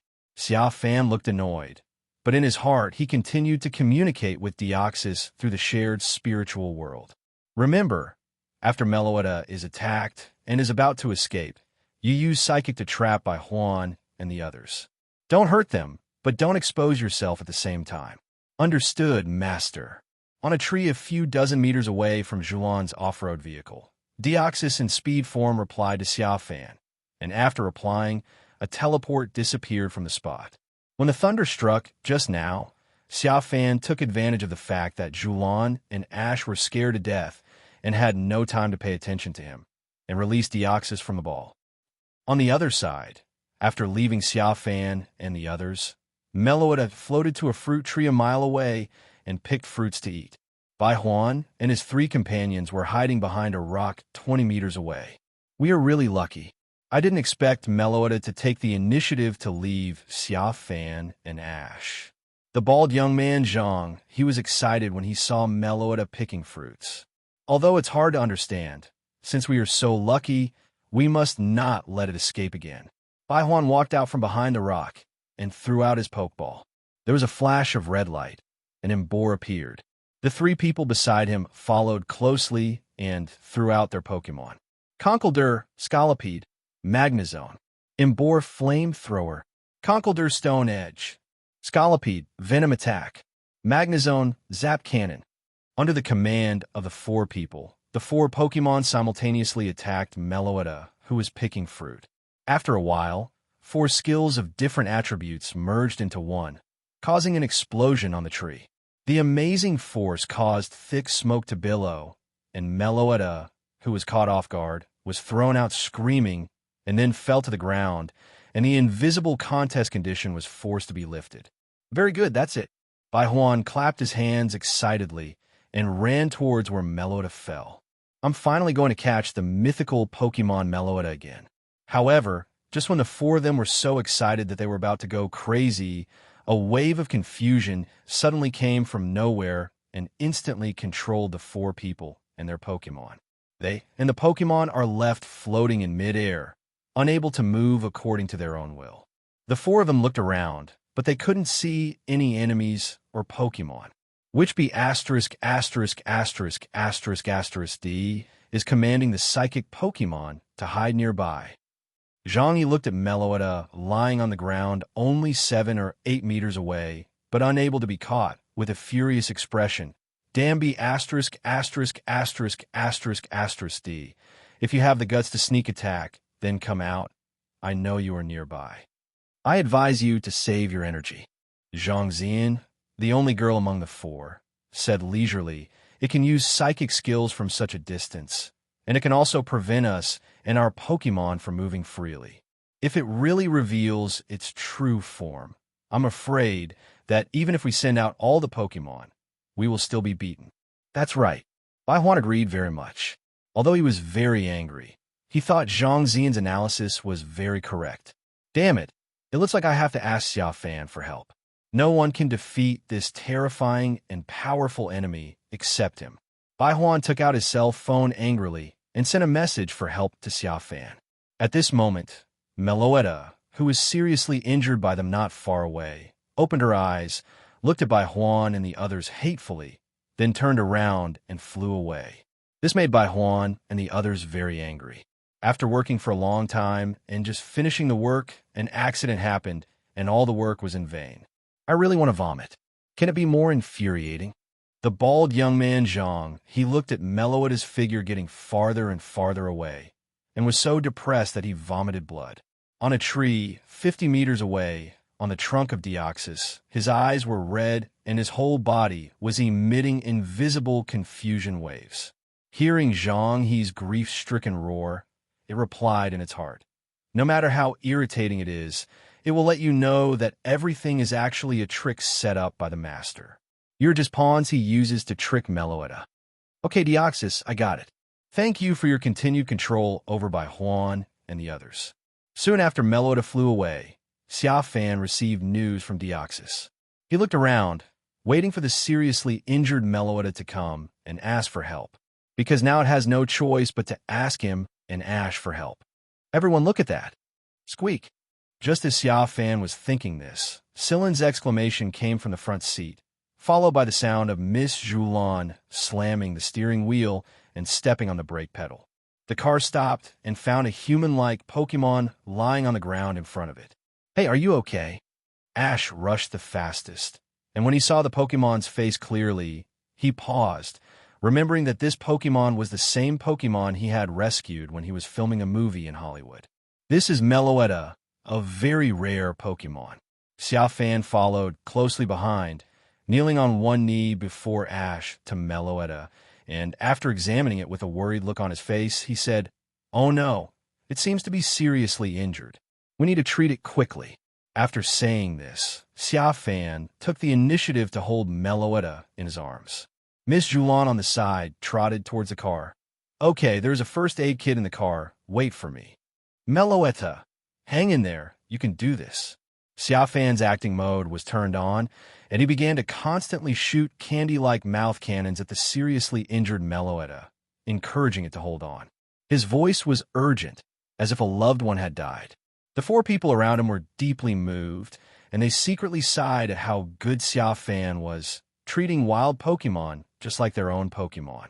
Comrade Mew on the side couldn't help but raise his eyebrows continuously, feeling that it was a bit annoying. If it didn't understand everything, it would really believe this and would call its owner a kind-hearted person. This be asterisk, asterisk, asterisk, asterisk, asterisk D. His acting skills have improved a bit.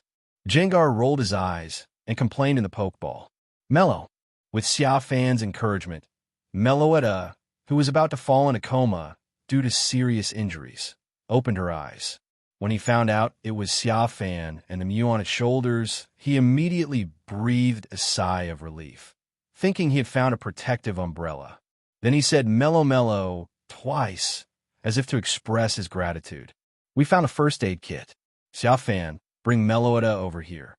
Zhulan took out the first aid kit from the trunk of the car and trotted to a tree beside the road. Good.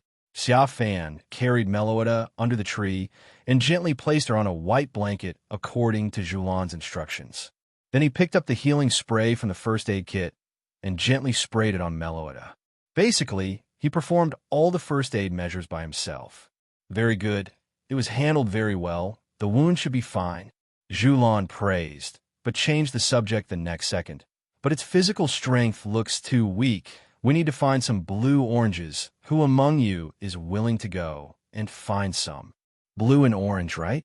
I'll go find him right away. Okay, I'll go too. Iris and Silen responded one after another. As they spoke, the two of them ran towards the woods opposite.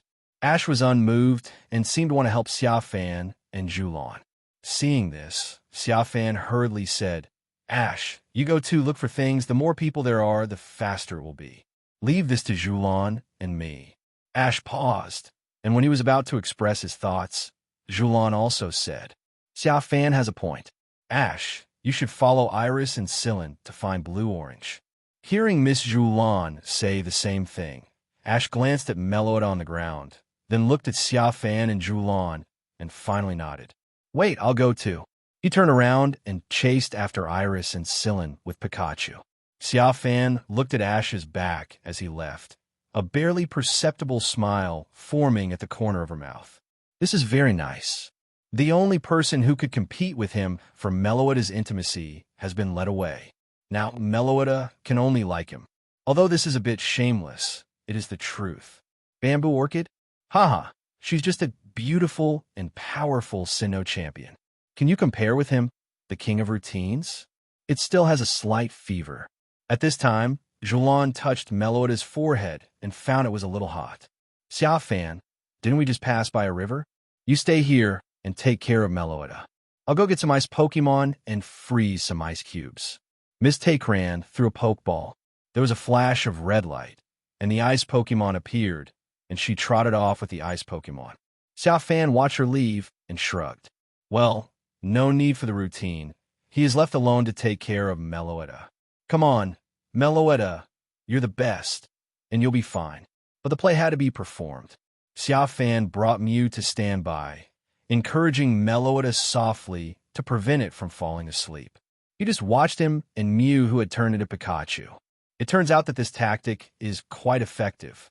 Meloida looked at the two of them with more and more gratitude in her eyes, and there was also a hint of intimacy in her eyes when she looked at Xia Fan. This B************* D is really bad. No, I have to go out and show my presence. In the Pokeball, Jengar saw the affection between Meloida, Xia Fan, and Mew and became jealous.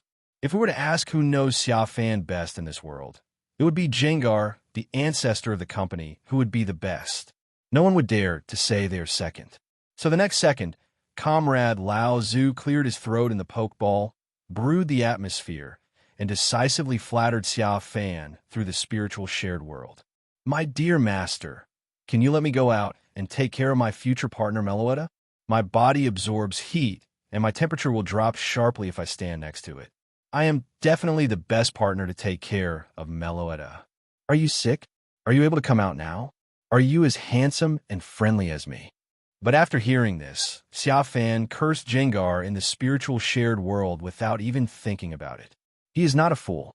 With the image of Jengar, is he a guy who could be released now? My goodness, it's like a seriously ill young wife is lying in bed, pouring out her heart to someone and expressing her love, but suddenly a fat man with untidy beard and a bandit-like face walks in. She must be scared to death and might even die on the spot. The key point is that this guy not only looks scary, but also likes to make a shrill laugh like hee-gee-gee-gee. This is not typical of a bully. He felt that with this image, in this situation, Meloida might really faint from fright. Unless Jengar has the cool and handsome image of Darkrai or the upright temperament of NEI. And there's an even more crucial point. Other people only have headaches and fevers, not fevers all over the body. You're just an air conditioner. If you stand next to it, even if you're not scared to death, you'll eventually freeze to death. Damn it, I'll remember that. After being scolded, Jengar directly pulled himself out of the shared spiritual world and then started to swear wildly in the Pokeball. No matter whether Xia Fan was right or not, or whether it made sense or not, it just wanted to scold this B***************** D with extremely deep tricks. Otherwise, it would not feel relieved, and Xia Fan could not hear the sound in the Pokeball. You be D. I will never give up my Meloida. Xia Fan, here, this is an ice cube. Put it under its head as a pillow. Not long after Xia Fan scolded Jengar, Zhulan came back and picked up a small ice cube wrapped in cloth. Xia Fan took the ice cubes and placed them under Meloida's head, as Zhulan had said, then took a wet towel and gently wiped Meloida's face. This kind of wiping made Meloida feel very comfortable, and she showed a look of enjoyment. At this moment, Miss Zhulan suddenly received a phone call, and her face immediately became flustered. What, Beartic? But I may not be able to get away now. Xia Fan looked at her embarrassed expression and immediately said in a gentle tone, Zhulan, since you have something urgent to do, you can leave first. I can take care of it by myself. Ew, thank you. I will come back immediately. Zhulan thanked and then said to the other end of the phone, I know, I will come over right away. I'm so sorry. Something urgent happened, and I have to rush back to Leong City right now. Zhulan looked apologetic and then drove away. Just like that, the responsibility of taking care of Meloida once again fell on Xia Fan alone. Xia Fan felt that this was really God's help. Every day, he would help him and Meloida deepen their intimacy. Zhulan was just a tool. She left after providing him with the tools to treat Meloida. About half an hour later, Ash and his friends came back with a blue orange that could heal Meloetta. Mr. Xia Fan, where is Miss Julan? Ash asked puzzledly. Half an hour ago, she suddenly had to go back to Leong City for something urgent. She will be back soon. Xia Fan took the blue orange and fed it to Meloetta. Eat, Meloetta. After eating the blue orange, Meloetta's complexion suddenly warmed up at a speed visible to the naked eye. A minute later, it floated in the air again, singing a song to everyone. Although they couldn't understand it, the music was so beautiful that everyone present was mesmerized by it, including Xia Fan, who just wanted to have a good sleep after listening to it.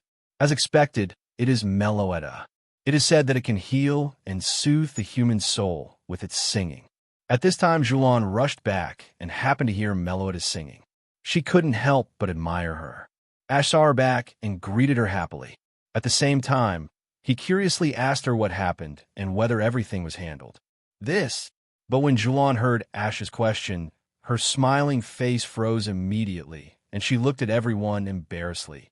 Actually, the reason I went back was because when I bought Berdic ice cream, I forgot to ask the boss for the change. After the words fell, the four people on the opposite side fell silent, including Xia Fan, whose mouth twitched slightly. At that time, he really thought Julan's expression meant that something big had happened, but now you say it's just for a little change? Yes, he is also an actor who can become the best actor. He was actually deceived. Hey, where's Meloetta? She's not fully recovered yet. Ash suddenly discovered that Meloetta, who was singing in the air, had disappeared. He tried to look for her in panic, but was stopped by Takran. Julan said, "That's not necessary. If it wasn't in good health, it wouldn't be able to sing such a beautiful song. It should have recovered and returned to the forest." Is that so? That's great. Ash praised, and then looked at Xia Fan. Thank you for your hard work, Mr. Xia Fan. Xia Fan shrugged. This is what I should do.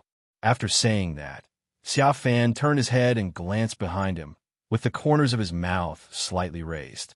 It's telepathy since that Meloetta was floating invisible 1 meter behind him. Okay, let's go to the airport now. Seeing that everything was done, Julan took the 4 people back into the SUV and drove towards the airport. Deoxys, you can let these 4 guys go. Xia Fan shouted to Deoxys through the spiritual shared world. On the other side, Bai Huan's 4 target ghosts who were firmly controlled by Deoxys with psychic finally returned to ground. The moment they returned to ground, they felt like they were dreaming. For about an hour, they cried out to the sky and the earth, but no one responded. They called out to Fan, but that be *******D, who usually replied to messages in time, didn't reply at all this time. They called the Dragon Shrine, but the rescue was a long way from them, and they were afraid that by the time they got there, the person would have been dead. The most infuriating thing is that they still don't know who the ********D who attacked them is. This is even more depressing. Even if they want to retaliate, they have no clue at all. Zhang Xian, the only girl among the 4, burst into tears the moment she fell to the ground. The kind that cries loudly. This kind of waiting with no end or result in sight is really too hopeless. At this moment, Bai Huan's phone suddenly received a reply from Xia Fan. The reply text above revealed surprise and disbelief that they were also attacked. Xia Fan said that he was also suddenly attacked by an unknown force an hour ago. He took great pains to send Mew and Jengar out to fight before he managed to drive away. But I didn't expect that the 4 of them were also attacked. Were they seriously injured? Did Meloetta catch it? Seeing that Xia Fan was also attacked and still cared about them after repelling the unknown force, the 4 people's grief finally improved a little. Immediately afterwards, Bai Huan received a transfer of 100,000 yuan from Xia Fan, saying that as their boss, he was unable to rescue them in time when they were in danger, which was really a dereliction of duty. So he asked them to accept the 100,000 yuan, buy some delicious food, reward themselves, and soothe their wounded hearts. It didn't matter if they didn't catch Meloetta, just try harder next time, and if he saw it, he would tell them immediately. This be ********D still has some conscience. This is much better than the Dragon Shrine. At least there will be no punishment for mission failure, and there will be rewards. The bald young man Zhang, he said. The $100,000 made him feel better. That's right. Zhang Zian agreed with Zhang He's words. She wiped her tears and stood up. Let's go eat something. Today's mission was really frustrating. Meloetta was just a little bit short, but in the end, damn, the more I think about it, the angrier I get. Forget it. We still don't know who did it. After saying this, she turned and left.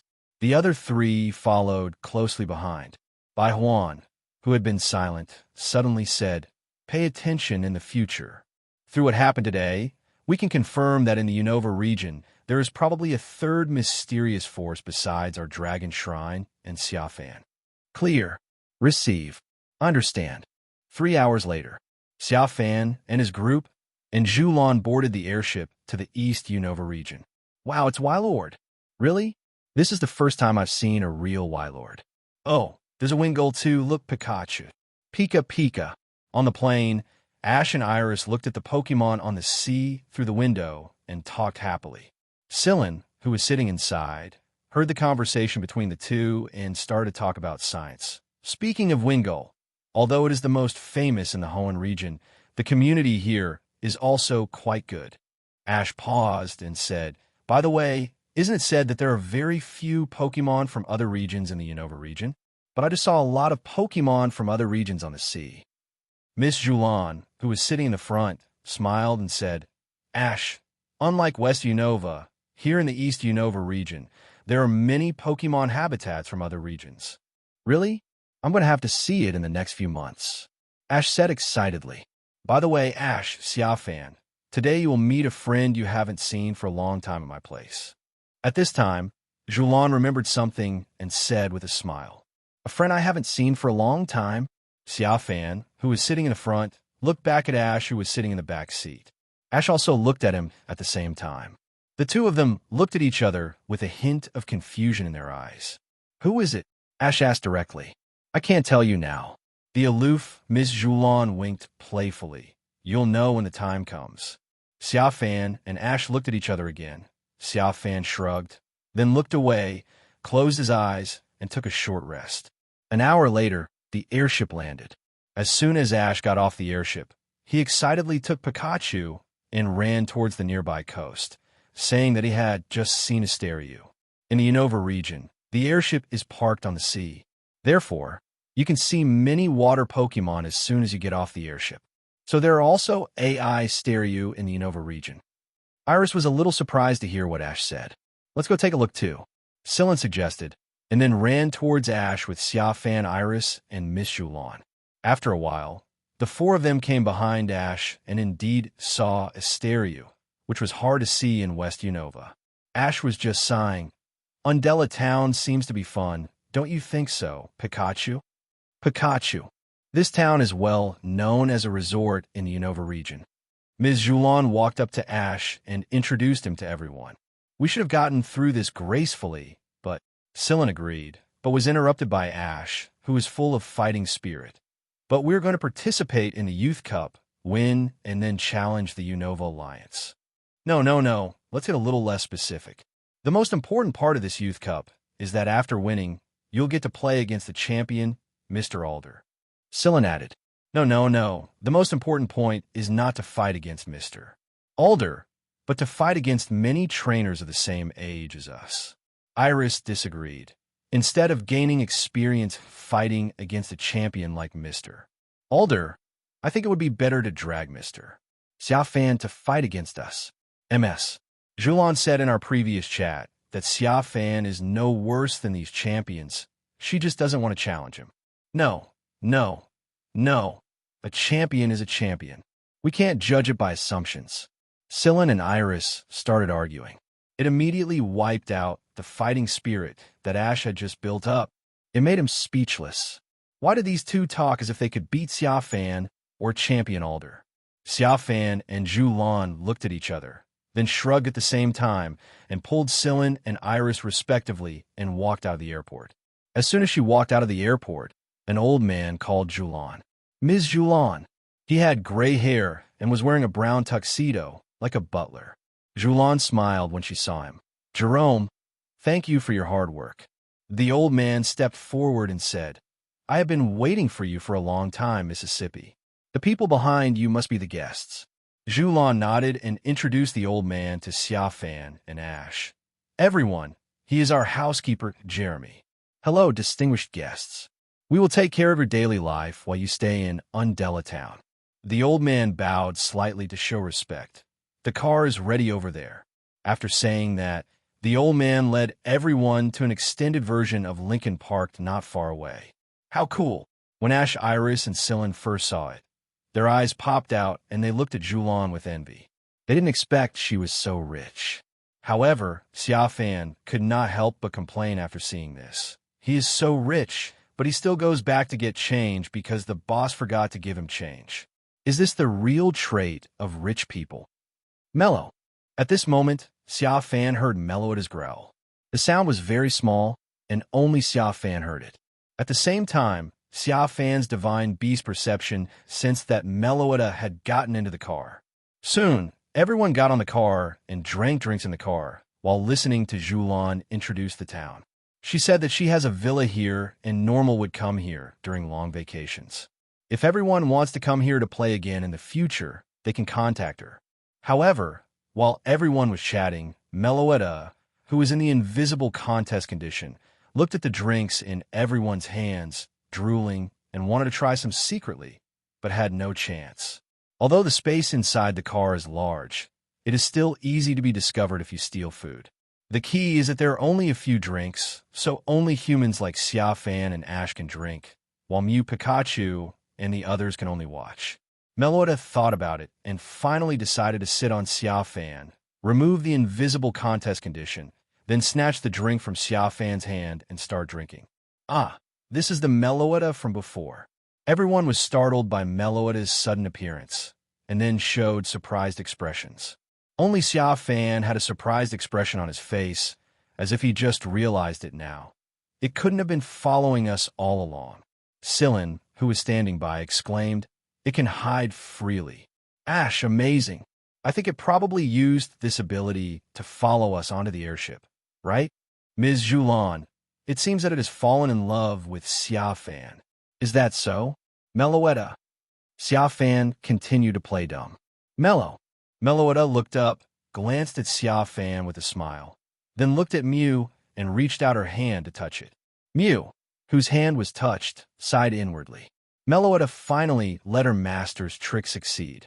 At this time, Zhulan said again, Xia Fan, you really are worthy of being a man who has captured several legendary Pokémon. You can even make Meloida fall in love with you. I didn't expect this to happen. Xia Fan scratched his head with a naive look on his face. Just like that, because of Meloida's appearance, the atmosphere in the car became a little more lively. Half an hour later, the group arrived at Miss Zhulan's villa. Everyone was amazed at the tall contest villa. Even Meloida looked on with curiosity. However, when the butler opened the door of the villa and invited everyone in, Meloida suddenly disappeared from everyone's sight again and entered the invisible contest condition. Huh? Why did it suddenly disappear again? Ash asked in surprise, then looked at Xia Fan. Xia Fan shrugged. I don't know why, maybe I'm shy. Xia Fan is right. Zhulan agreed. From what I feel now, Meloida may be a very shy child. Iris' eyes lit up. In that case, it will come out again after a while, right?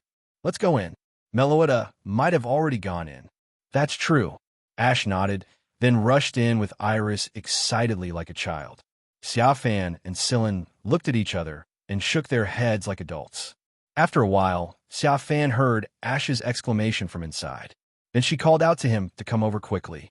Xia Fan raised his eyebrows and quickened his pace. 3 seconds later, he saw a familiar figure in the hall of the villa. It is a beautiful girl with Piplup. Hello, Mr. Xia Fan. Long time no see. As soon as the girl saw Xia Fan, she smiled and stretched out her hand to greet him. Poga. Piplup on his shoulder also shouted excitedly. Long time no see, Dawn. Xia Fan smiled and stretched out his hand to clap hands with Dawn in midair. Bang! The crisp sound and the joy of meeting old friends again after a long time. A few minutes later, the group sat on the sofa in the living room, talking about their respective journeys after they separated. I heard from Ms. Takran that congratulations on getting 8 gym badges, Dawn said with a smile. It's okay, just as easy as ever. Xia Fan picked up a bunch of grapes from the table, peeled one and gave it to Mew in his arms, and peeled the other and put it in an empty bowl. Ash slapped his head and said, I understand. So the friend Miss Julan mentioned on the airship who she hadn't seen for a long time was Dawn. Yes. Julan smiled and picked up a cup of coffee and drank it, then looked at Xia Fan in confusion. Xia Fan, what are you doing? Guess. Xia Fan asked jokingly. Then he continued to listen to everyone's conversation while peeling the grape flesh into the bowl. When the bowl was full, he suddenly stood up and shouted to the air, Meloetta, you should be here. Come out and eat some grapes. They are delicious. Meloetta. Dawn, who was talking to Iris-Sillen, paused and looked at Xia Fan in confusion. Xia Fan did not answer, but the next second, a Pokémon she had never seen before suddenly appeared in front of her eyes.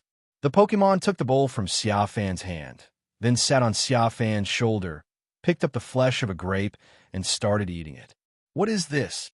Dawn was attracted by Meloetta's appearance and walked forward happily. But as soon as he approached, Meloetta nervously picked up the bowl and flew away, flying to the corner of the villa, while calling Mew to come and eat together. Mew ran over with 3 jumps and 2 skips. Ash saw this and clapped his hands. I understand, it must be. Iris interrupted him before he could finish his words. It suddenly disappeared in front of the gate. It must have known that Dawn and the others were inside, and was a little shy. Dawn suddenly felt a little lost. Xia Fan patted her and said, It's okay. I'll stop avoiding you as we get along. Okay. Dawn nodded helplessly. It's called Meloetta, right? This is the first time I've seen this kind of Pokémon. Of course, according to Ms. Takran, it is a very rare mythical Pokémon. Iris said, Phantom Pokémon. Dawn couldn't help but look towards Meloetta, but suddenly found that her Piplup was standing next to her, looking at Meloetta with a gleam in his eyes and drooling at the corners of his mouth. Piplup. Dawn called it hurriedly, but Piplup looked back at Dawn and continued to drool at Meloetta. This made Dawn feel very embarrassed. Her face turned slightly red, and she didn't know what to say. It seems it may have fallen in love with Meloetta. Miss Julan smiled as she drank her coffee. Don't be embarrassed. Pokémon like Meloetta are very popular with other Pokémon. Dawn nodded. At this time, Ash stood up and said, Okay, let's not discuss this for now, Dawn. Do you want to see which Pokémon I captured in the Unova region? Pika Pika. Pikachu stood up from Ash's shoulder. I want to see it. Hearing this, Dawn immediately became interested again. She nodded quickly and followed Ash out. At the same time, she called Piplup a few times, and it reluctantly left Meloetta. Compared to being shy, Meloetta is only afraid of strange humans and is not too afraid of Pokémon. Let's go check it out, Meloetta Xiaohuan. Xia Fan stood outside the door and called out to Meloetta and Mew. Mew naturally ran back to Xia Fan's shoulder, while Meloetta looked at the grapes in the bowl, then looked at Xia Fan, then floated to Xia Fan's other shoulder and followed Xia Fan. It seems that it trusts you completely, Julan said with a smile as they passed by. But you are really good at taking care of Pokémon. You understand their hearts so well. I didn't expect that the grapes you peeled were actually prepared for Meloetta. Any man who knows the ways of Scumbag, as long as he changes the object of his scumbag to Pokémon, he will be similar to me now. Xia Fan responded in his heart, but said on the surface, It's okay. I've been reading the War Man manual recently to learn how to be a warm man that everyone likes, so I will observe more carefully. Meloetta likes to eat, but she is shy and embarrassed to come out, so I'll just peel it for her. In fact, we should just treat them like our own family members. Okay, you deserve it for having so many legendary Pokémon. Upon hearing this, Julan immediately gave a thumbs up. Come on, everyone come out. In the courtyard of the villa, Ash released his Pokémon from the Unova region. A red light flashed. Snivy, Oshawott, Crocodile, Slippery, and Pignite make their debut. You too, everyone. Now is the time to introduce yourself.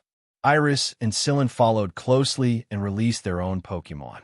Iris released Axew, Excadrill, and Emolga. Sillen released Panzage, Crustle, and Stunfisk. Dawn was excited to see these Unova region Pokémon, so she walked over to the center of them with Piplup and greeted them. Hello, my name is Dawn. Please give me your guidance. Boga Boga. After introducing herself, Dawn released her Pokémon. It's coming. Everyone come out and say hello in high spirits. The Pokeball flashed, and Dawn released her lineup from the Sinnoh region. They are Piplup, Mamoswine, Buniri, Pachirisu, Kalava, and Toadkiss. When these Pokémon appear, everyone has a brief, emotional exchange session. Ash, Dawn, Iris, and Sillin took them to introduce themselves to each other.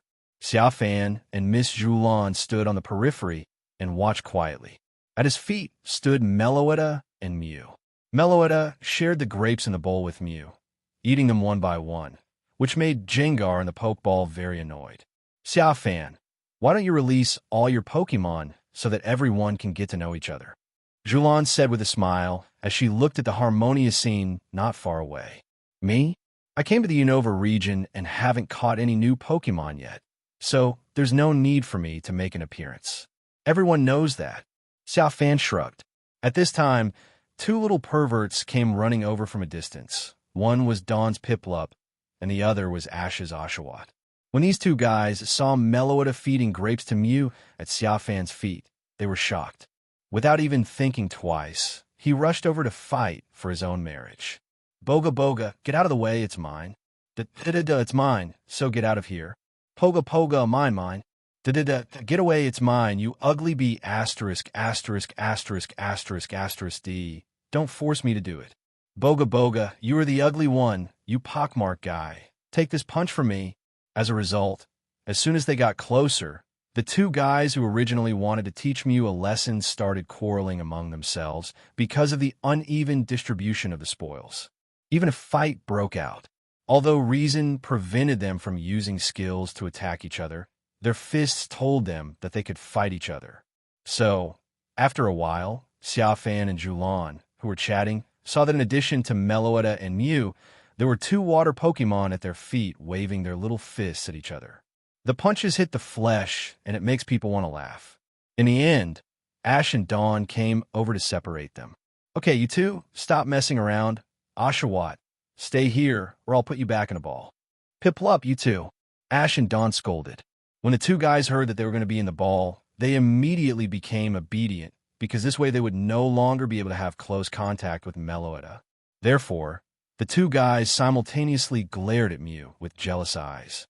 It was jealous that not only could stand so close to Meloetta, but could also enjoy the grapes fed by Meloetta herself. It was simply a divine enjoyment. As for Mew, facing the two silly and jealous eyes, he snorted disdainfully, turned his head away, and continued to share grapes with Meloetta. Since we already know each other, why don't we have a battle? After scolding Oshawott, Ash suggested to everyone whether they should have a battle among themselves, because Dawn just said that she will also participate in the Youth Cup. However, as soon as the battle was proposed, Sillin took the initiative and said that as a Pokémon sommelier, he wanted to first give Dawn, the Pokémon coordination trainer, a tasting battle to evaluate the chemistry between Dawn and her Pokémon. After saying this, Dawn immediately abandoned Ash and chose to have a one-on-one battle with Sillin, with the butler Jeremy acting as the referee. In this battle, Dawn sent out Piplup, and Sillin sent out Panzage as usual. This battle allowed Ash and Xia Fan to see how much Dawn had grown after they parted ways in the Sinnoh region. Although there was no winner in the end, each of her skill counterattacks against Panzage were extremely competitive, allowing people and Pokémon to see the beauty of Piplup, especially the final freezing beam versus Panzage's Sunshine Flame skill confrontation. The venue, which is clearly in the daytime, briefly bursts into splendor like fireworks at night. It even made Meloetta take a liking to the Piplup, which she had originally disliked. As soon as the fight was over, he picked up the bowl of grapes and floated over to Piplup, not only singing for it, but also dancing for it and even feeding it a grape. Piplup thought he was dreaming. I didn't expect that an ordinary battle would make the goddess fall in love with me. Because the moves in the Piplup contest are so beautiful, Meloetta couldn't help but dance. Miss Takran said with a smile, I can understand how it feels because I was moved too. It's so beautiful. Iris also praised the competition.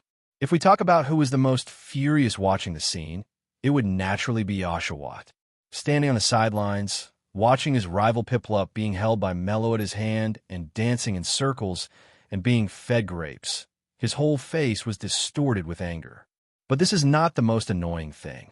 The most annoying thing is that while Piplup was enjoying being danced with by Meloetta, he suddenly turned his head to look at Oshawott and Mew and made a mocking expression with his penguin face, with his eyelids slumped and the corners of his mouth slightly raised.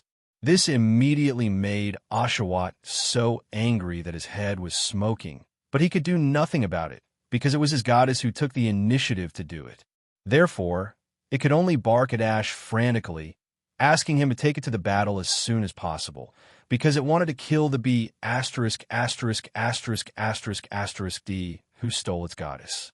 As for Mew, facing Piplup's mocking expression, he was too lazy to pay any attention to him. Because this guy doesn't have to clean up after himself. There is already a guy in Xia Fan's Pokeball going crazy in the spiritual shared world, begging Xia Fan to let it out, stand up for its owner, and let the stinky penguin that hasn't been seen for a long time know who is the boss here. However, Xia Fan was too lazy to pay attention. He felt that letting Jengar out was just to cause trouble. Anyway, Piplup and Oshawott can't really take Meloetta's heart away. Others just like the fighting style of contest the first time they see it and become immune to it after seeing it too many times. Besides, with the king of routines like himself, Meloetta, Humph, it's only a matter of time before he scores. But just when Xia Fan was about to kick Uproar's Jengar out of the shared spiritual world, Dawn suddenly said, "Mr. Xia Fan, take out your Pokémon and have a look. I haven't seen them for a long time, and I miss them. Especially Old Ancestor. It's my favorite among your Pokémon. It's so cute." These words not only made Xia Fan pause, but also made Jengar and the Pokeball pause. It had never felt that Comrade Dawn was so good. It felt like there was a halo above her head.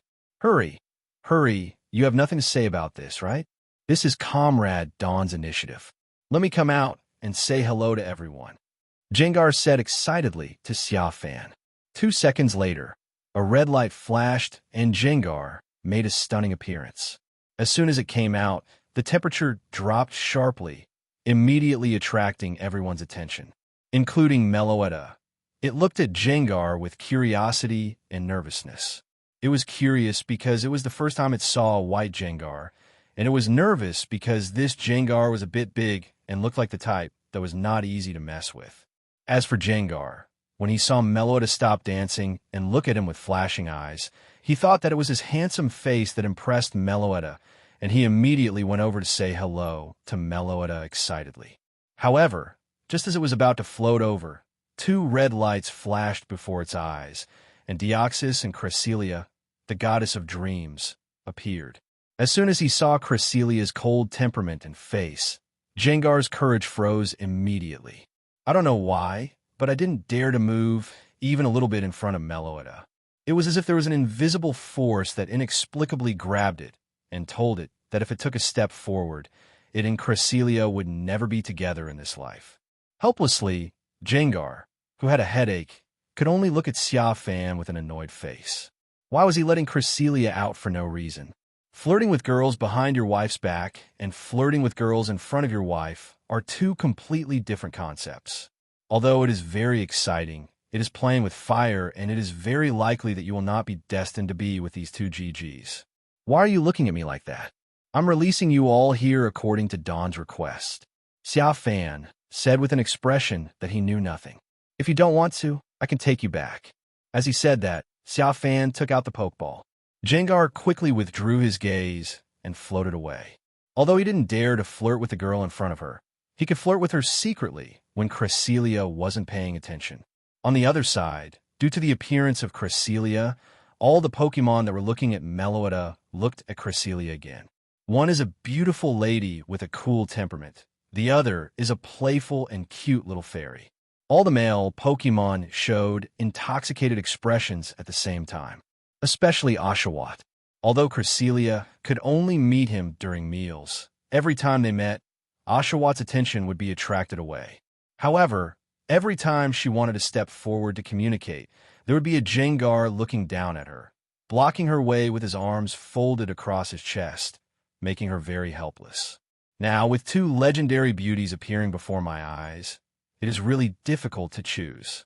As for the two beauties, when they appeared, the first thing they looked at was each other. Perhaps it was the attraction of beauty. Meloetta decisively let go of Piplup's hand, floated to Cresselia with the bowl, circled around it, and kept calling sweetly, as if to exclaim, "Sister, you are so beautiful." Cresselia, on the other hand, felt that Meloetta was like a Pokémon, and she rarely smiled. This smile made many Pokémon and humans unable to help but become intoxicated. Like a pervert, they looked at the two beauties, especially Jengar, and laughed nonstop. They had already begun to imagine the scene of themselves hugging them on both sides.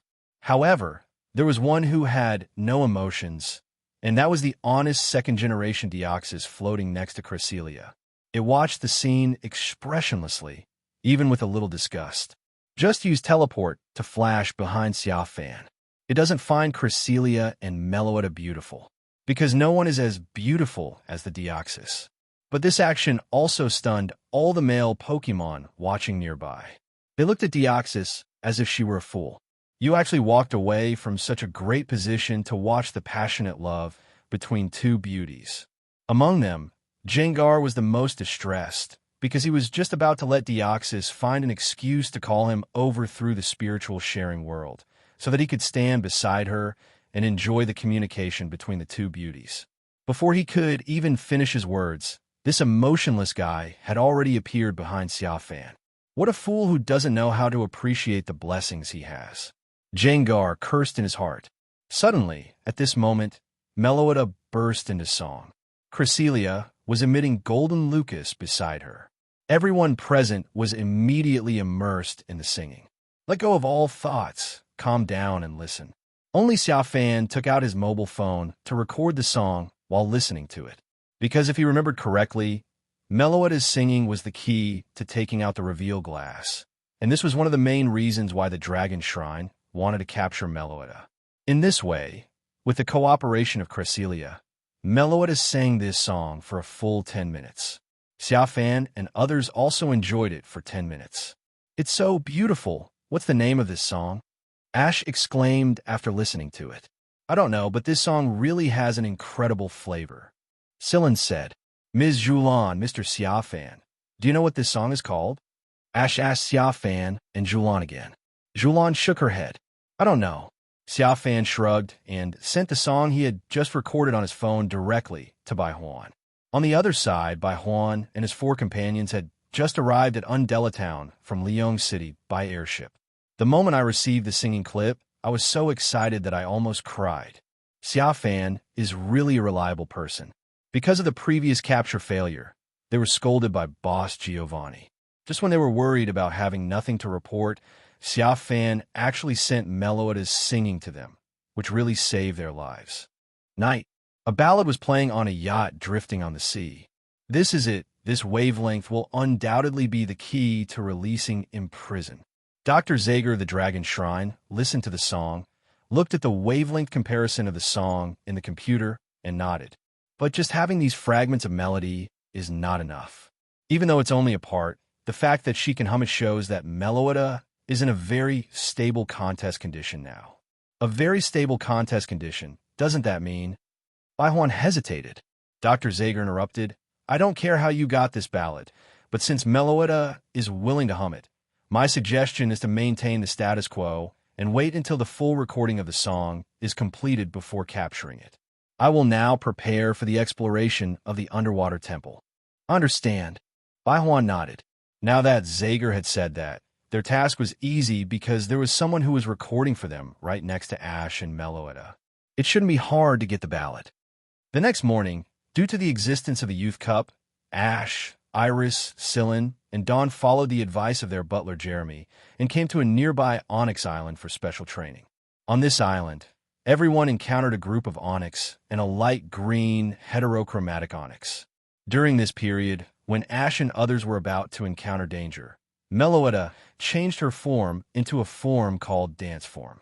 In this form, Meloetta's combat power increased dramatically, and together with Ash and others, she fought off the group of Onyx. As for why Xia Fan didn't take action, he entered spectator mode the moment he entered the island. After all, it's impossible for him to release Pokémon every time there's danger. If he does that, there's no point in Ash and the others doing special training. In this way, under this kind of daily special training, the strength of Ash and his friends' Pokémon improved rapidly. Meloetta also sang the ancient ballad again and asked Xia Fan to record it. Time passed, and 3 months later, it was the day of the Pokémon Youth Cup. Okay, everyone, the opening ceremony is about to begin. Let's go quickly. It will be troublesome if we wait until the crowds get too big. Outside the competition, Sylin urged Ash, Xia Fan, Iris, and Dawn, who were leisurely eating Beartic ice cream, to move forward quickly. All right. Iris nodded, took a bite of the remaining ice cream, and then rushed forward with Sylin, pulling Xia Fan Ash Dawn. On the way, the group saw many Pokemon-related dolls and said hello to Nurse Joy, who was in charge of the Youth Cup treatment. Just as they passed by a tree, everyone heard a familiar name and a familiar voice. Wow, Miss Julan, you are still so beautiful. Everyone looked over and soon saw Miss Julan and Mr. Alder, the Unova region champion, who had met them several times before. At this time, the two of them were standing under a tree and talking. How about this, Ms. Julan? Forget about the conference. Let's go have a meal together. My answer is still the same. You go alone. Haha. I just like your nonchalant look. How about we go have a cup of tea together? People who get entangled will be disliked. Listening to their conversation, several people couldn't help but look at each other with a subtle look. Anyone who is not a fool can tell that the Unova region champion Alder is flirting with a girl, and the girl he is flirting with is the Sinnoh region champion Julan, so he hesitated whether to go up and say hello. However, among the crowd, there is bound to be someone who is a bit naive when it comes to emotional matters. For example, Ash. When he saw Alder and Miss Julan, he immediately stepped forward and greeted them excitedly. Hello, Mr. Alder, Miss Julan. Ash's appearance immediately interrupted Alder, who was flirting with Julan. He frowned and looked at Ash in confusion. Who are you? Do we know each other? Ash's excited expression froze immediately. Ash, you're here, Miss Julan said at this time, and then looked behind her. Xia Fan, Iris, Sylin, Dawn, you are here too. Ms. Julan. Xia Fan and Iris stepped forward together. You know each other, Alder said in surprise, then looked at Ash again. 2 seconds later, he clapped his hands and said, Oh, I remember now. Your name is Chitaro. Why? Are you going to attend a conference too? Then he looked at Xia Fan, Iris, Dawn, and Sylin and said, Your names are Xiataro, Aitaro, Kotaro, and Tentaro, right? Everyone was speechless and couldn't help but want to punch him on the head. My name is Ash. Ash said awkwardly. I hope to have a battle with you at the end. Young people are very motivated. Alder bent down and patted Ash's shoulder. After that, he continued to flirt with the girl. Ms. Julan, since lunch is not okay, then we can have dinner. You will be fine for dinner, right? Miss Julan was somewhat reluctant, and her eyes began to wander between Ash, Iris, Dawn, Sylin, and Xia Fan. Finally, it stopped at Xia Fan. I have something to do. I have an appointment with Mr. Xia Fan. We're going to have dinner together and chat about something in the evening. As soon as the words fell, all eyes looked at Xia Fan. Ash, Iris, Sylin, Dawn looked at Xia Fan with confusion. Alder looked at Xia Fan with some jealousy. Mr. Xia Fan, since you have an appointment with Miss Julan tonight, why did you ask us where we were going to have dinner this morning during breakfast? There's something wrong with you. Dawn looked at Xia Fan slyly. Xia Fan was speechless.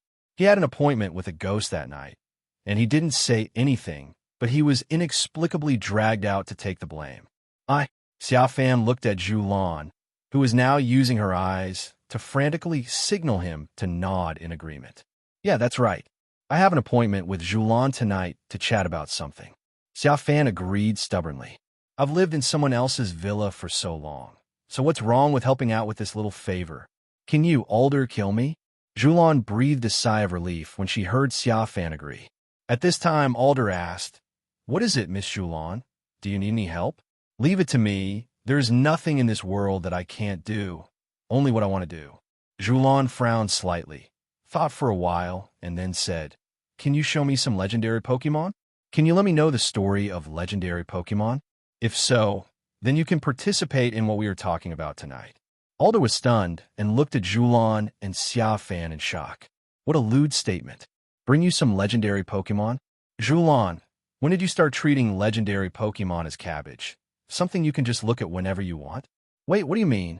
Are you saying he can bring you some legendary Pokémon? Alder, who is nearly 2 meters tall, looked down at Xia Fan. The two had met several times before because of Ash, but Alder didn't take Xia Fan seriously at the time. So when they met again now, he didn't have much impression. He just felt that she looked slightly familiar. Really? Julan crossed her arms and said, He is much more capable than you think. The champion of the Sinnoh Alliance in our Sinnoh region was him. He set many records and only used one Pokémon from beginning to end. So powerful, didn't he challenge your Sinnoh Champion Alliance? Alder also scouted Xia Fan with his arms folded. If he had participated in the Champions Alliance and achieved some results, as the champion of the Unova region, he would have received some news more or less. However, he did not, which means that Xia Fan did not participate, but participated in the Champions Alliance but was eliminated in the first few rounds. No, Miss Julan covered her head and sighed like a beautiful woman. I asked him a challenge, but he refused to do so. He said he didn't want to be bound by anything. He said he could just take the championship, but if he had to take further responsibility, forget it. Unless he is tired of playing, he will consider taking the championship of the Alliance and protecting the peace. Just take it. Alder looked at Xia Fan with an uncomfortable look in his eyes. What he was most proud of was his status as champion, but this guy actually said to just take it. Looking at Alder's eyes, Xia Fan became speechless and glanced at Julan. At that time, he seemed to be saying that he didn't have the time and would think about it later, but now it has become something that can be taken at will. Although this was what he really thought, he never said it out loud. Since you are so good, I hope you will not let me down in the Youth Cup and fight me to the end.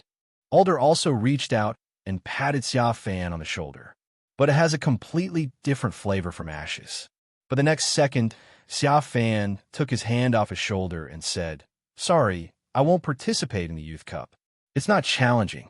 Not participating?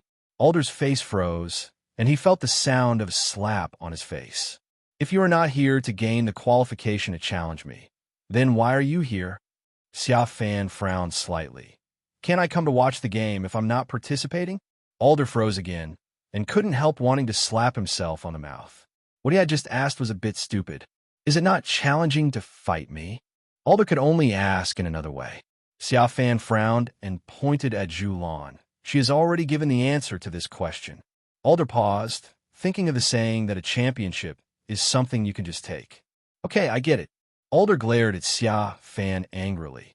Then show me which legendary Pokémon you have.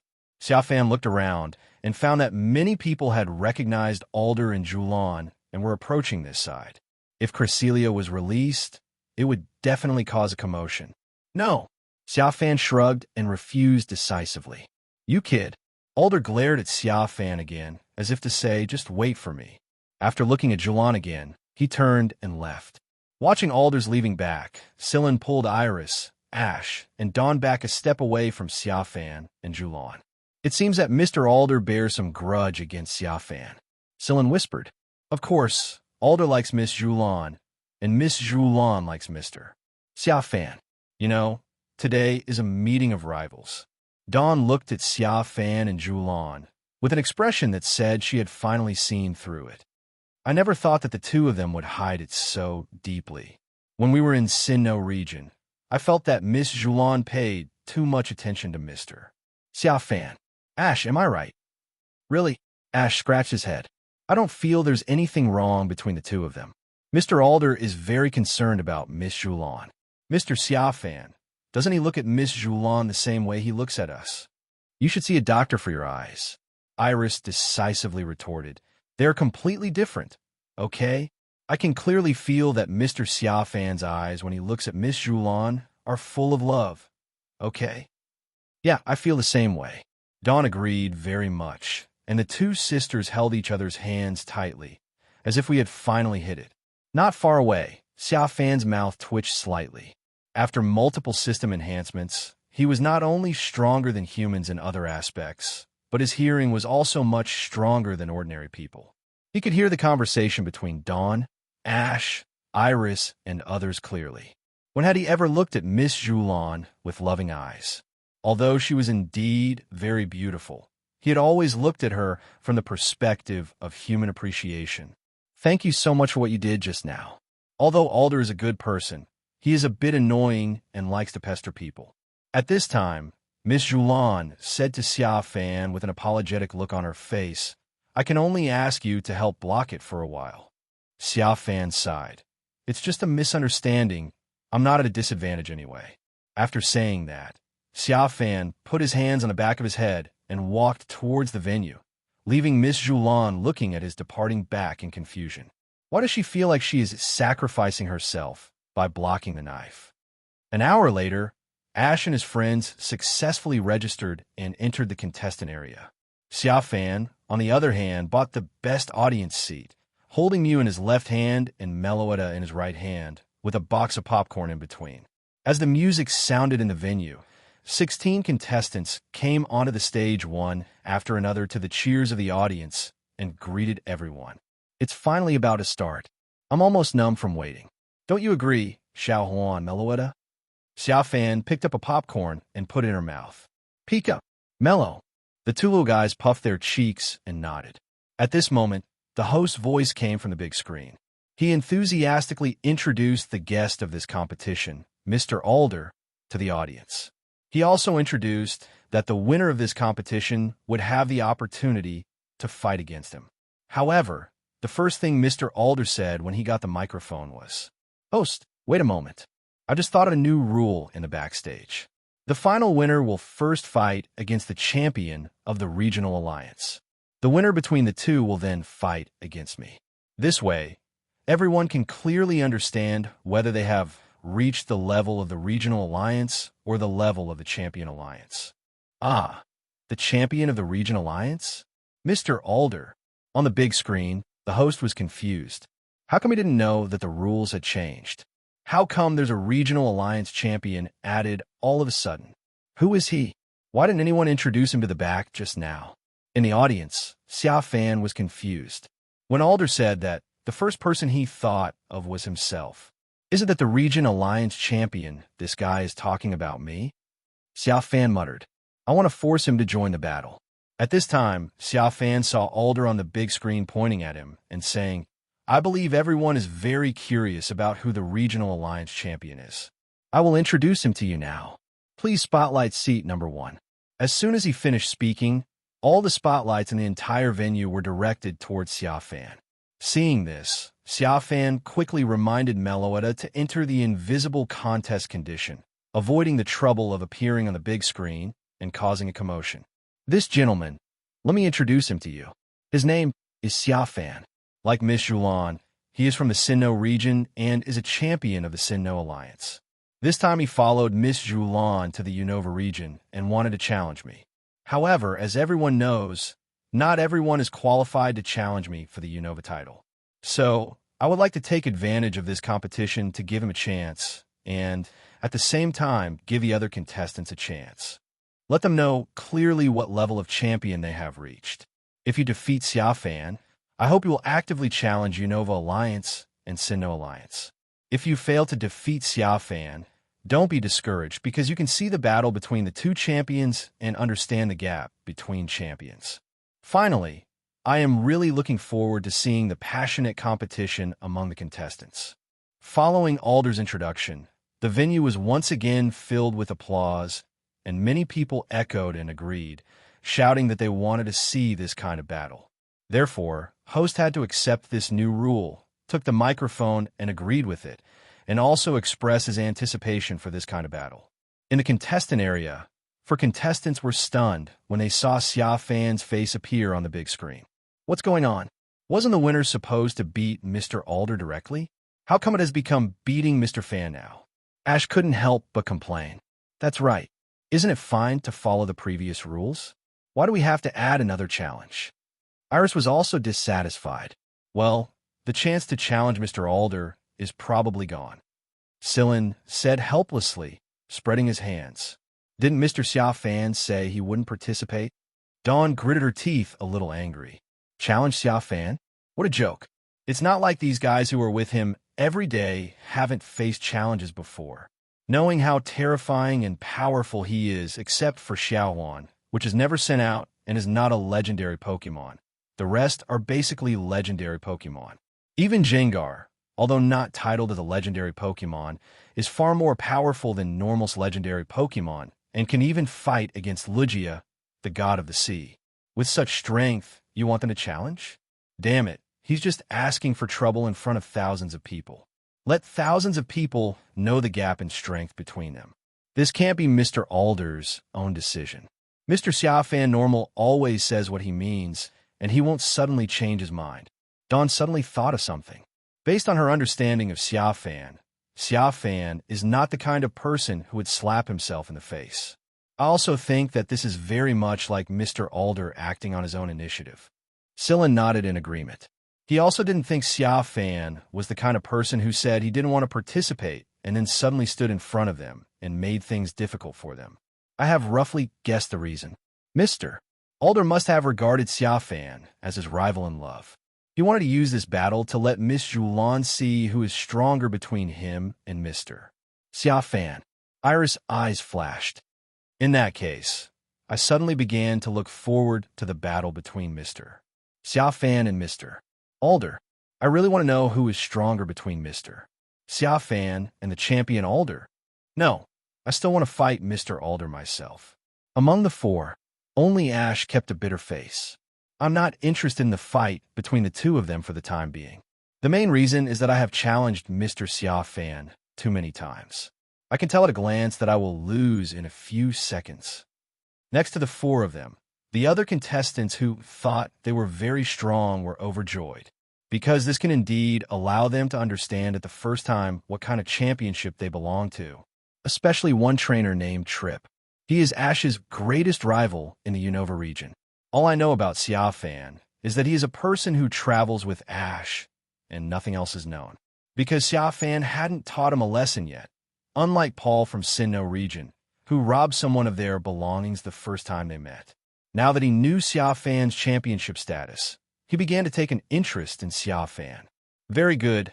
First defeat the Sinnoh region alliance champion, then defeat Mr. Alder from the Unova region. Trip clenched his fists and said confidently, "They're all self-righteous guys." Dawn on the side complained quietly. She was standing next to Trip and almost laughed out loud when she heard the people around her talking about punching Xia Fan and kicking Alder. She began to look forward to the expressions of these people after seeing their Pokémon being killed instantly by Xia Fan's Gengar. Mr. Xia Fan, as a guest of the competition, please go to the contestants' viewing area. In the audience, a staff member from the competition organizer came up to Xia Fan. Since Xia Fan is already a contestant of the competition, he can watch in the contestants' viewing area. Xia Fan raised his eyebrows and looked at Alder, who was sitting with the host on the big screen. The corners of his mouth first rose slightly, and then he sighed. "I hope you won't regret it in the end, Mr. Champion. I didn't mean to hit you in the face, but you had to come up to me and force me to hit you, so I had to hit you." After talking to himself, Xia Fan hugged Mew and left the #1 position he had spent a lot of money to buy. The staff member next to him was stunned. He heard Xia Fan talking to himself. "Hey, what are you doing there? Lead the way." Xia Fan walked to the aisle and found that the staff was still in a daze, so he hurriedly urged them. The staff then took him to the contestants' viewing area. "Mr. Xia Fan, since you are the champion of Sinnoh Alliance, you are considered a guest. You can watch the game in a separate lounge." The staff took Xia Fan to a separate room, where she could watch the live battle by opening the window. If she couldn't see clearly, she could also turn on a live broadcast on TV in the room. "Well, thank you," Xia Fan thanked with a smile. After the staff left, Xia Fan shouted into the air, "Come out, Meloetta." Mellow. The next second, Meloetta appeared out of nowhere, picked up an apple on the table, and sat on Xia Fan's shoulder and started eating it.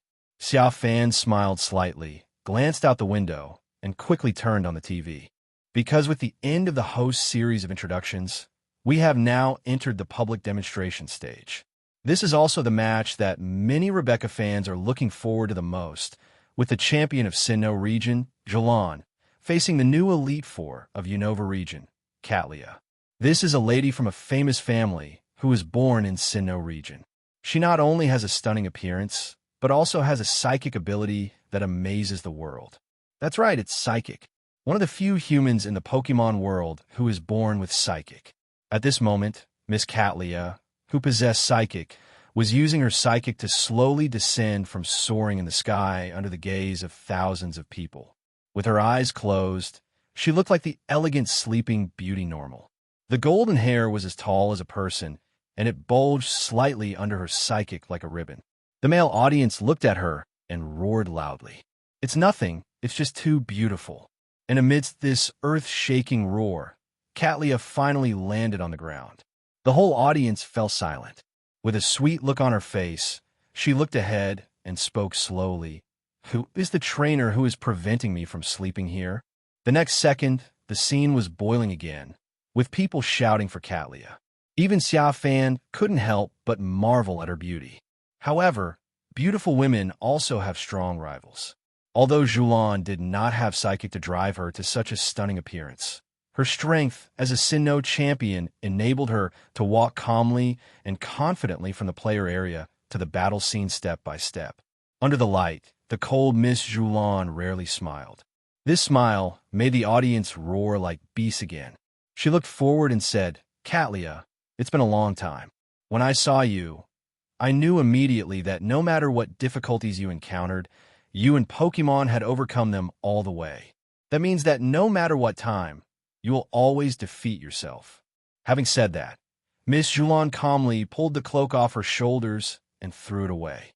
"Then let me, Jilan, fight you with all my strength." As the cloak fell to the ground, the referee's voice rang out from the sidelines. "Open demonstration match, 10 minutes to decide the winner battle. Start." Wow. The audience seats nearby burst into warm cheers again. Amid cheers, Bamboo throws out her trump card, Pokemon Garchomp. On the other side, Catlia used her own psychic to make her Miss Gerda appear brilliantly among the petals. As soon as the two Pokemon appeared, they began to fight gracefully under the command of their owner. That's right, it's elegant. Compared to the life and death battles of other trainers, the battle between these beauties, every skill used was like a contest. It was both intense and beautiful, far surpassing the battle between Dawn and Sillin during the previous special training. Wow, this is amazing. They are worthy of being the champions and the Elite Four. They are both beautiful and capable. In the room, Xia Fan was amazed.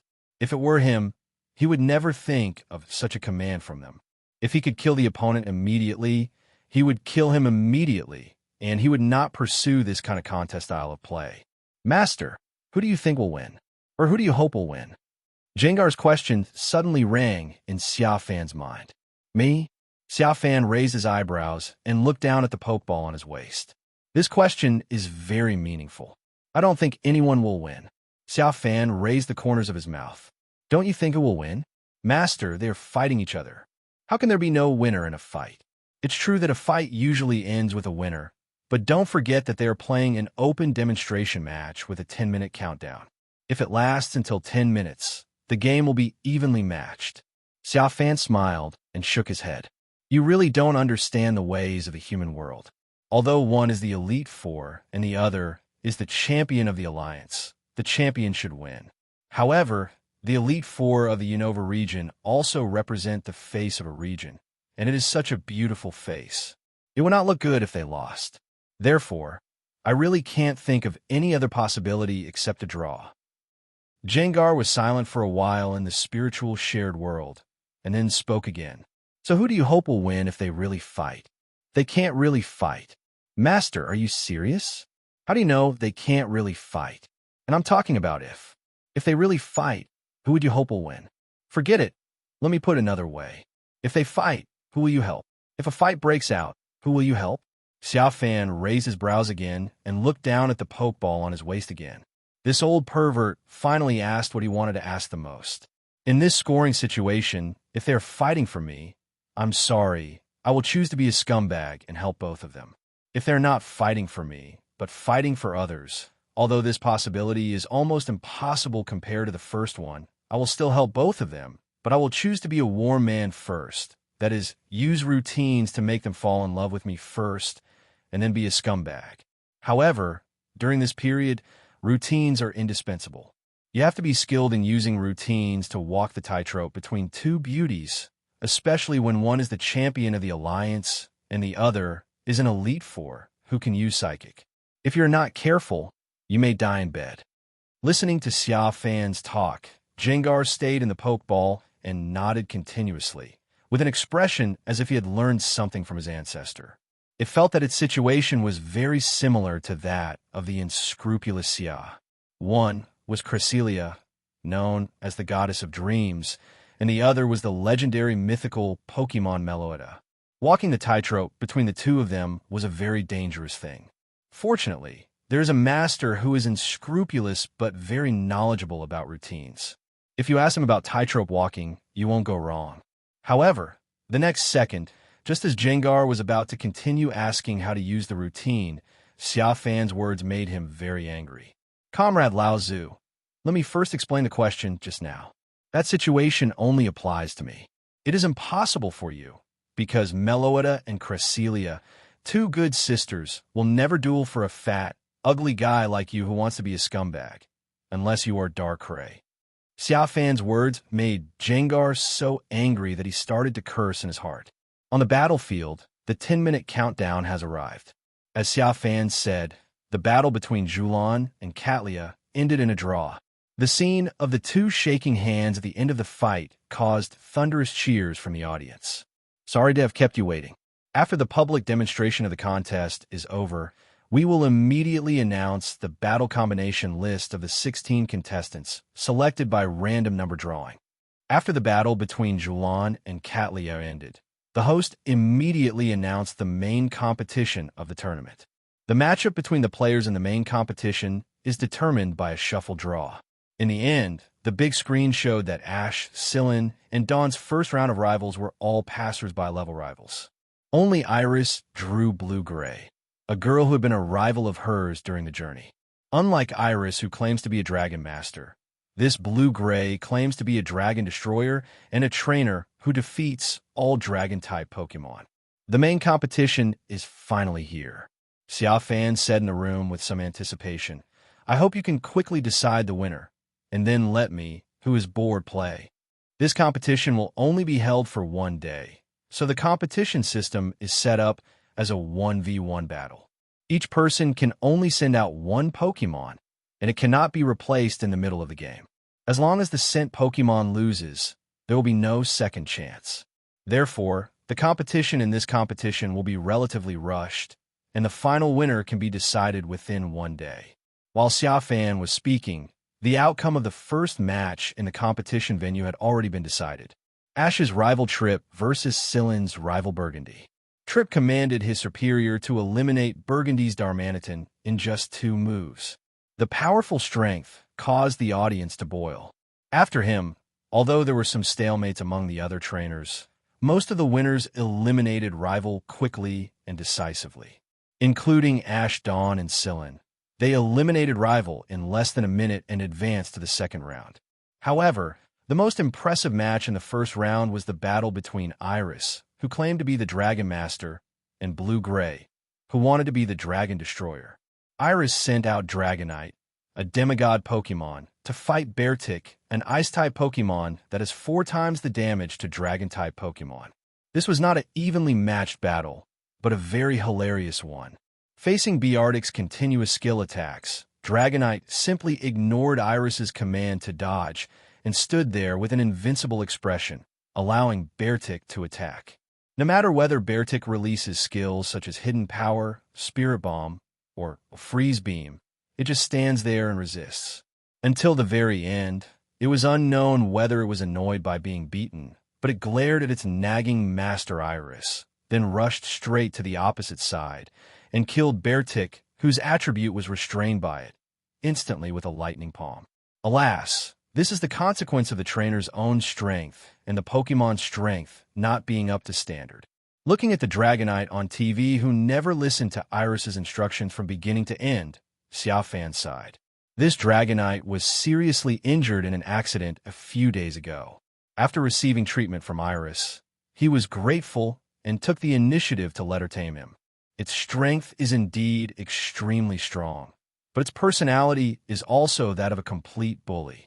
The reason why it was seriously injured is also because of its personality. It likes to constantly challenge the powerful wild Pokémon nearby. Finally, when it was injured, it mistakenly entered a human power plant, wreaked havoc, and was beaten up by many Pokémon. If Iris hadn't spoken up to save it in the end, it would have been beaten up to death. At that time, Mew and Gengar both believed that this guy was almost reaching the peak of his racial strength as a Dragonite, which meant that he had 1 foot in the realm of demigod. At the beginning, he couldn't help but marvel at Iris' good luck. The protagonist's halo burst out, which was equivalent to picking up such a strong Dragonite for free. Now it seems this Dragonite has probably calmed down and is angry at himself for being so stupid as to become the partner of this useless human when he lost his mind. So now he's been subdued, but he is not willing to listen to Iris's orders at all. Dragonite's temper is similar to Mewtwo's, except he's not as explosive and won't look down on his trainer and commit suicide. Xia Fan remembered one of his system tasks. Only by defeating Mewtwo with his own strength could he successfully make the arrogant Mewtwo submit to him. Otherwise, if he tried to subdue it by force, it would die in front of him in minutes. Perhaps I can use this Dragonite to do some experiments first.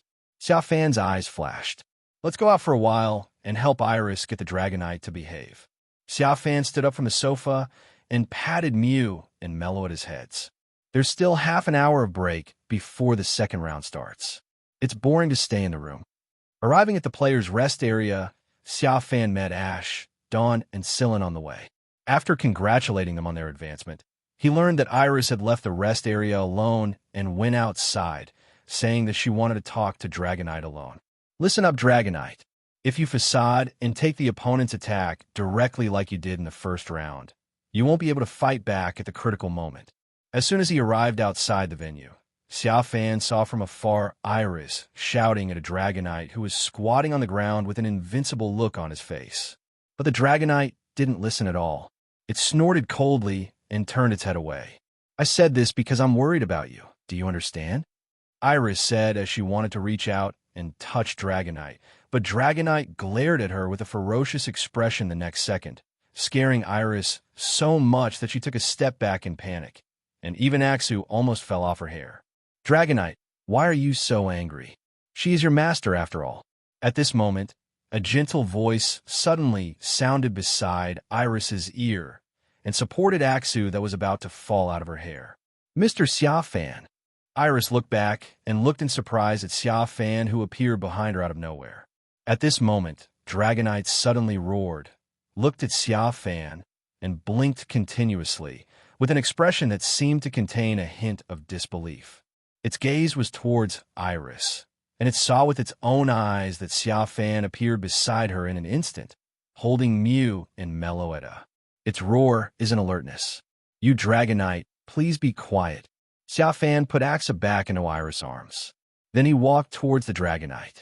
Seeing that Dragonite was roaring again, he looked at Xia Fan with a ferocious face, as if to say, if you take another step forward, I will bite you to death.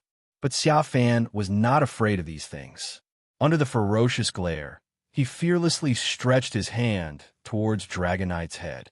Mr. Xia Fan, be careful. Iris was startled.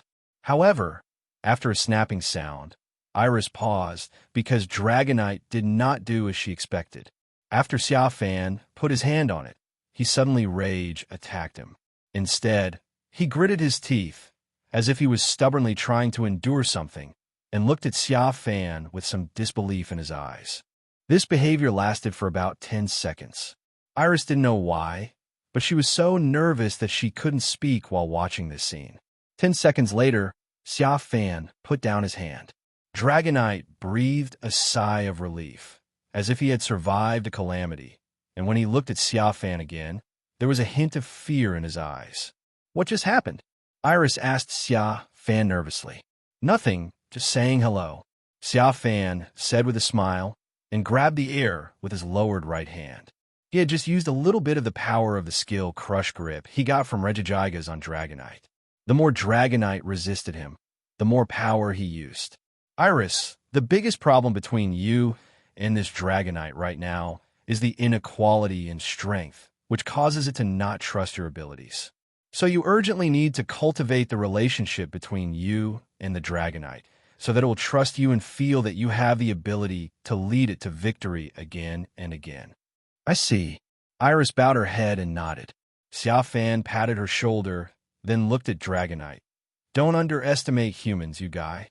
As he said that, Xia Fan reached out and touched Dragonite's head again. This time, Dragonite didn't resist as strongly as before.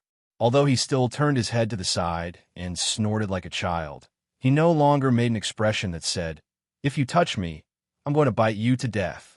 Dragonite, as expected of Mr. Xia Fan, he is really amazing.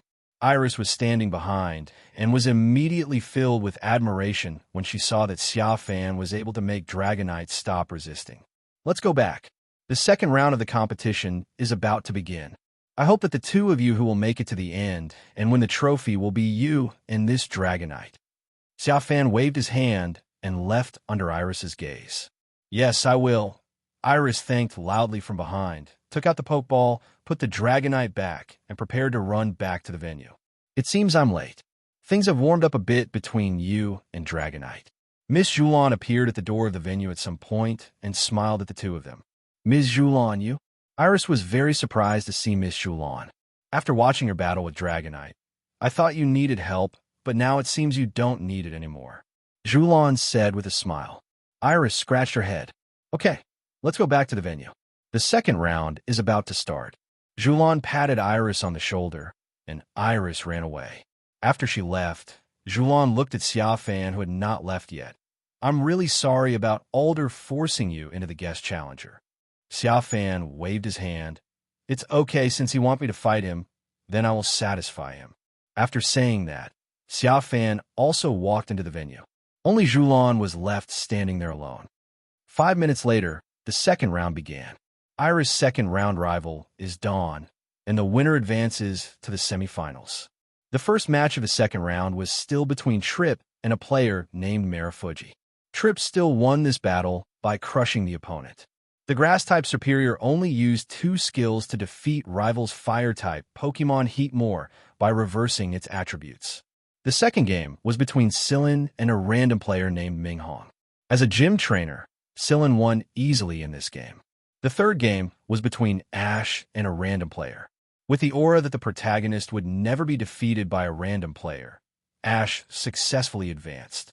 The fourth match, which was also the last match of the second round, was between the Sinnoh region heroine Dawn and the Unova region heroine Iris. In this battle, Dawn sent out Mamoswine, and Iris naturally sent out Dragonite, who had already stepped half a foot into the realm of Demigod. With the referee's order, the battle began. Because of Xia Fan, Dragonite finally began to obey Iris's command and began to dodge Mamoswine's command. But this obedience did not last long. Dragonite's unyielding character broke out. He first glared angrily at Iris, who always made a dodge, and then looked at Mamoswine, who was using ice particles on the opposite side, with disdain. When the icy particle came, it chose not to follow Iris's command to dodge. Instead, he stood there with his hands open, allowing the ice particles to hit his body. With a loud explosion, the ice particles hit Dragonite, producing bursts of mist. After the mist dissipated, the scarred Dragonite stood firm and howled at Mamoswine. "It's like saying you're a loser. Your ice skills don't hurt." This made Iris very angry. Rebuked Dragonite for blocking the ice skill with quadruple damage. But Dragonite just snorted and ignored him. Then it continued to do its own thing. And when facing Mamoswine's takedown, it just howled and rushed forward like a reckless man without using any skills. Then, under the gazes of thousands of people, it used the strength of its hands alone to block Mamoswine's takedown, which weighed nearly 300 tons and even froze in place. Even when faced with an ice skill with quadruple damage, he still did not let go, holding on a Mamoswine tightly, and with a final roar, threw it out. Wow, he is worthy of being a Dragonite who is about to step into the realm of demigod. Xia Fan was watching the TV in the guest lounge and marveled. He felt that he roughly understood Dragonite's feelings. It probably couldn't accept that it was obviously very powerful, but why did its master always make it dodge the skills released by those trash? Did the master look down on it? This kind of strong self-confidence can be described as good or bad, because when you face a weak opponent, it's okay to resist occasionally, but once you develop this kind of self-confidence, no matter what skills the opponent releases, even if it is a skill that obviously restrains you, you will rush forward like a fool and resist, and then you're done. Because sooner or later this will lead to your death due to your arrogance. It needs to suffer a little to realize that there are always people better than it. Otherwise, it will really think it is the best in the world. Xia Fan muttered. Meanwhile, on the battlefield, Dragonite still refused to listen to Iris's orders. Faced with the perfect understanding between Dawn and Mamoswine, it looked down on them, thinking that humans were just trash who didn't know how to fight. Therefore, when Mamoswine used Takedown for the second time, this idiot still did not use any skills and rushed forward with only his physical strength. This time, he didn't even use his hands, just his little head hitting Mamoswine's huge head. As a result, even if you're a Dragonite who is about to enter the realm of demigod, you will still be knocked flying. Xia Fan was speechless. The blood is really thick. Looking at Dragonite, who was still able to stand up, Xia Fan's mouth twitched slightly. How reckless must this guy be to be able to use his brain to block a takedown skill? And this takedown skill was from a Mamoswine that weighed nearly 300 tons. In the spiritual shared world, Jengar, who originally wanted to use Xia Fan to help himself, Cresselia, and Meloetta get close to each other, was speechless for a while when he saw Dragonite's behavior. In the end, he called this guy a brainless idiot who had all the strength but only knew how to act recklessly. The ancestor has lived for thousands of years and has never seen such a stupid existence as Dragonite. How can you take any skill from the opponent? You won't lose a single piece of meat if you dodge. You can easily win, so why do you have to win so hard? What is the brain for? Is the pain nerve in the body malfunctioning? The battle between Dragonite and Mamoswine lasted for 10 minutes. At the end of the 10 minutes, when Dragonite had exhausted Mamoswine with his physical body, he finally decided to use his skills, and the first one he used was his ultimate move, Dragon Rush. He first flew to soaring in the sky in the blink of an eye, and then released a terrifying murderous aura in the air, which shocked Mamoswine. Finally, facing the dive of Dragonite from soaring in the sky, the huge Mamoswine was killed instantly. This made everyone at the scene exclaim, but what they didn't understand was, since you, Dragonite, have such a powerful power, couldn't you use it earlier? Why do you have to make yourself covered in bruises to feel comfortable? I'm completely speechless. With Mamoswine's instant kill, Iris successfully advanced again and came to the semifinals. The semifinal stage already has Ash, Sillin, and Trip. When Iris came in, the host began to announce the final 4 matches. The final random assignment result is that Sillin plays against Trip, Ash plays against Iris. The winner enters the final. The winner of the final challenges Xia Fan, and the winner can challenge the champion Alder. There's also a half-hour break. Ciao Meloetta, let's go out for a while. After watching the battle, Xia Fan stood up from the sofa and left the room with Mew and Meloetta. In the rest area, Xia Fan found Iris, Ash, and others. Dawn was talking to Iris about the battle just now, saying that it didn't matter that she lost, they were still good sisters.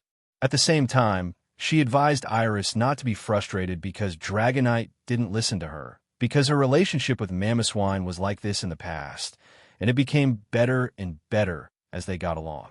Ash on the side was also persuading Iris to relax, and that her relationship with Dragonite would get better. Iris, come out.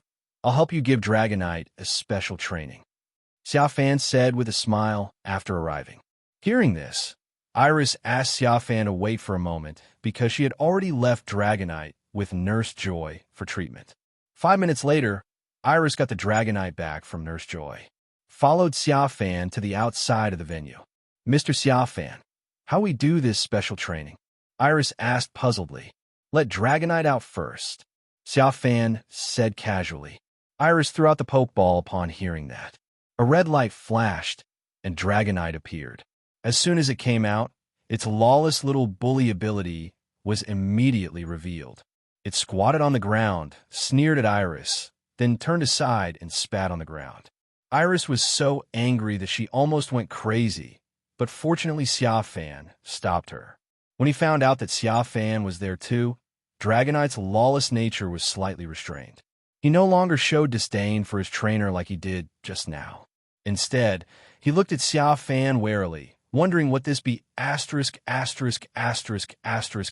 D was going to do next. Xia Fan said, Dragonite, do you think you are invincible and no Pokemon can fight you? Dragonite howled, then punched his huge pectoral muscles with his fist to show off his great strength. Master, it said you were talking nonsense. Didn't it see the fight just now? Even if Dragonite, stood there and let those trash hit it, they couldn't beat it. The real-time translator Mew came online. Xia Fan sneered after hearing this, and then said, Okay, then I'll find you a rival. If you still dare to stand there and take its skills, I'll consider you a real man. Dragonite also howled and spat at Xia Fan's feet. Master, it told you not to pretend in front of it. There is no Pokemon in this world that can fight it. Even if it encounters a legendary Pokemon, it will rush up and fight without saying a word. Translator Mew translated in real time. Xia Fan's eyes were cold as he took out a Pokeball from his waist. A red light flashed, and Gengar appeared, surrounded by a dark aura, and the temperature around him dropped sharply. Comrade Laozu, you have heard what I just said. Now you know what to do, Xia Fan said in the spiritual shared world. I know. Although I can't teach a fool to become a genius, I can train it to have a high IQ. Gengar patted his round belly. Without Cresselia by his side, he could stare at Meloetta on Xia Fan's shoulder wantonly. The best master in the world, can you give me a chance to be alone with Meloetta for a while afterwards? No. Xia Fan refused decisively. How could he not know what kind of person this guy was? If he let it be alone with Meloetta, something might get into trouble. Cresselia is still strong enough to resist, but Meloetta, after saying that, in order to prevent Gengar from disobeying, Xia Fan took out the second Pokeball. Don't be so petty with me. If you don't want to, I can release Deoxys. It can teach Dragonite a lesson, too. I just saw that you were very eager to see Meloetta, so I fulfilled your wish and let you come out to show off. I hope you don't push your luck. Hearing this, Gengar immediately calmed down and turned to look at Dragonite, who was in a surprise contest condition on the other side. Dragonite sensed Gengar's strong aura, so it was very surprised. This is the first time it has encountered a Pokemon that has an oppressive effect on it. Gengar laughed sarcastically at Dragonite through telepathy. Little stupid dragon.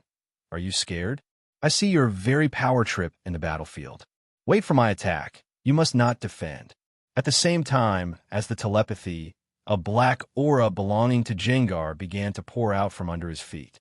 These auras instantly formed a black cage field, enveloping Dragonite in it, while isolating Xia Fan and Iris. Has Comrade Ancestor become stronger again? Xia Fan muttered as he looked at the cage in front of him. Gengar was really using the Dark Pulse skill more and more. He had to find an opportunity to learn it well. However, this guy would definitely take the opportunity to blackmail his master to be a scumbag for him. Mr. Xia Fan, nothing will happen, right? Iris was nervous when she saw Gengar trapping Dragonite in a cage. It's okay. Gengar is a man of sense. He will definitely help you to bring Dragonite under control. Xia Fan Solation waved his hand. As he spoke, he heard Dragonite's miserable growl coming from Black's cage. Gengar was able to teleport in this cage. He instantly appeared in front of Dragonite and fired a shadow punch, knocking him back and causing him to hit the giant black palm condensed by Gengar's black energy. Dragonite! Iris was startled and rushed into the cage to save Dragonite without thinking. But he was stopped by Xia Fan. Trust me. Xia Fan bent down and touched Iris' head, looking into her eyes. His calm eyes eased Iris's panicked expression, but she chose not to break in. Xia Fan stood by and said calmly, "Don't worry, your Dragonite will stand up.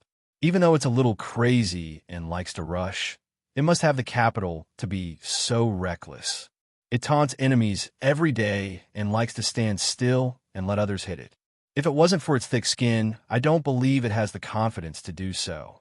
After saying that, Dragonite in Black's cage, covered in fist marks, stood up again and looked at Jengar with a determined look. After letting out a howl, he spat a mouthful of blood and phlegm at the ground. What the howling means is, of course, it doesn't hurt at all when you, Jengar, hit me. I'm standing here letting you hit me, but you can't beat me. You are such a loser. After listening to Mew's translation, Xia Fan's mouth twitched slightly. I began to understand why this Dragonite had grown to the point where he had 1 foot in the realm of demigod. It would be fine if he just had a stubborn temper, but he also liked to stand and let others beat him up first to show off his magnanimity. With these two characteristics, normal Pokémon would have been reincarnated dozens of times, but it managed to survive. It has to be said that its ability to become a demigod is also due to its silly brain and naturally thick skin. Alas, the object of your ridicule this time is a little different from your previous ones. Just when Xia Fan was sighing for Dragonite, the old comrade who also had an attitude that he was the best in the world suddenly became furious.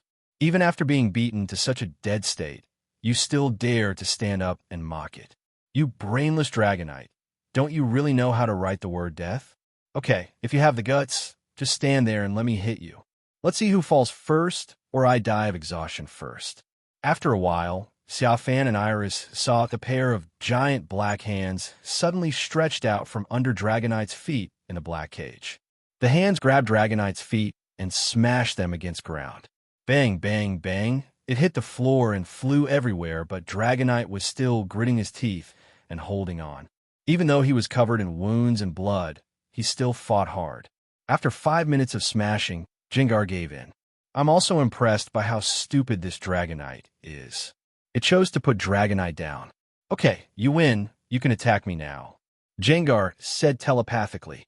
The Dragonite, which was hit so hard that not a single piece of intact flesh remained on its body, stood up from the ground. It let out an excited growl, feeling fortunate that it had finally conquered the powerful rival with its body just when it was about to give up. After the dragon roared, Dragonite flapped its wings and flew to soaring in the sky in the blink of an eye. It decided to use the most powerful dragon rush on Jengar to revenge the pain it had suffered before. But it was overthinking. Although Dragonite has amazing speed, he is not as fast as Jengar, who can use teleport in the field. The moment Dragon Rush rushed to Jengar, Jengar suddenly disappeared from the spot. Dragonite's pupils shrank, and he missed his target and fell heavily to the ground, creating a 4-meter-wide hole. Because of the mutuality of force, the power of this Dragon Rush is equivalent to pouring all of its power on oneself. Dragonite lost his fighting ability and lay on the ground, squinting his eyes and unable to stand up.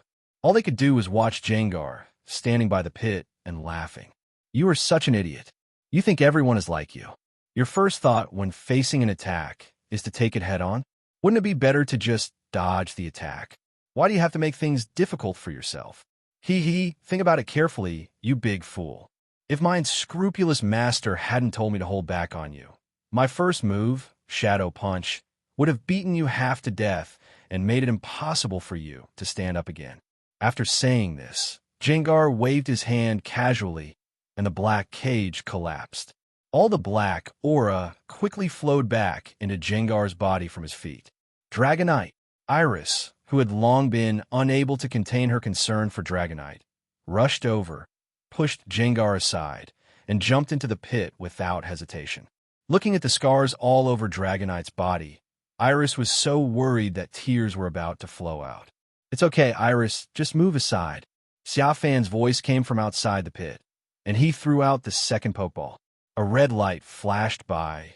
It was Deoxys. It used psychic skills to heal Dragonite, allowing its injuries to recover at a speed visible to the naked eye. 10 seconds later, Dragonite stood up again from the pit. It looked at Jengar with rage, as if to say, "I'm not convinced, I want to fight you again." But at this time, Jengar was too lazy to pay attention to it, and all his eyes were on Meloetta. However, Meloetta didn't want to pay attention to its ancestor Jengar. Facing Jengar's perverted eyes, it cowered in Xia Fan's arms. Okay, the semifinals are about to begin. I believe that after this lesson, Dragonite should know the importance of dodging skills and that there are always people better than you. He won't be so reckless and disobey his master's orders. Xia Fan carried Meloetta into the deep pit and said to Iris. Iris nodded, took out the Poke Ball, and put the Dragonite in it, then left the pit with the help of Deoxys. Mr. Xia Fan, thank you. When leaving the pit, Iris expressed her gratitude to Xia Fan. Xia Fan waved his hand, and after Iris walked away, he glanced at the pervert Jengar beside him. Okay, stop looking. Time to get back to the ball. No, my dear master, let me stay outside with you for a while. Every minute I spend with you makes me feel like I'm reborn. Jengar watched Meloetta flatter Fan. What I mean is that you want to die every minute you stay with me. Xia Fan rolled his eyes, too lazy to argue with it, took out the Poke Ball, and put it away. When Xia Fan returned to the venue, the semifinals had already begun. The first match was between Trip and Sillin. The battle lasted for a minute, and Trip's superior defeated Sillin's Rock Temple Crab with his Grass-type Ultimate Plant Frenzy. The second match of the semifinals was between Ash and Iris. Ash sent out Krokorok, and Iris naturally sent out Dragonite. I remember who won this battle. In the room, Xia Fan muttered while watching Ash and Iris outside the venue on TV. He had forgotten too much about the Unova region plot, so he couldn't remember who won or lost in the battle. According to Ash's aura of being a protagonist who can reach the finals of small competitions, even if he doesn't win the big competition, he should win this game. However, this Dragonite is already 1 foot into the realm of Demigod, and it seems difficult for a Dragonite of this strength to win with just Ash's Krokorok. Unless that Dragonite gets sick again and becomes self-righteous and despises the enemy. Just as Xia Fan was thinking this, on TV, Ash and Iris had already commanded their respective Pokémon to start fighting. This time, after being brutally taught a lesson by Xia Fan, Dragonite obeyed Iris's orders even more than last time. Basically, when Iris gave it the order to dodge, it would dodge seriously and would not show a disdainful expression. It was obviously scared by the beating it had received before. When Iris issues an attack order, it will follow it seriously. If it uses Flamethrower, it will use Flamethrower, and if it uses Freezing Ray, it will use Freezing Ray, instead of randomly using other skills to attack. On the opposite side of Iris, Ash, with his experienced command and very good cooperation with Krokorok, managed to fight against Dragonite without losing the upper hand. He often dodged Dragonite's attacks and found opportunities to counterattack from time to time. However, Dragonite, who was about to become a demigod, was ultimately more powerful. After a few minutes of evenly matched fighting, it relied on its advantage in skill duel and used 2 skills in succession. First, it used the Freezing Ray to freeze the Krokorok who was rushing with Crunch in the ground, and then it used a Flamethrower to seriously injure it and knock it to the ground. Is it over? Has the protagonist's halo failed because of me?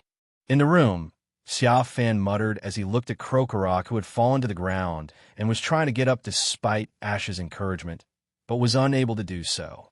However, as soon as the murmur fell, Xia Fan's face was hit by a slap. The fallen Krokorok's eyes turned red, and suddenly his whole body glowed with blue light. That is the light of evolution. Krokorok, who was severely injured in contest condition, actually evolved at the critical moment. The evolution process lasted for 3 seconds, and after 3 seconds, it evolved into a crocodile that was comparable in size to Dragonite. And serious injuries were also healed due to evolution. On the battlefield, the successfully evolved crocodile roared with excitement. After successfully evolving, it became much stronger than before. It looked at Dragonite and, under Ash's command, rushed over. It used a Dragon Claw to knock the shocked Dragonite several meters away. In the audience,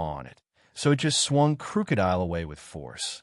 Then Dragonite flew into the air without listening to commands and actually used Dragon Rush on the ground-type Pokémon with intact contest condition. As a result, he reaped what he sowed, hitting himself and causing serious injuries. Because Ash saw this move, he decisively ordered Crocodile to use digging holes and successfully avoided Dragon Rush's attack. Ash did not give up the opportunity when Dragonite was seriously injured. When Dragonite stood up groggily with wounds all over his body, he quickly ordered Crocodile to come out of the ground and use Stone Edge. Dozens of huge, sharp stones hit Dragonite, causing him to fall to the ground and lose his combat effectiveness after being seriously injured by himself. Ash thus advanced to the finals. Compete with Trip for the chance to fight against Xia Fan. Alas, the difference in strength is indeed too great. It's useless for me to help her. Iris still has to rely on herself to tame this Dragonite. Xia Fan sighed in the room. If this Dragonite had a master who could control it, he felt that Ash would most likely lose the battle. After all, the difference in strength was too great. Moreover, if Dragonite didn't make another stupid mistake, Crocodile would not be its rival even if it evolved. The final begins in 20 minutes. 20 minutes later, Ash and Trip stood on the duel stage. In their previous confrontations during the trip, Trip basically won. This time, following the referee's order, Trip sent out the Grass-type Superior as in the previous rounds, while Ash wanted to use Attribute Restraint and sent out the Fire-type Pignite. Well, we can basically declare Trip the winner of this match. As soon as Xia Fan saw that Ash sent Pignite, he knew what the outcome of this battle would be. In the battle between Ash, the master of reverse attribute, and if he sends forward a tribute to fight the enemy, he will lose 7 or 8 out of 10 games. The result 3 minutes later did not surprise Xia Fan. Ash, who was fighting with attribute, was defeated. Being played around by Trip Superior, Pignite didn't even use a single skill on Superior, and was finally defeated by Superior with a Plant Frenzy. That was amazing. Pignite lost his ability to fight, and Superior won. So the winner of this Pokemon Youth Cup is Trip. Let us invite the champion, Mr. Alder, to present the award to him. After Trip won, the champion Alder followed the host arrangement and began to present the award to him.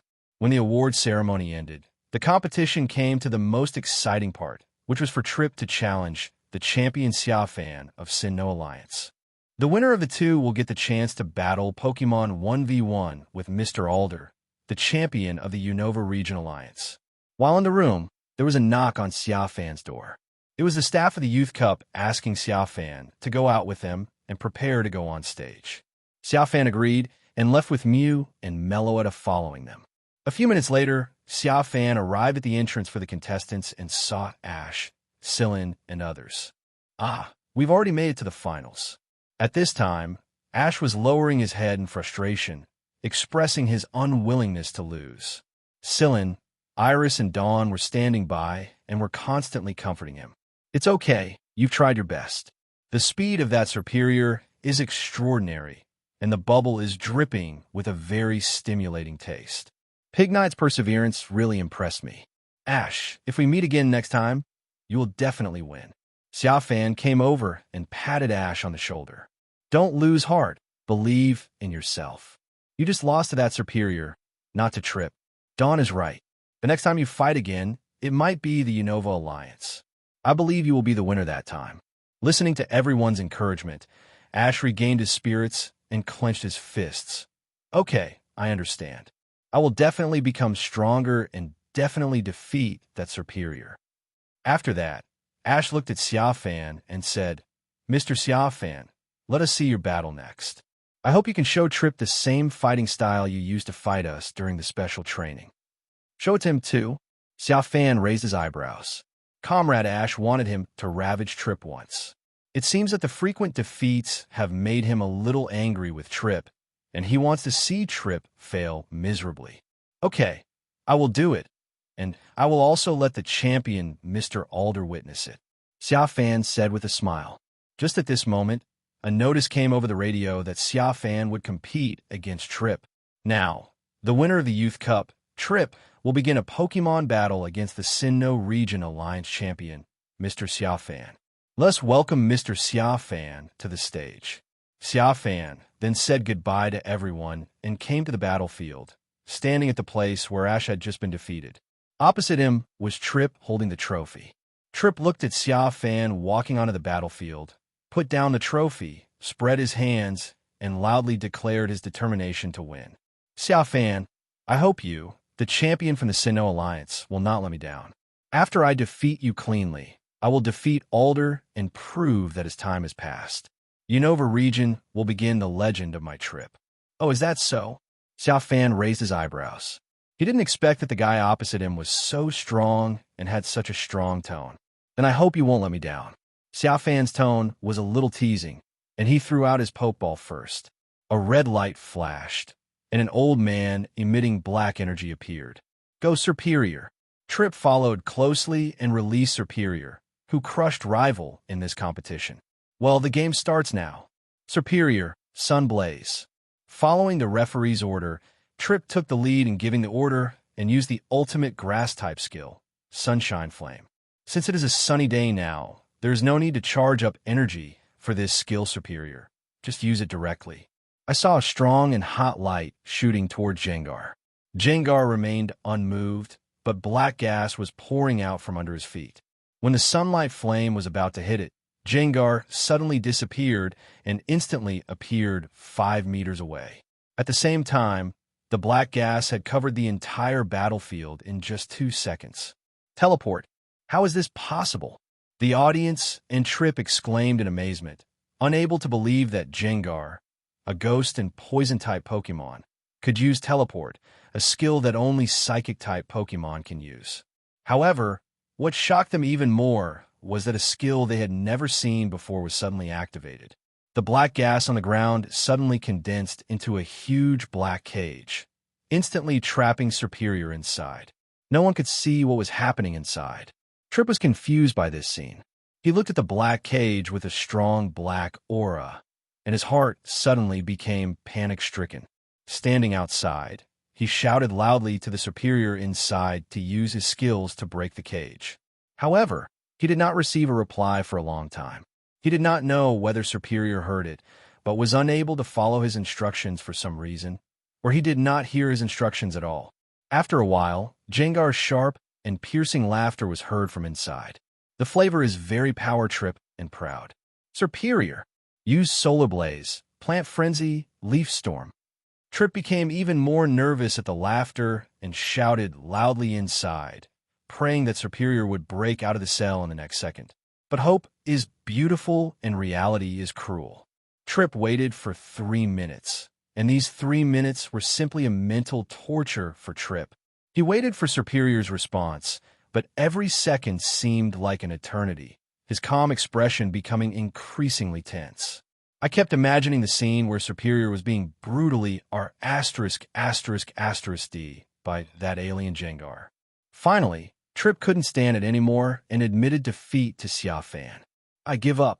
Trip lowered his head and gritted his teeth, as if he had made the most painful decision in his life. 3 seconds later, the cage faded away, revealing what was inside. Superior was safe and sound, without a single scratch on his body, but he was trembling under Jengars, as if he had just experienced some unknown fear. When Trip saw this scene, he collapsed to the ground. Then he looked at Xia Fan with extreme rage, unable to accept that he had been fooled. If he didn't think this was an inappropriate occasion for swearing, he would have said a few words to help liven up the atmosphere. Xia Fan shrugged in the face of the murderous look. You can't blame me. I didn't say anything and didn't do anything. You are too young and immature. You don't have enough confidence in your superior, so you choose to admit defeat and surrender. And your brain is a little slow. You don't think about why only Jengar's voice came out, but not Superior's voice. Alas, it's all your fault. With such a mindset, you're still a long way from becoming a champion. Oh, by the way, let me give you another piece of advice. Pokémon battles are not just about the command of the two Pokémon and the strength of their respective Pokémon. There is also another key factor, which is the psychological quality and wisdom of the two trainers. Trip was driven mad by Xia Fan's words.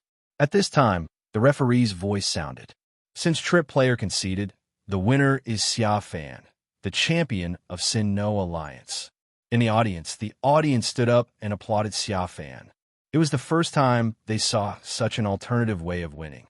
The host couldn't help but praise Xia Fan for his alternative way of winning, and told the trainers in the Unova region that in addition to training the strength of Pokémon, they also need to strengthen their own mental qualities and not be so easily deceived. "Thank you for your support." Xia Fan smiled and waved to the audience. The routine just now was actually what Ash said was a routine used against Ash and his friends during the special training period. As Ash said, "I performed it for Trip." Since Trip lost, we will now begin the most anticipated segment, where Xia Fan, the champion of Sin-No Alliance, will challenge Mr. Alder, the champion of Unova Alliance. As the host finished speaking, thunderous applause broke out. The most anticipated part finally arrived. Xia Fan's special way of winning just now surprised them. They wanted to see if Xia Fan dared to do the same when facing Mr. Alder. After all, Champion Alder is different from Trip. The reason he can become the biggest champion in the Unova region is not only because of his excellent psychological quality, but also because the Pokémon he owns are basically trained to the top level. At least each one of them will not lose to Iris's Wild Dragonite. You are worthy of winning the Sin-No Regional Alliance Championship, Xia Fan. The way you won just now really surprised me. Alder walked up to Xia Fan and patted her shoulder with his big hand. But to be honest, this Jengar of yours is indeed very well trained. It is the best trained Jengar I have seen so far. This is very good.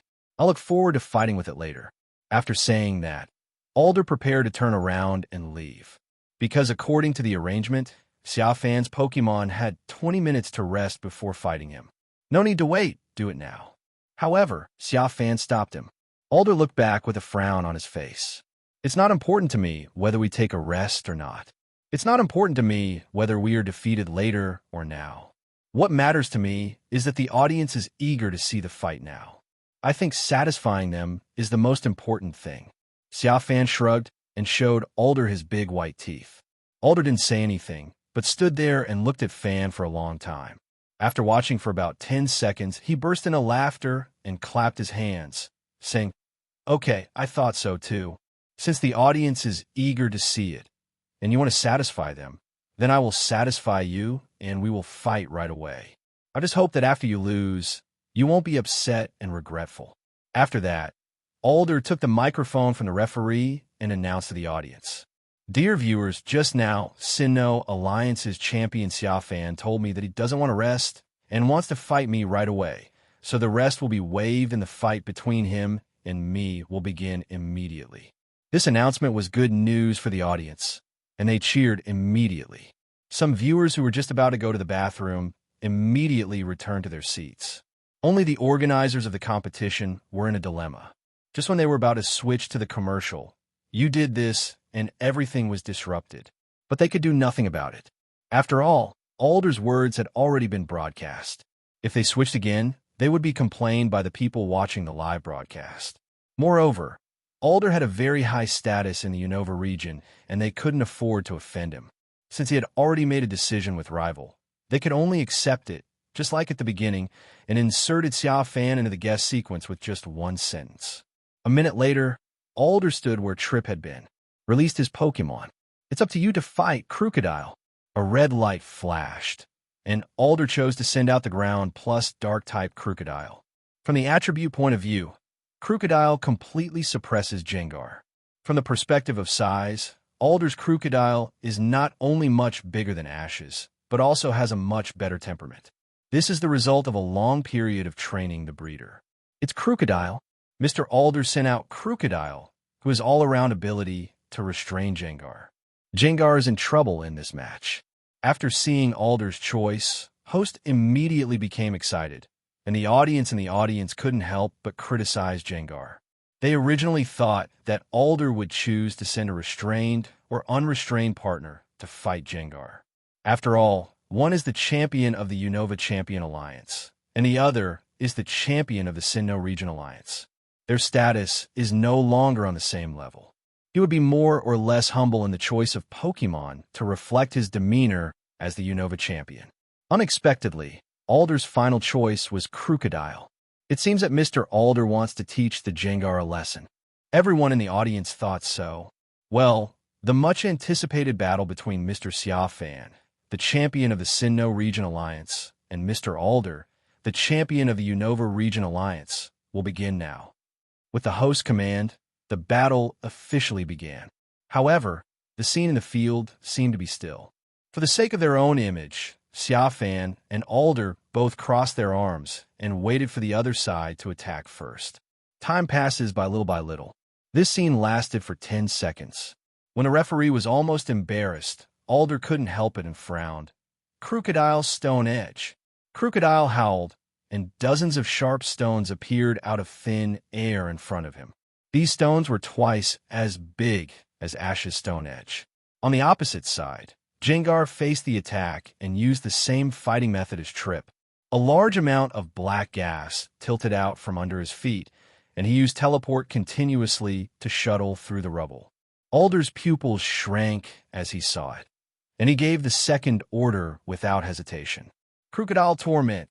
As soon as he finished speaking, Crocodile immediately fell to the ground like a child, rolling around, and a special black energy wave came out of his mouth. When these energy waves spread to Gengar, Gengar's teleport could no longer be used, and the last sharp stone hit it. Although it was not a big deal for the thick-skinned Gengar, we have to praise Alder's quick reaction, as he cracked Gengar's teleport in less than 2 seconds. You're worthy of being the champion. Xia Fan raised his eyebrows. He didn't expect that teleport would be cracked so quickly. Torment is a dark-type skill, and its effect is to prevent the enemy from using the same skill twice in a row within a period of time. Just enough to restrain Gengar's teleport. But this is nothing to Gengar. The real layout has already been completed. As Xia Fan finished speaking, the black energy that had flowed out from under Gengar's feet and had already swept across the entire battlefield once again quickly condensed into a huge black cage in front of everyone. Crocodile, dig a hole. Alder frowned, thinking of the situation that Trip had just encountered, but he was not Trip. He was the champion of Unova region, and he had a way to crack this kind of trick. Wow. But the next second after Alder gave the order, a pair of giant black hands suddenly rushed out from ground and grabbed Crocodile, who was about to dig a hole to make tea the same time. The black cage was condensed, and no one could see anything inside anymore. But Alder saw it and still calmly shouted inside, "Crocodile, use Earthquake." After a while, the battleground began to shake violently. Alder used Crocodile to successfully prove that the black cage could not block out sound. Just after a while, the miserable roars of Crocodile and Growl and Jengar were heard from inside. The sound sounded even more power-trip than when he treated Trip superior before, as if he was enjoying the pleasure of beating people. Alder smiled sarcastically at Xia Fan after hearing this. You want me to surrender like Trip did after being fooled by you? You're overthinking this. In a 1v1 battle in a closed environment, my Crocodile is a very terrifying existence. Xia Fan shrugged and did not answer. Facing a person with overflowing self-confidence, no matter what you say, is nonsense. The only and best answer is to speak with facts. At this time, across from him, Alder shouted loudly, Crocodile! Outrage! After this order was issued, Crocodile Rage's roar was heard from Black's cage, which instantly suppressed Jengar's shrill laughter. Outrage, one of the dragon-type ultimate skills. The meaning is very clear. Anyone who touches the dragon's outrage will die. The Pokémon that uses this skill will fall into a violent contest condition for a period of time, no longer obeying the owner's orders, and will autonomously launch the most brutal attacks on the enemy with double the destructive power. On the stage, the host heard Crocodile's roar and couldn't help but flatter Alder. As expected of the champion, Mr. Alder successfully turned danger into safety with an outrage. Now it was Mr. Xia Fan's Jengar who shot himself in the foot. In the closed environment of the secret room, outrage is the most effective. I wonder if Mr. Xia Fan should quickly order his Jengar to withdraw to the black cage. Ash and the others who were waiting outside the venue all had a changed expression and broke into a cold sweat for Xia Fan. Is Mr. Xia Fan really going to lose to Mr. Alder? Iris said worriedly. This is the first time I've seen a Pokémon suppress Jengar's momentum. I don't think so. The old man is a Jengar who is able to defeat 5 legendary Pokémon in a row and even fight against the sea god Lugia. He won't be defeated by Crocodile like this. Dawn gritted her teeth and shook her head. Although her words expressed confidence in Jengar, her expression was still very nervous. Ash agreed. I think Dawn is right. Old One doesn't seem like a Pokémon that can be defeated just like that. I believe it can win. Sillin, who was standing by, also wanted to speak up to cheer for Jengar, but was beaten to the punch by Trip, who was also watching the fight. What the hell are you guys talking about? The initiative of this battle has always been firmly in the hands of Mr. Alder. There is no way that Jengar can win, Trip said coldly. After that, he added a bold statement. It defeated me only by playing some tricks. If I am given another chance, I will definitely not lose. It's a pity that I missed the opportunity to prove myself to Mr. Alder. Ash and the others glanced over and were about to argue with the loser when something unexpected happened on the battlefield.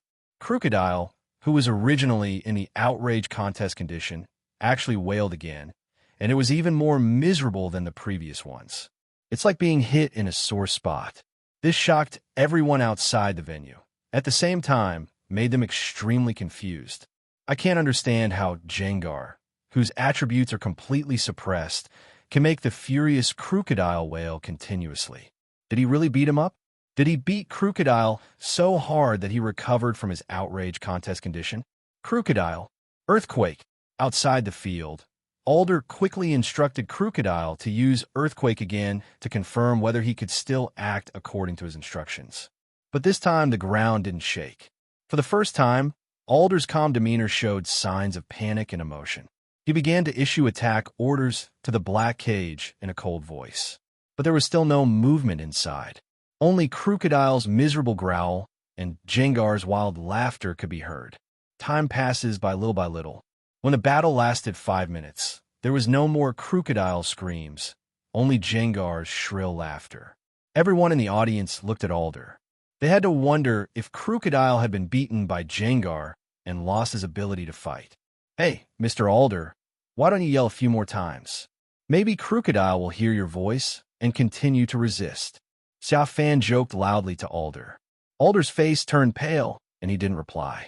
Xia Fan sighed when he saw this, thinking that it was no fun to continue playing like this, and asked Jengar to withdraw to the black cage.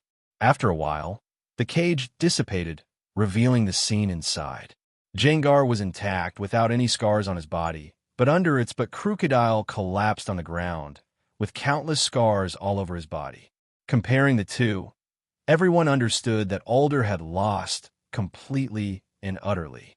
Some Alder fans who could not accept this result began to curse Alder.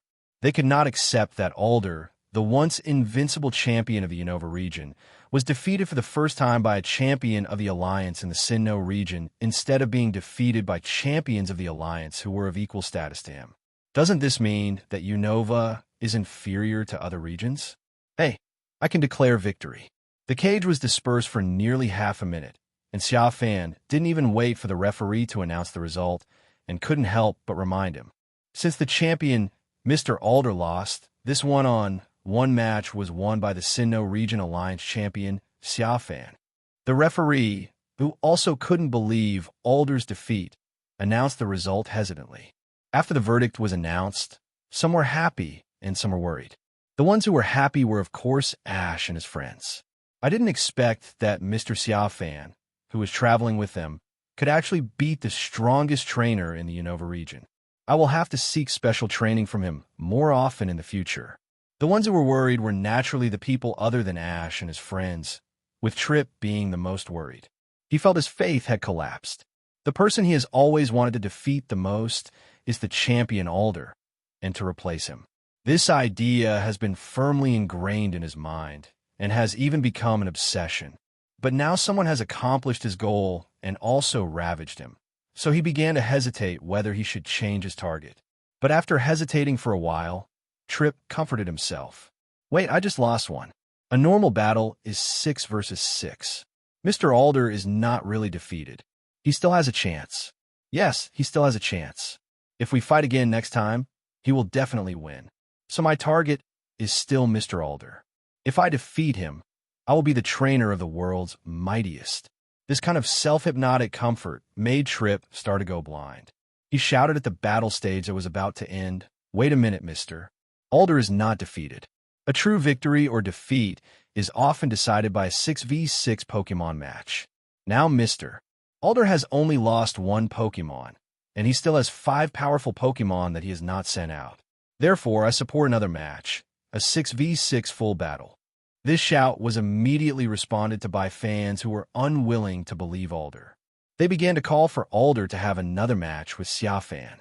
They wanted to see their Unova region's strongest champion trainer, Mr. Alder, defeat the Sinnoh Alliance champion, Xia Fan. The scene was in chaos for a moment. Alder, who was being held hostage by the audience's words, turned pale. 6v6 Pokémon full battle. If they really compete, he may not necessarily win, because he still hasn't figured out how that Jengar defeated Crocodile, who is clearly fully restrained by its attribute. Moreover, he was knocked down in a brutal way, but he himself did not suffer any injuries. If this is not clarified, he seriously doubts that the next 5 Pokémon, even if all of them appear, will likely be defeated. More importantly, he clearly remembered what Julan said in the morning. The Xia Fan across the street has several legendary Pokémon. If what Julan said is true, then the 6v6 full battle will be even more difficult to fight, and everyone may even be devastated. If this happened, Alder's reputation would be ruined, and he would become a stepping stone for this guy named Xia Fan to reach the top of the world. This is not allowed. This is absolutely not allowed. Thinking of this, Alder couldn't help but feel a little angry and looked at Xia Fan opposite him. Xia Fan, who was originally preparing to leave the stage, was now looking at him with interest, with his arms folded across his chest, because of the audience's shouting. At this time, a staff member of the organizer walked up to Xia Fan and whispered in his ear. Xia Fan nodded continuously, and finally smiled and looked directly at Alder. Actually, I have no problem with that. For me, whether it's a Pokémon 1v1 battle or a Pokémon 6v6 battle, it's just a matter of time spent. I just don't know if Mr. Alder is willing to do that. You should go ask him. The staff member nodded with relief. Then he walked towards Alder. Just now his boss found him and asked him to come over to ask Xia Fan if he was willing to play another 6v6 full battle with Alder. This gave him a headache, because he agreed with Trip's words from the bottom of his heart. 1v1 and 6v6 are different. A trainer's real victory or defeat is often determined by the battle between 6 Pokémon. If Xia Fan really had a full battle with Alder, he would definitely be beaten. So he felt that if he were Xia Fan, he would definitely not accept the battle again, but would directly leave with the honor of defeating Alder in a Pokémon 1v1 and enjoy the feeling of being the center of attention and being flattered in the future. But what he didn't expect was that Fan actually agreed this time, and agreed so decisively. This would make for a good match to watch. Mr. Alder would definitely defeat him in one fell swoop and regain the face of the Unova champion that he had just lost. Mr. Alder, the staff member excitedly walked over to Alder, feeling proud that he had helped Alder get a chance to wash away his shame. But what he got was Alder's cold stare. This cold and condescending look immediately frightened him, as if he had fallen into an abyss. Normal. But the next second, Alder on the opposite side seemed to realize that the person in front of him was not Xia Fan, but an ordinary staff member. He immediately adjusted his expression and restored his friendly look. The staff member was a little confused by Alder's inconsistency and couldn't help but get tongue-tied. "Hey, Mr. Alder, I came to ask if you were willing to have another 6v6 battle with Mr. Xia Fan. The audience is a little emotional.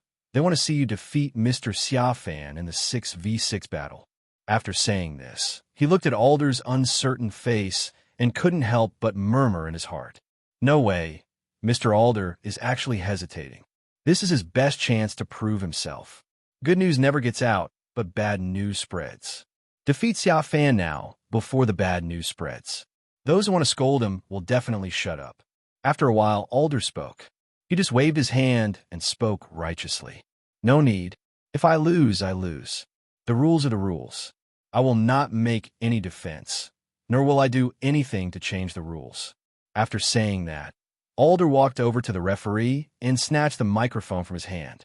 "Everyone, I understand how you feel, and I appreciate your belief in my ability, but a loss is a loss, and the rules are the rules. After I lose, I will not challenge the opponent again to prove myself because it will be ugly, and it will also make people from other regions think that we Unova can't afford to lose. Although today's match was just a 1v1 match, my opponent, Mr. Xia Fan from Sinnoh Region Alliance, played very well. It's not shameful for me to lose to him. I believe he has the opportunity to challenge the Champion Alliance. I also believe that one day, he will become a new champion of a certain region alliance and have a real match with me. So, dear audience, don't mind today's match. It is a great honor to witness the rise of a champion rookie. You should feel gratified and excited instead of being angry and disappointed. Alder's passionate words calmed the audience down and made them even start to think that what he said made sense. As the strongest champion of the Unova region, how could he treat a small defeat as if his own mother had died and want to smash the opponent's face? This is not in line with the demeanor of a champion. Even if they win 6v6 in the end, not only will they not regain their face, but the Unova region will be ridiculed by other regions, who will laugh at them for being narrow-minded and unable to accept even a trivial defeat. Damn, he really is worthy of being the champion of the Unova Alliance. He is really good at talking. He actually saved himself from the danger of embarrassment with just a few words. Looking at the audience who had calmed down, Xia Fan raised his eyebrows and couldn't help but admire Alder. Originally, if Alder dared to fight, Xia Fan would dare to make him lose and lose his reputation. But now, not only does Alder not have to fight, but he has also established more prestige in the hearts of the audience. They think that he is the best champion in their Unova region, and that their Unova region should be magnanimous like this. Xia Fan's victory was nothing more than Alder's wish to see a new star rising. Such reaction speed and eloquence are really admirable. Anyone standing in a high position is basically a smart person who knows how to manipulate the people in the palm of his hand. Everyone, that's all I have to say. Every generation has its own talented people. I hope you can give new talents more opportunities to step onto the world stage, because the future belongs to them. As soon as he finished his passionate words, Alder threw the microphone into the referee's hands, then put his hands behind his back, as if he had not lost the battle just now. very domineering. The audience in the auditorium applauded as they watched him leave. On the podium, the host also expressed the end of the competition in a high-spirited manner, without any sense of loss in his tone. Awesome. I got it. Xia Fan, who had no opponent to fight, couldn't help but laugh at himself, then turned and walked towards Ash and the others. When passing by Trip, I heard Trip say, "I will defeat you in the next battle," and then continued to challenge Mr. Alder, saying that Trip would trample all of these champions under his feet. After saying that, he left. Xia Fan shrugged and greeted Ash and the others, except their brief flatter. 10 minutes later, everyone left together and returned to Miss Julan's villa. After returning to the villa, Dawn said goodbye to everyone and said that she would leave Sinnoh region and go to Chengdu region to participate in the Wallace Cup contest. The group then said goodbye to her one by one with sad emotions. In the end, Ash had a battle with her, and in this environment, Meloetta couldn't help but sing a melodious song again. A person named Xia among them couldn't help but take out his cell phone, recorded the song, and sent it to Bai Huan. After doing all this, he continued to accompany Ash and the others to bid farewell to Dawn sadly. The next morning, the group and Miss Julan sent Dawn on the airship to Chengdu region. As the Unova Alliance has not yet determined the venue, Xia Fan and Ash continue to train with Miss Julan. Time passed little by little, and one day a month later, Meloetta suddenly sang a new melody and a new song again at dusk. It sounds better than before. Everyone was mesmerized except Xia Fan, who continued to appreciate it, as always, and did not forget to record it and send it to Bai Huan at the Dragon Shrine. In the evening, Xia Fan received a reply from Bai Huan. Bai Huan said that the data contained in the song has been collected, and today they just detected the legendary underwater palace. Dr. Zager has informed Boss Banmu and the president of the Dragon Shrine that according to the Hurricane Rain plan, the Dragon Shrine Force will begin to capture Meloetta in the next few days. And this operation is led by Boss Banmu. After seeing this news, Xia Fan fell into deep thought and turned his gaze to Meloetta, who was playing with Mew. Although it was a bit unethical, in order to conquer Meloetta openly, he had to make Meloetta suffer a little when the Dragon Shrine plan was implemented. 4 days later in the morning, Ash and Sillin were training in a battle on the fighting field inside the villa, with Iris standing by as a referee. This is the training they have been doing every day recently. A few minutes later, Xia Fan came over with Mew sitting on his left shoulder and Meloetta sitting on his right shoulder. Ash, Iris, Sillin, I'm going to go to town to buy some food. Please help me take care of Meloetta. Oh, okay. The one who was currently fighting Ash turned around and nodded, not thinking much about it. Because in recent days, Xia Fan would go to the town every morning to buy some delicious food, saying that he was bored and wanted to find something to do. And at the same time, he gave them the task of taking care of Meloetta. Pika Pika, da-da-da. Oshawott and Pikachu also waved to Meloetta happily. Xia Fan looked at them and smiled, then said to Ash and the others, "Is there anything you want to eat today? I'll make a note of it and buy it later." "Let me think about it." Ash pondered. Iris rushed over. "I want to eat the special steak burger from yesterday." "Me too," Sillin agreed. "I see. I'll remember that." Xia Fan nodded. "Anything else?" 5 minutes later, Xia Fan left the villa with a small note and drove away Julan's luxury car. When the car was about 100 meters away, the fan inside the car suddenly split into two. A substitute was separated, and the substitute took the pokeball and the note from Xia Fan's body, sat in the driver's seat, and drove away. Xia Fan's real body is a teleport, returning to Julan's villa. Entering the invisible contest condition with Mew, the cat quietly watched Ash and Meloetta in a corner. He received news from Bai Huan last night that their Dragon Shrine would capture Meloetta today and obtain imprisoned treasure in the underwater palace. That's why he split it into two and let Substitute help him do the shopping. "Master, look at that guy Oshawott. He makes me laugh to death."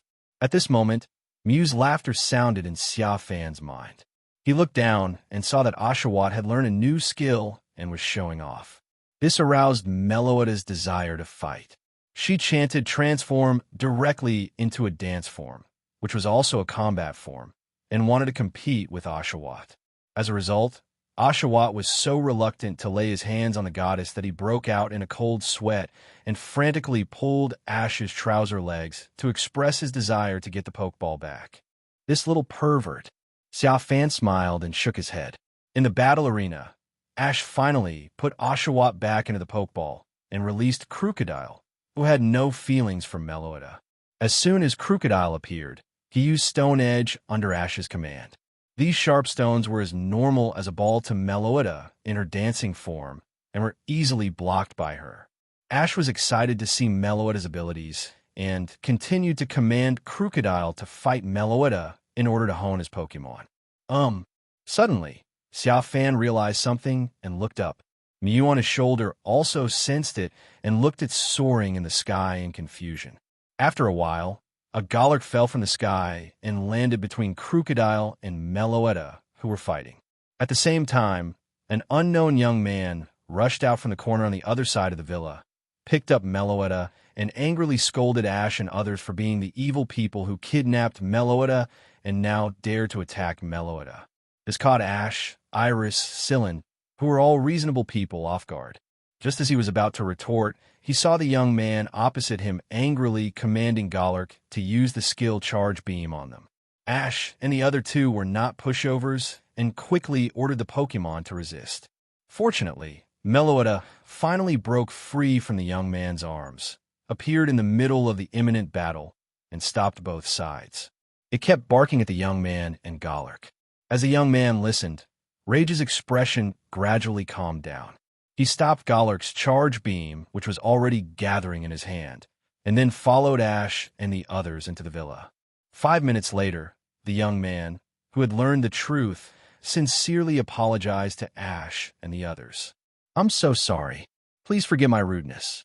My name is Larry, and my ancestors and I have always been the protectors of Meloetta. When Meloetta was taken away by the bad guys, I went to look for it with Golurk. We searched for it for a long time, so I was so excited just now." Ash and the other two smiled and shook their heads. "It's okay. It's all right now." "That's right. The misunderstanding has been resolved. Don't blame yourself. We can see that Meloetta knows you." Seeing that the three of them didn't care, Larry breathed a sigh of relief and found a seat to sit down. At this time, Ash thought of something. "By the way, you mentioned the bad guys just now. What exactly happened?" Larry paused, then confessed. "It's like this. Meloetta and I had been hiding in the depths of a forest, but one day that place was discovered, and when I wasn't paying attention, Meloetta was captured by those bad guys. This was a big mistake on my part, so I kept looking for Meloetta everywhere." As he spoke, Meloetta took the initiative to sit on his shoulders, behaving intimately. This made Ash and the other two feel a little envious. They had only seen this kind of intimacy with Mr. Xia Fan so far, and now they saw it with the guardian of Meloetta. A few meters away from them, Xia Fan, who was in invisible contest condition, couldn't help but smack his lips. It's unrealistic to say I'm not angry about the closeness between Meloetta and Larry. Bye. A message suddenly came from Xia Fan's cell phone. It was by Juan. He informed Xia Fan that the people from the Dragon Shrine had arrived and hoped that Xia Fan would not stop them from capturing Meloetta. Otherwise, their hurricane rain plan would be difficult to carry out. Xia Fan picked up the message and glanced at it, then replied with an okay, indicating that he was not in the villa and asked them to proceed with their plan without any worries. After replying, he saw Ash and the others suddenly stand up and walk to the window, where they found a mini surveillance helicopter. Larry's face changed. "It's them. No, I have to take Meloetta away from here." As he said that, he picked up Meloetta and rushed out of the villa. As a result, as soon as I went out, I was swept by a thick black fog. Everyone was coughing. Larry quickly covered his mouth and took Meloetta onto Golurk's shoulders, ordering him to take himself and Meloetta away from here.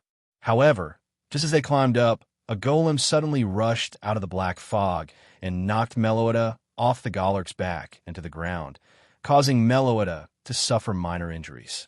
Then there was a sound in the thick fog, and a destructive light shot towards everyone. At the critical moment, it was the Golurk and Ash's Pikachu who used their combined skills to resist. At the same time, The collision of skills triggered a powerful airflow, which dispersed the thick fog. Only then did everyone see that there was another Rhydon behind the golem. Behind Rhydon were two young men in Dragon Shrine uniforms, each throwing a pokeball. It's the Dragon Shrine. Ash recognized the youth's camp by their clothing. Everyone, look above your heads. Iris suddenly exclaimed again. Everyone looked up and immediately discovered that in addition to these two people, there were 5 other members of the Dragon Shrine who were eyeing them covetously. They each stand on the head of their own flying Pokémon. At this critical moment, Larry, as Meloetta's guardian, resolutely took Golurk and stood in front of Ash and the other two. At the same time, he entrusted Meloetta to the 3 of them, hoping that they could take Meloetta away from the Dragon Shrine. Ash, who was kind-hearted, naturally agreed and started to escape with Meloetta together with Syl and Iris. With Larry's desperate resistance, the 3 finally escaped from Undella Town with Meloetta. At the same time, in order to better evade pursuit, Syl suggested that Meloetta enter the invisible contest condition and follow them. Meloetta agreed, but just as she entered the invisible contest condition and followed Ash and the others to escape to the dense forest outside Undella Town, Juan and his 4 companions appeared. They wore special goggles and directed their Pokémon to surround Ash and the other 2. Facing them, Ash and the other 2 were completely unable to resist.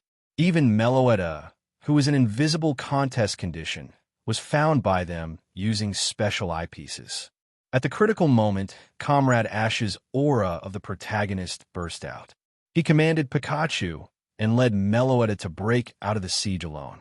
They ran for a while and were finally stopped by a Persian. Behind Persian were Boss Giovanni and a dozen members of the Dragon Shrine, among whom Boss Ataki was holding a newly developed high-tech product. Can use beams to put people and Pokémon in prison in a cube that Solation can enlarge and shrink. Ash and Pikachu were caught off guard during the battle by this high-tech and were taken hostage. They forced Meloetta not to resist and to follow them voluntarily.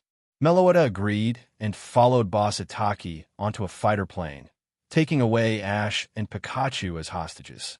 At this point, the first phase of the hurricane rain at the Dragon Shrine was declared a success with the capture of Meloetta. But what no one noticed was that inside the fighter plane, a man named Xia who had no martial ethics had sneaked in with a Mew. Damn it, damn Dragon Shrine. If only Mr. Xia Fan was here, he would definitely be able to stop Dragon Shrine and the others, and he would definitely be able to protect Meloetta. In the fighter jet, Ash, who was trapped in a closed space, angrily hammered the ground. Pikachu. At this time, the Pikachu in his arms called him in a low voice. Ash looked down, and then followed its gaze to see Meloetta, who was imprisoned with them in a panic-stricken contest condition. Ash could only console her. It's okay, Meloetta. We will get out safely. Meloetta didn't respond, because it could see how angry Ash was just now. Ash could only continue. Iris and Syl are still outside. They will definitely find Mr. Xia Fan. As long as Mr. Xia Fan is here, we will be safe. Meloetta paused, thinking that what Ash said now was quite right. From the perspective of strength, Xia Fan is indeed much more reliable than Ash. After all, he has Mew, Deoxys, Cresselia, and Gengar. Suddenly, Meloetta seemed to sense something and couldn't help but turn her head to look at a place in the room. What's wrong, Meloetta? Ash followed its gaze but saw nothing. Meloetta shook her head, then looked over there again, her brows furrowed more and more. Shit, it couldn't have seen us. In the corner of the room, Xia Fan, who was in invisible contest condition, watched Meloetta staring at him intently. He kept muttering in his heart, and cold sweat broke out on his cheeks. Bite! At this moment, a cell phone suddenly rang in the room. However, the sound only lasted for a moment, and then disappeared. Was there a sound just now? I think I heard something. Ash held Pikachu and looked around in confusion. But the room was empty except for him, Pikachu, and Meloetta. Meloetta also cried out in confusion, then retracted her gaze, because the abnormal feeling she had just had disappeared. Outside the plane, a figure suddenly appeared out of nowhere, with a Mew sitting on his shoulder. "Who's calling? Damn, you scared me." The figure cursed and picked up a phone to look at it. When I opened it, I saw that it was a call from Zhulan Villa. "Xiaohuan, safeguard, isolate the outside world. This should be Sil and Iris and the others calling me for help." Meow. The next second, a light shield emerged, covering both Mew and Xia Fan. Xia Fan answered the phone only after all the outside noise was blocked out. As he thought, the call was indeed from Silin and Iris, who informed him that Meloetta, Ash, and Pikachu were all captured by the Dragon Shrine, and asked him to come back quickly to discuss what to do. Naturally, Xia Fan used his usual trickery to fool them, saying that he would be there soon, and told them not to worry, that Meloetta and Ash would be rescued, and that he would make them pay the price for the Dragon Shrine. After replying, Xia Fan hung up the phone, closed his eyes, and controlled his substitute to drive Zhulan's luxury car to the villa. Is this the time? After finishing everything, Xia Fan noticed from the corner of his eye that there was a huge ship on the sea a few hundred meters away, and the plane was heading there. He immediately asked Mew to remove the safeguard, and they entered the invisible contest condition again. A minute later, the plane landed above the ship, and Ash and Meloetta were carried from the plane into a dive boat by members of the Dragon Shrine. Xia Fan used a teleport to enter the control room of the dive boat. Inside were Bai Huan and his 4 companions, as well as other members of the Dragon Shrine, Boss Banmu and Dr. Zager. Xia Fan was squatting nearby and learned from them that the abyssal ruins were in this sea area. Half an hour later, the submarine reached the bottom, and Fan saw pyramids built on the seabed through the big screen. Looking at the pyramids, Boss Giovanni couldn't help but exclaim. Dr. Zager on the side entered the tour guide mode and began to explain the story of this place to Boss Banmu. According to legend, the temple disappeared in the sea, so there is no way to determine its location, but for us at the Dragon Shrine, nothing is impossible.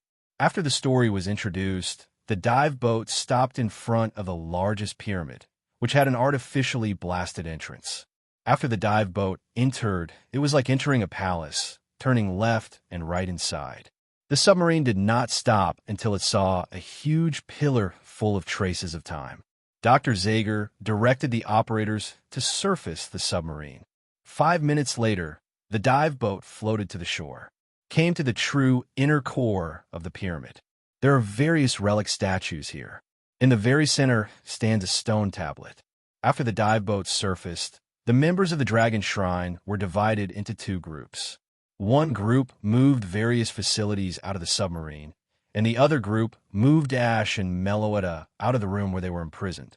This is the underwater temple where Meloetta sealed the reveal glass, right? During this time, Xia Fan took Mew to wander around and look around. He learned that this was Meloetta's hometown, but because humans were too greedy for power, they started a war here, hoping to get Meloetta through the war, because Meloetta is the only Pokémon in the world that can unlock the imprisonment of the Shape Mirror. As long as you get the Shape Mirror, you can control Thundurus, Tornadus, and Landorus, the 3 legendary Pokémon.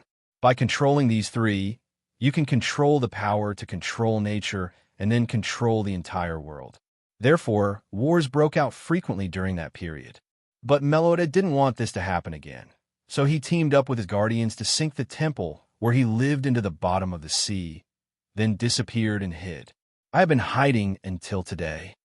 10 minutes later, under the control of Dr. Zager, Meloetta, in a terrified contest condition, was sent towards the central stone tablet. There was a missing pattern in the center of the stone tablet. Meloetta looked at the pattern and kept knocking on the square glass cover that contained it. "Don't you miss it, Meloetta?" As Meloetta was delivering it, Boss Ataki said with a smile, "I'm telling you, don't resist. If you dare to resist, what do you think will happen to that boy and that Pikachu?" Melo. Hearing this threat, Meloetta gave in and sat down with a look of resignation. "Let's get started." Boss Giovanni was very satisfied with Meloetta's reaction and turned to give instructions to Dr. Zager. Dr. Zager controlled the computer and released the square beam that imprisoned Meloetta.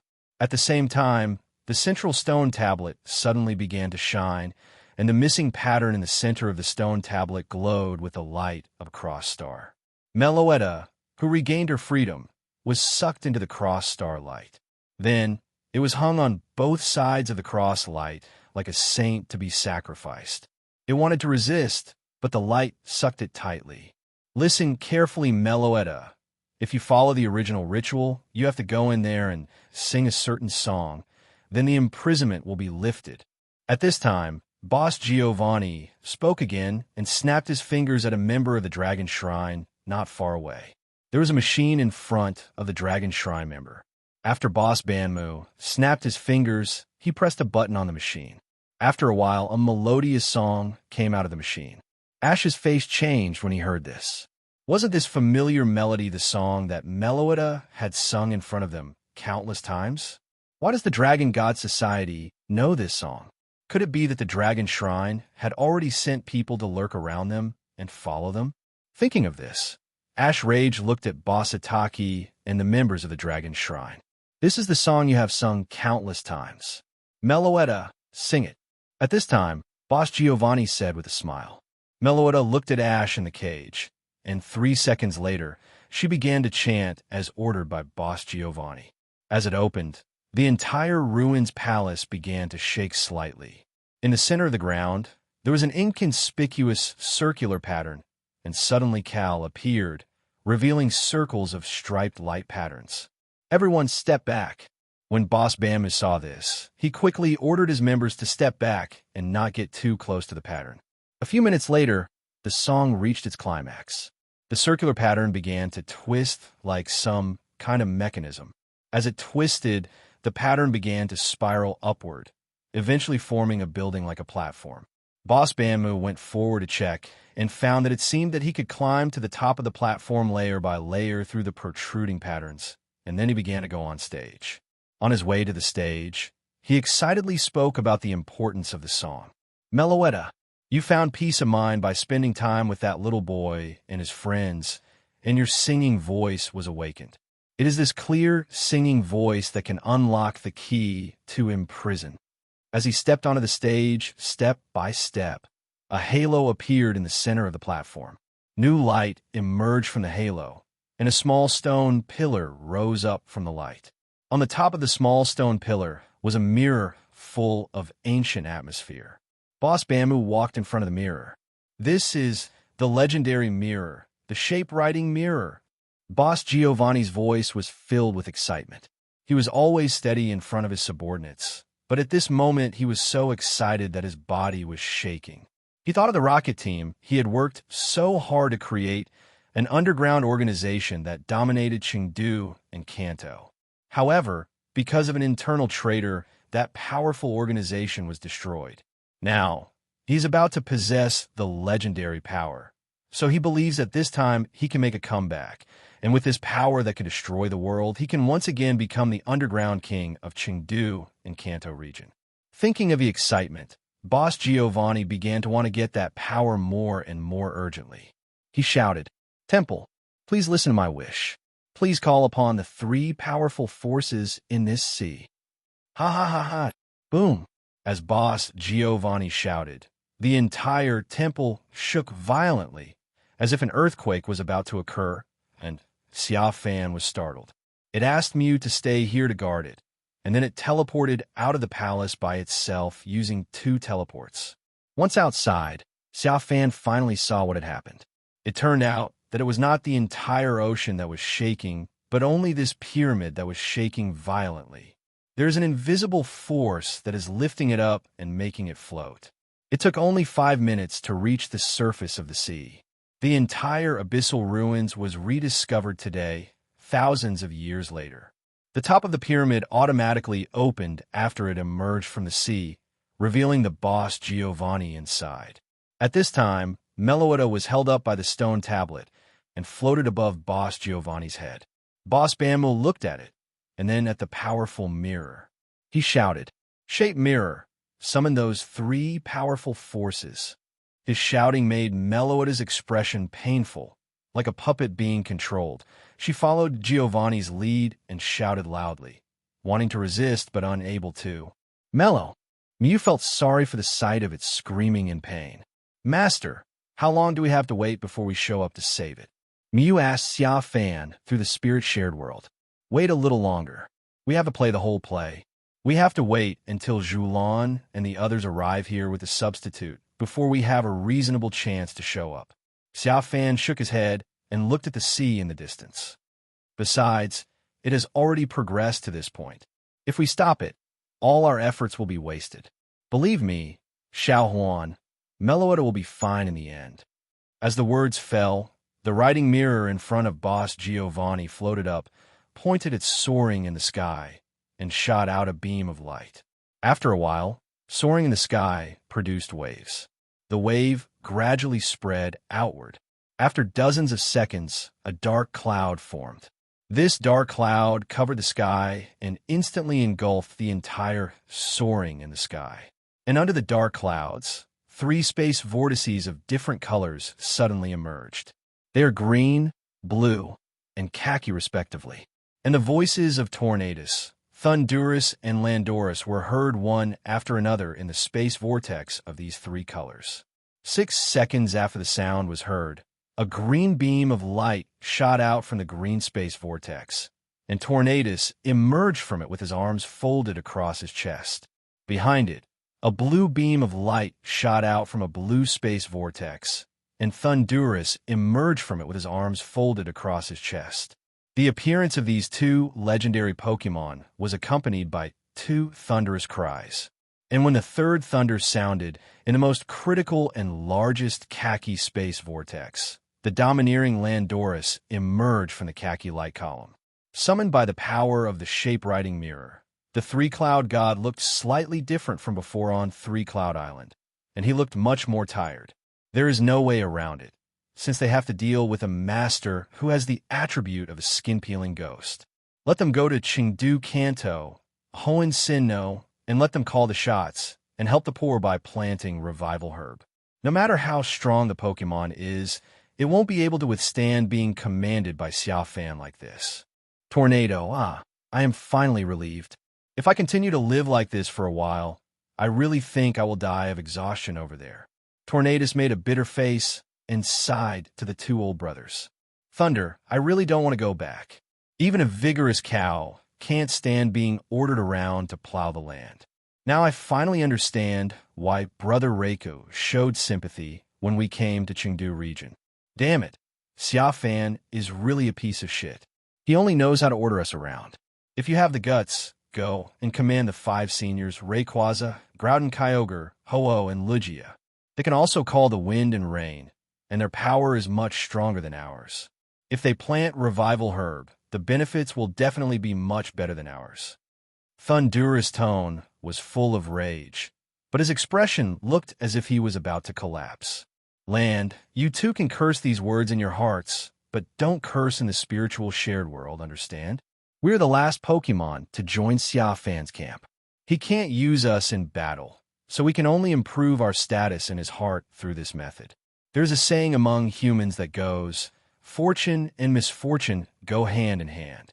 When Lord Arceus created the world, the 3 of us were assigned the lowest level of priesthood because we did not know how to flatter him, with a bunch of legendary Pokémon above our heads that could command us. Now, the opportunity has come. As legendary Pokémon are captured by Xia Fans one after another, I think the future legendary ranking will be determined by them. As long as we serve Xia Fans wholeheartedly, our status will definitely rise in the future. Just like NTI, you see that guy as one of the earliest legendary Pokémon to accompany Xia Fan, although it is not at the Guardian God level. Do you feel how much say it has in the spiritual shared world now? Except for Jengar, the fat guy who always follows Xia Fan, and Raikou, who is fearless that day, no other legendary Pokémon dares to contradict it, and even those Guardian God-level predecessors speak to it in a friendly manner. Look, this is the benefit of status, so it's okay to suffer a little now, as long as Xia Fan remembers it. Landorus calmed down the 2 little brothers who had bad tempers. Although it is indeed very tired recently, it also understands the horror of Xia Fan more and more. In the spiritual sharing world, you can often see those senior bosses chatting and laughing, And those bosses are all Xia Fan's Pokémon. If you don't see it with your own eyes and hear it with your own ears, you really can't even imagine such a scene, especially the three closest seniors under the command of the god of creation, who also respectfully call Xia Fan master. Tornado, land, that's true, but I'm really tired. I miss the days when I wandered around in the Unova region. Thunder, land, don't think too much. Now that humans have summoned us here, let's just go with the flow and catch some fish for a few days. If Xia Fan asks us, we will tell the truth that we were forcibly summoned back to the Unova region by humans, and it will take some time to go back. After all, we can't just run into him as soon as we return to the Unova region. Tornadus and Thundurus were a little frightened by Landorus' words, thinking that it was going to go back to being the hard-working rototiller cow, so they hurriedly tried to stop it with words. Landorus looked at the tired looks of Tornadus and Thundurus. As their eldest brother, he thought for a while and finally nodded. He decided to catch fish for a few days before planting Revival Herb. However, what they didn't notice was that not far below them, the man they were thinking about, Xia, was watching them in stealth with Mew. At the same time, Boss Giovanni looked at the three cloud gods he summoned, showing an excited expression. He waved his hand and shouted at the shape mirror. Come on, shape mirror, reflect their other appearance. As soon as the words were spoken, the shape-writing mirror floated in front of the three cloud gods. When the three cloud gods were whispering hoot-hoots to each other, a red light burst out, covering the three cloud gods. Then the shape mirror quickly rotated, reflecting the three cloud gods. After a while, the appearance of Tornadus, Thundurus, and Landorus suddenly changed. Tornadus becomes a bit like a bird. The clouds under its feet move to the base of its twin tails. Its mouth becomes like a bird's beak. The horns on its head become more slender, and there is a red gem in the purple pattern on its navel. Its hands become dual wing-beat. Thundurus becomes a bit more dragon-like, with the clouds under his feet shifting to his hands, his beard more prominent and elongated, and a blue gem in the purple pattern on his belly button. Landorus, on the other hand, became somewhat tiger-like. His upright body became a quadrupedal beast. The clouds under his feet shifted to his four legs. His beard changed slightly to cover his mouth. The shape of the spikes on his head also changed slightly, and there was a beige gem in the pink pattern on his belly button. Is this the spirit beast form? Looking at the drastic changes in the appearance of Tornadus, Thundurus, and Landorus, Xia Fan raised his eyebrows. He could clearly feel that the auras of the three of them were several times stronger than before. At the same time, he noticed that after their transformation, the eyes of the three of them, along with Boss Giovanni, turned blood red. It seems to be caused by the power of the writing mirror. Listen up, legendary Pokémon, you are all my servants. Now let the wind, thunder, and the power of the earth fight. Just as Xia Fan was thinking this, the voice of Boss Giovanni came from below. He pointed at the sea and roared excitedly. The three cloud gods then launched an attack on the sea according to its arrangement. Thunder, lightning, hurricane, and tsunami swept in. Master, we can start now. Their true power has been awakened. Mew looked at the three cloud gods who were controlled by Boss Giovanni and said to Xia Fan, wait a little longer. Xia Fan turned his head and looked at the sea in another place. There was only a few hundred meters away from the ruins, and a speedboat was gliding towards this side at a high speed. It carried Julan, Larry, Cylin, Iris, and his own substitute. At the same time, Ash's protagonist Halo finally broke out. He commanded Pikachu to use Steel Tail to smash the cube beam that trapped them and escape, then resolutely rushed towards the direction of Boss Giovanni. 10 seconds later, Julan and the others reached the shore and released their Pokémon. While all their attention was on soaring in the sky, Xia Fan teleported behind Substitute. Substitute collapsed, and he returned to where he should be, throwing out his two Pokeballs. Come out, Gengar! Come out, Deoxys! A red light flashed, and Gengar and Deoxys appeared. Ash! And just at this moment, Iris suddenly exclaimed.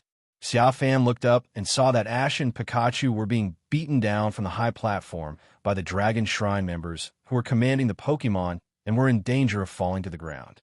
Galar, go save it! Dragonite, go save Ash. Garchomp, go to the surface and catch them. Larry, Iris, and Julian all issued orders to rescue Ash. But Dragonite, the fastest of the 3 Pokémon, ignored Iris's instructions. He glanced at soaring in the sky and felt the 3 powerful pressures. His first action was to rush over resolutely, rushing past Ash without paying any attention to the 2 of them, which made Iris very angry. Deoxys! At this time, Xia Fan called out softly. The next second, Deoxys disappeared from everyone's sight and instantly appeared in midair, picking up the falling Pikachu and Ash before Golurk. Then he flew to everyone at high speed. Everyone! Ash glanced at everyone excitedly. Are you okay, Ash, Pikachu? Iris said, Dragonite, I'm so sorry. We're fine. It's just Meloetta. Ash looked embarrassed and looked up at sky. It's up there, right? Yes, let's all go and save it. It's in great pain now. The Dragon Shrine wants to use its power to control the 3 cloud gods, and then use them to conquer the Unova region and then the entire world. That's just like what happened in ancient times. That's right, let's fight and stop them. Good, good, good, good, good. Xia Fan, Iris, Sillin, Larry, and Julian spoke in unison, all showing their determination to save the world at the cost of their lives. Xia Fan was the most active among them. He walked out from the group and patted his chest and said, Leave the 3 cloud gods to me. I will let Gengar and Deoxys stop them. You guys go and save Meloetta.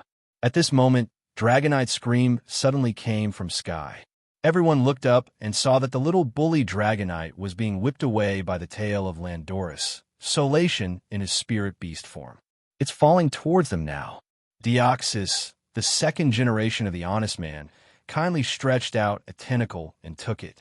However, Dragonite did not appreciate it and rushed forward again like a reckless man. Dragonite, we need to work together with everyone. Iris was so angry that she jumped up and down. Don't shout. I'll have Gengar and Deoxys attack together. Dragonite has such a stubborn temper. You can only go along with it. Xia Fan patted Iris's shoulder, then turned to the others and said, Leave the 3 cloud gods to Iris and me, and Meloetta to you. Good. Ash and the others responded and began commanding their Pokémon to rush in the direction of Meloetta's location. Thundurus, Tornadus, Landorus, defeat those who stand in our way. On the high platform, Boss Giovanni issued an attack order to Mikomo God, while glancing at the members of the Dragon Shrine around him. What are you here for? To watch a show. The members were stunned and quickly released their Pokémon to protect Meloetta in layers to prevent Ash and the others from coming to snatch. The battle between the 2 sides thus began. Gengar, Deoxys, Dragonite faced the 3 cloud gods. Ash, Sillin, Takran, and Larry faced the members of the Dragon Shrine. At this time, Mycomation was completely controlled because of Meloetta and Reveal Glass, and he showed no mercy to Gengar and Deoxys. Master, please wake up the 3 of them quickly. If we continue to fight like this, Deoxys and I will be at a great disadvantage. We are acting, yes, but the 3 of them want to beat us to death, and they are too ruthless. Gengar, who had withstood Thundurus' thunder, sent a message to Xia Fan. Just before the battle started, Xia Fan sent a message in the shared spiritual world, asking it in Deoxys to have another fake match as before, because he wanted to legitimately take Mikomo Celestic Meloetta in front of everyone. So he needed Gengar and Deoxys to show their weak strength and be unable to resist Tornadus, Thundurus, and Landorus in their spirit beast forms. Okay, but you must remember to carry on with the performance to the end. After hearing Gengar's message, Xia Fan agreed. Just at this moment, Iris's exclamation came to my ear. Its thick-skinned Dragonite was beaten up again and was smacked down to ground by Thundurus from the air, smashing towards them. Xia Fan quickly pulled Iris away. Boom! The place was filled with smoke, and Dragonite had created a huge hole. Thundurus followed and wanted to finish off the enemy. Xia Fan then asked Iris to protect Dragonite, and he took Mew and rushed towards Thundurus resolutely. Thundurus looked at Xia Fan rushing towards him, clasped his hands together, and a blue thunder shock extended out, ready to hit Xia Fan and Mew. But the next second it froze, because Xia Fan's shout rang in its mind. "Open your dog eyes and see who I am."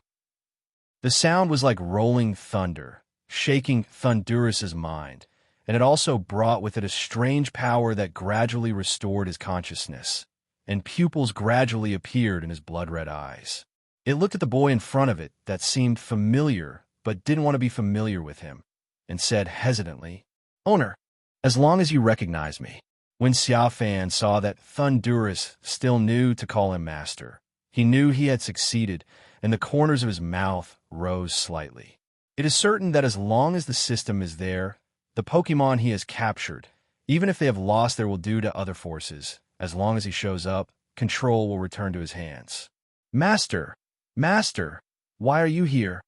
Like a child who was caught doing something bad, Thundurus looked at Xia Fan. When he thought about how Xia Fan could order around legendary Pokémon like Lugia, he became very nervous and scared, and his words were a little unclear. More importantly, according to the arrangement, they should be in Chengdu region, help Pantheon members to plant Revival Herb today. This makes it feel like a guilty thief. Why can't I be here? What? Are you scared to see me here? Xia Fan had a smile on his face. No, it's just a little unexpected. Right. Master, we didn't come to this place by choice. We were teleported here by force. We don't know what happened. Thundurus answered nervously. Then he noticed the Dragonite in the deep pit behind Xia Fan and quickly explained, "This has nothing to do with me. I was just controlled. It's not that I want to fight with you, Master." "Master, wait, I will kill that old man called Giovanni. The old man dared to control the three of us brothers to attack you, Master. He is really tired of living." After saying this, Thundurus turned around and flew to the platform, ready to kill Boss Giovanni with electricity. "Stop! Wait a minute before you go." Xia Fan was too lazy to talk nonsense with Thundurus. Although he didn't understand why it reacted so strongly to him, he was too lazy to think about it at the moment, too lazy to figure out what tricks they had. Because the most important thing at the moment is to let Thundurus cooperate with Gengar, Deoxys, and others to act together, so that he can legitimately subdue the three of them and mellow it up. Xia Fan briefly and quickly expressed what he wanted to do in the shared spiritual world. After hearing this, Thundurus immediately understood what to do. And this series of exchanges in the shared spiritual world seemed to last only 2 seconds to outsiders. "Okay, now that you understand, then use the electricity to strike me. Continue to obey Boss Giovanni's orders and show your aura of wanting to strike the whole world to death." After arranging everything, Xia Fan added one last sentence. After Thundurus heard this, the azure thunder shock that had lasted for a while between his hands finally struck Xia Fan. Xia Fan shouted with a determined look on his face, "Xiaohuan, Thunderbolt!" The Mew on Xia Fan's shoulder jumped into the air, and an extremely powerful thunder shock burst out from his body. Its thunder shock collided with Thundurus' thunder shock in midair and canceled it out. "Well done, Pikachu," Xia Fan praised. Thundurus, on the other hand, showed a rage expression. Electricity burst out from his whole body, and he was about to give Xia Fan and Mew another thunder shock. At this moment, a silver light flashed, and between Xia Fan, Mew, and Thundurus, Deoxys and Speed forms suddenly appeared and took over the battle with Thundurus. They were fighting fiercely in midair. 3 seconds later, the two guys fought back to the platform. "Iris, is Dragonite okay?" Xia Fan walked to the deep pit, where Iris was taking care of Dragonite. Because of the visibility inside the pit, she did not see what had just happened outside the pit. But even if she saw it, she would not have thought that Xia Fan had issued an actor treaty to Thundurus. Fortunately, he can still continue to fight, but he is too stubborn. He obviously cannot defeat any of the 3 cloud gods, but he insists on fighting them one-on-one and refuses to fight together with Gengar and Deoxys. Iris looked helpless. She really had no way to deal with Dragonite. As he spoke, the Dragonite next to Iris flapped its wings and rushed towards the battlefield again, ignoring her obstruction. Iris shrugged at Xia Fan and sighed. "It's okay. It just has this kind of belligerent personality. It's useless to force it. For some Pokémon, the more you force them to fight in a way they don't like, the more they will rebel. Xia Fan comforted Iris and stretched out his hand to pull Iris out of the pit. I understand. Iris responded to Xia Fan after being pulled up, looking up at the sky worriedly. Xia Fan also looked at the Dragonite, who returned to soaring in the sky to continue being beaten. Although it's a bit immoral, he still has to mention it. Under normal circumstances, he would suggest Iris to take the Dragonite back. She shouldn't be tolerated for such a bad temper. But it's different now. In the battle with Mikomo God, they can't have all actors on their side. Otherwise, the authenticity will not be enough.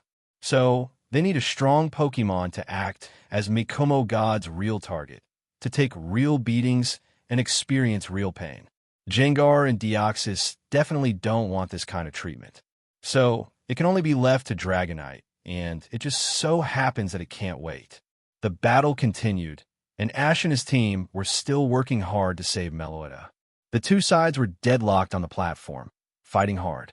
In the meantime, Xia Fan wanted to use the spiritual shared world system to free Tornadus, Landorus, and Thundurus from the control of the mirror. However, standing under the platform, no matter how Xia Fan shouted through the spiritual shared world, Tornadus and Landorus did not respond and continued to beat Gengar and Deoxys. Do I have to make them appear in front of me and look me in the eye? Xia Fan recalled everything he experienced when he awakened Thundurus. He then began to formulate a lure plan, asking Thundurus and Gengar Deoxys to cooperate and send Landorus and Tornadus to him one after another. 1 minute later, bang! Another scream was heard from the sky. It was Dragonite's. It was beaten down again, followed by Tornadus. The reason is that Gengar didn't want to be seriously injured and become a living target for Tornadus. So he communicated with Dragonite telepathically and asked it to exchange rival with him. The brainless Dragonite agreed without even thinking about it, thinking that Gengar was doing a good deed and that he was strong enough to fight Tornadus. But the fact is, not long after it exchanged rival with Gengar, it was ravaged again. Tornadus smashed it into the ground again with his arm hammer, creating a big hole again. Dragonite, Iris was very nervous and jumped into the pit again without hesitation to protect Dragonite. Xia Fan repeated his previous actions. After Iris jumped into the pit to protect Dragonite, he and Mew resolutely rushed towards Thundurus. When Tornadus looked at it, he was ready to use an air cutter to drive it away. He looked directly at Tornadus and shouted in the shared spiritual world, "Open your dog eyes and see who I am." Like Thundurus, Tornadus froze instantly. A strange force shocked it, and then its consciousness gradually returned to normal, and pupils gradually appeared in its blood-red eyes. "Master, master, master, master!" When Tornadus came to his senses and saw the familiar boy in front of him, he was startled, just like Thundurus, and his tongue was tied with nervousness. "Well, as long as you know who I am." Xia Fan spoke in a flat tone, too lazy to waste time talking to them. In the shared spiritual world, he repeated to Tornadus what he had said to Thundurus. "I understand, Master." Tornadus waved his right hand, and dozens of air cutter attacked Xia Fan and Mew. Xia Fan shouted, "Xiaohuan, Thunderbolt! Pikachu!" Mew then jumped out from his shoulder and blocked Tornadus' air cutter with Thunderbolt. Then Deoxys in his speed form appeared again between the two sides and took over the battle with Tornadus. After fighting for a while, they returned to the platform. Xia Fan turned around and went to the deep pit. Dragonite was seriously injured at this time, and it was difficult for him to even stand, but he still had an expression that said, "I don't accept it, and I want to fight." Iris felt distressed and wanted to put it back into the Pokeball to let it rest, but the ball was slapped away by Dragonite's claw. "Mr. Xia Fan." Iris looked at Xia Fan for help, wanting Xia Fan to help persuade him. She was afraid that if Dragonite continued to fight forcefully, he would die here. But Xia Fan jumped into the pit, touched the seriously injured Dragonite comrade, and said, "Do you really want to continue fighting?" Dragonite nodded without hesitation. "Mr. Xia Fan." Iris was a little anxious. Xia Fan looked over and shook his head expressionlessly. Seeing this, Iris gritted her teeth and stopped talking. Well, since you want to fight the strong so much, you can eat this revival herb. Xia Fan took out a revival herb from his backpack, tore off a piece, and handed it to Dragonite. This can heal your wounds immediately, but the taste is not very good. You have to be prepared. Before Xia Fan finished speaking, Dragonite decisively swallowed the revival herb into his mouth and chewed it. Because the revival herb was too bitter, a mask of pain appeared on his face for a short time. It glared at Xia Fan, thinking that this unruly man had deliberately poisoned it. But then it suddenly felt a gentle energy in its body, flowing towards the wounds all over its body, and it was stunned. I looked down and found that the wounds were healing quickly. I've already told you that the taste isn't very good. Why are you so anxious? Xia Fan smiled and shook his head. 10 seconds later, Dragonite's injuries healed and its combat power returned to its best contest condition. It nodded to Xia Fan and Iris and rushed to the battlefield again. Xia Fan looked at it and sighed in his heart. Comrade Dragonite, you can't blame me for this. It wasn't me who wanted to trick you. It was you who insisted on getting beaten. If he guessed correctly, there was a high probability that the old comrade would trick Dragonite into facing Landorus directly, and then was beaten back again and again. Iris, don't worry about Dragonite. This is its way of fighting, and it's why it's so powerful. Since you can't forcibly change its personality, you should obey its personality and make a breeder and training plan suitable for it. Xia Fan patted Iris on the shoulder, then ran out of the deep pit in 2 steps and pulled Iris out. Because each Pokémon is an independent individual, the same breeder solution cannot be suitable for each of them. As someone who wants to be a Dragon Master, I think you should learn to adapt to circumstances. Iris fell into deep thought. After more than 10 seconds, she nodded solemnly. Thank you, Mr. Xia Fan. When Dragonite stood up again just now, I saw excitement in its eyes. I think I understand. I will try my best to understand its thoughts and communicate with it. Xia Fan nodded. At this time, he noticed that on the battlefield of soaring in the sky, Dragonite had indeed exchanged rival with Gengar again, with it fighting against Landorus, the strongest of the 3 cloud gods, and Gengar fighting against the newly joined actor Tornadus. You can imagine what the result will be. 10 seconds later, Dragonite hit ground again. Not only was the hole bigger than the previous 2, but the injury was also much more serious than it had appeared before. Previously, it was severely injured after being beaten up by Thundurus and Tornadus successively, and now was severely injured by Landorus alone. Iris, come here. I didn't receive the revival herb in the bag. You can use it to treat the Dragonite. Xia Fan, who still had some conscience, directly gave a bottle of revival herb to Iris, and then faced Landorus alone again. At this time, Landorus, who looked like a normal tiger, looked at Xia Fan rushing towards him. Instead of using any skills, he let out a tiger roar. The tiger's roar brought with it a gust of wind, which blew Xia Fan's hair up, and his face was covered with saliva just as he was about to shout at him to open his eyes and see who I am. It looks extremely funny. Are you looking for death? Xia Fan suppressed his anger and shouted in the spiritual shared world. The roar immediately made Landorus pause. Just like Thundurus Tornadus, his blood-red eyes began to clear up, and his consciousness gradually returned. 2 seconds later, it looked at the young man in front of it with his hair standing on end and his face covered in saliva. Master, is that you? Landorus, the most powerful of the 3 cloud gods, was not as frightened and tongue-tied as Tornadus Thundurus, but his tone still sounded a little nervous. What do you think? Xia Fan asked coldly, wiping the saliva off his face with his sleeve and pressing his hair down with Psychic. I'm sorry, Master.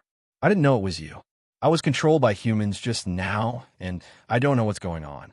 Landorus hurriedly lowered his head and apologized sincerely. In terms of psychological quality, he seemed to be much better than his other 2 brothers. Xia Fan's anger immediately dissipated when he saw it like this. He waved his hand, too lazy to pursue the responsibility, and told it again in the spiritual shared world what he wanted to do. After listening to this, Landorus agreed decisively and said that he would act the way Xia Fan asked him to. This surprised Xia Fan very much. He felt that the last time he subdued Landorus, this guy didn't seem to be as obedient to him as he was now. Could it be that during this time, he learned about his impeccable personality from other legendary Pokémon? Well, that should be it. Xia Fan nodded in his heart. Then he called Deoxys over in the spiritual shared world and asked it to lead Landorus away. After a while, Landorus was led away. As the only one who could bring Boss Giovanni back to the top of the world, the three Cloud Gods were all back under Xia Fan's control and became the actors on Boss Giovanni's side in this battle.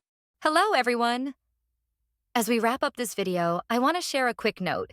I have a Patreon account. If you'd like to support me and enjoy on-demand audiobooks, you can become a Patreon member. Alternatively, you can check out my Google Drive link, which has 500-plus novel audiobooks available through my Ko-fi or Patreon shop. I appreciate your support.